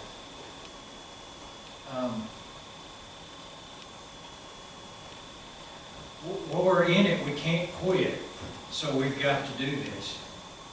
I mean, we've got to pass this. But and I apologize, I wasn't here Monday night. For the street department, because I know Jeff's sick, for the next council meeting, I want to go through everything in the street department, not at 10 o'clock at night, because I think that's when we're going through everything. I want to look at every project, every piece of equipment that's going to be bought. I want to have more explanation of what we're doing. Because if we as the city are incapable of making, I mean, if we're missing stuff like this, it's costing us $100,000. Let's at least spend some time and go back over some of this stuff, make sure we're not going to make another $100,000 mistake. Do you want that on the next agenda? Well, I do, and I mean, we can pick it up in departmental head reports, or we can set it as an agenda item on its own. That's probably better, we just set it as an agenda item as its own. Otherwise, it's late. And until that point, let's just kind of freeze everything until we kind of Only go on back. street or all? Just streets is what I'm talking about, that's what we're focused on this minute. Well, I guess too, I want to kind of get an idea of, I guess I always thinking, architectural, I mean, the engineering design costs are going to be, somewhere, I guess kind of a ballpark figure around 10%, and stuff. And I'm thinking, well, for construction projects, I mean, are they going to be running that high? I mean, almost like saying 40%, of the project? You know what it is in today's world, ever since all the money got released for all the infrastructure improvements a couple of years ago, now engineers are at a premium. And everything all over the nation is held up by engineering. Great time to be a civil engineer. Rod, I have called a meeting with Olson and the department heads on this project for next week. I think it's the 13th, isn't it? Hunter? Yes, sir. We're going to get around the table because the departments didn't know what the other ones were doing. We've got a new person over the sewer, wastewater, that he was in the dark, and I felt like it was a good time to bring everybody together on this project, and you are more than welcome to join us. Sewer does realize they cost us $100,000 by not going out and doing their job, right? And that's one of those things that we don't know anything about because we weren't in on that. I want to find out what's going on, why that happened. Did they know that there was a line there? We've had some conversations back and forth, and I just felt like it was a good time to get everybody together on this project because of what's happened here and the fact that Hunter and I didn't know what was going on. We didn't know. I kept saying, when's this project going to be completed? We've got a road that goes to nowhere, and it doesn't seem like anybody's doing anything about it. The people in Westwood needs this relief. So why aren't we doing something about it? And I couldn't get an answer, so I'm going to get an answer. Yep, legitimizing the project's not the question. It's, when we look at knowing where our stuff is, and if we were looking at hiring somebody to do GIS, I mean, contracting someone to do GIS, I'm not saying put anybody else on payroll. Yeah. But having GIS and knowing where our stuff is, knowing where you pull up a CAD map, shoot it to the engineer, and he sees your sewer line, he sees your water lines, and then they adjust for it. $100,000 would go a long way in mapping out where all of our stuff is. But again, we're gonna have a meeting at 10 o'clock on the 13th, and you're more than welcome to be there. I think it would, you bring some questions to the meeting. I agree, Rod. I mean, And that goes for AC and Ralph and everybody Well, else. they can't, they can only be one of them There's there. only one there. Oh, sorry about that. this Or is, can it this both be? is one project, but I see the same thing happening with drainage right now. And I think, you know, at the end of the day, somebody's got to be a quarterback. Somebody's got to control the plan. And I see that's why it's important that this drainage study goes forward. I agree. Because I'm seeing projects that are being engineered in the streets department that has to do with drainage that may be counter to what's important that's found in the drainage study. So Because they all work together. having a plan and everybody on the same page Yeah. is important. And I think that's what happened here, is not everybody was on the same page. Right. And that just doesn't need to happen again. But I agree with the drainage plan, because then we have a plan for the whole city. And when an engineer's going to start something, they plot that, there's the drainage plan, and then here's our utility map. So you've got some utilities in your way. But that part didn't happen. But I do agree that Olson's going to come in and do the drainage plan for the city. We need it. We need it bad. Well, I mean, to me, on that, it's just really kind of a street and not the, Mercy Clinic on top of a sewer line, I mean, I don't know how deep the sewer line, if it had been found when they were doing their excavation. Well, maybe it's there, it's just deep. So, It doesn't look like we know. Jeff, I know we asked, forgive me, Vernon, who bless his heart, he's day one, right? Like, I don't know, he didn't know, really, to be honest with you, but he talked about this being not just sewer. I mean, I know there's a manhole that's affecting, help me with this, Hunter, or Casey, whoever, or Jeff. It's stormwater, right, that is affecting this. This is all storm. It's all Yeah. stormwater, it's not, Because it all goes directly to yeah. that one creek. And so, Sewer is the cause of us having to reroute. right, right, okay. I mean, that doesn't help anything, but There's a little branch that runs through that, and that's where all that drainage. the fact that we didn't know where the manhole was, I guess, is key. Did somebody say that To say the least. it got covered because it was so low? and it I got offered somewhat of a flimsy, not an excuse, because I don't know, we don't know. But I do know I watched, Mike Davidson back in the day build the trail there, and he had to undercut that. You couldn't see his dozer from Westwood back then, so there was a lot of, and I don't know how close that is to what happened here physically, or geographically, but I would not be surprised if that was. Well, you're all in it. Go You're ahead, all Jeff. in it on the south side of the That drawing. does have an effect on all this. Yeah. Yeah, it does. The construction of that trail. The bulk of this price is all undercut in material. Right. That was a lot of earth moved back then. So in this document, they're gonna have a lot of unused material that we're responsible for going and grabbing. We need to go grab it. They're not going to remove the trees again, are they? No, trees are on the other end, luckily. There is a dead tree that will be removed, it's already dead, and it's actually on the school property, but we're going to go over there. That big one. Yeah, the big one, but there won't be anything else taken down. And I've talked to the school about this as well, and they're satisfied with this solution. Sending it in that direction. Correct. In these add and deletes, the ad for the railing, is that up there by the clinic? What is that?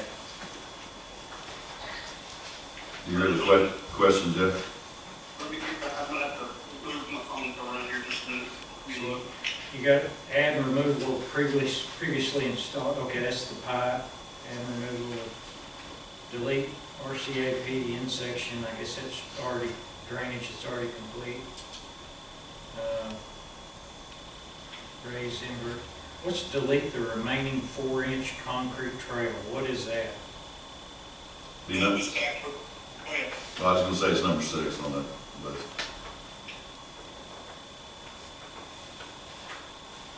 You see it?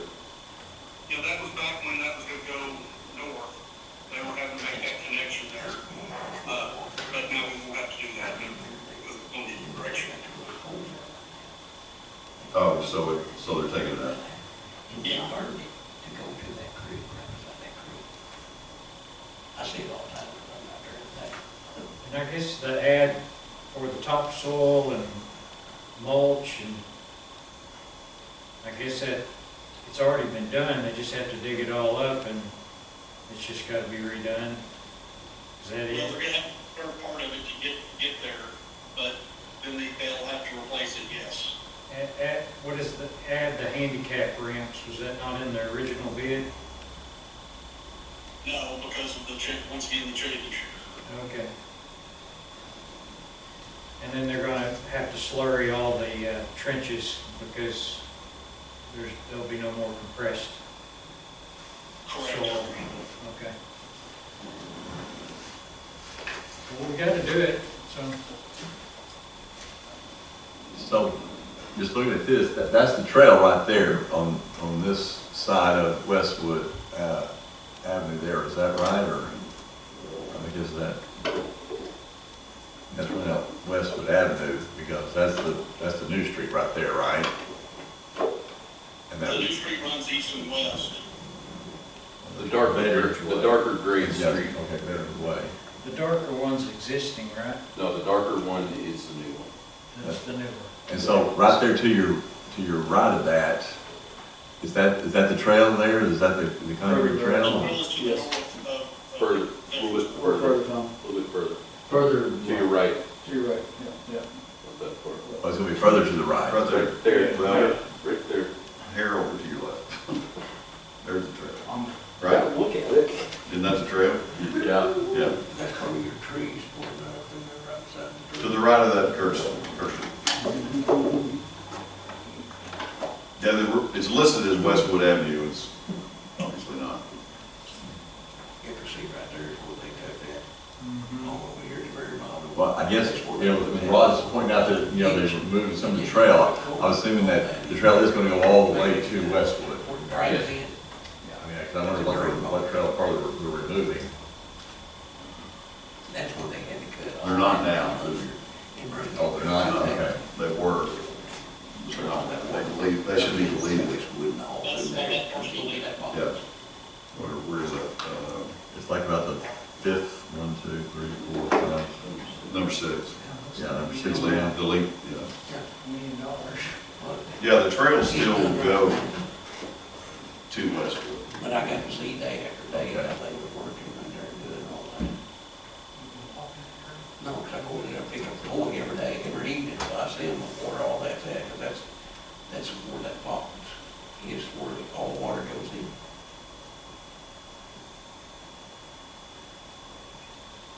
Because it even has the, what's that? Doesn't it have a yellow one of those? Trigger dome mats. Thank you. That, next to the road. Yeah.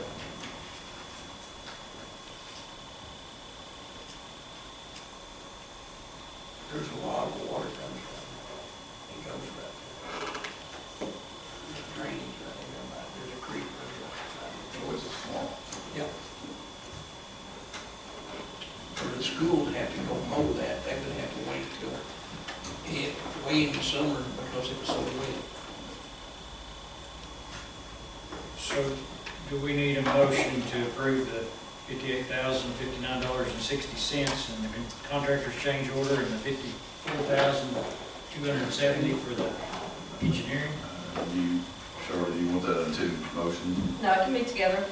So if I add it together, you know what to add? You approve the change order and the engineering for the project extra. At the total cost of, yeah, that number. $112,300. $129.60.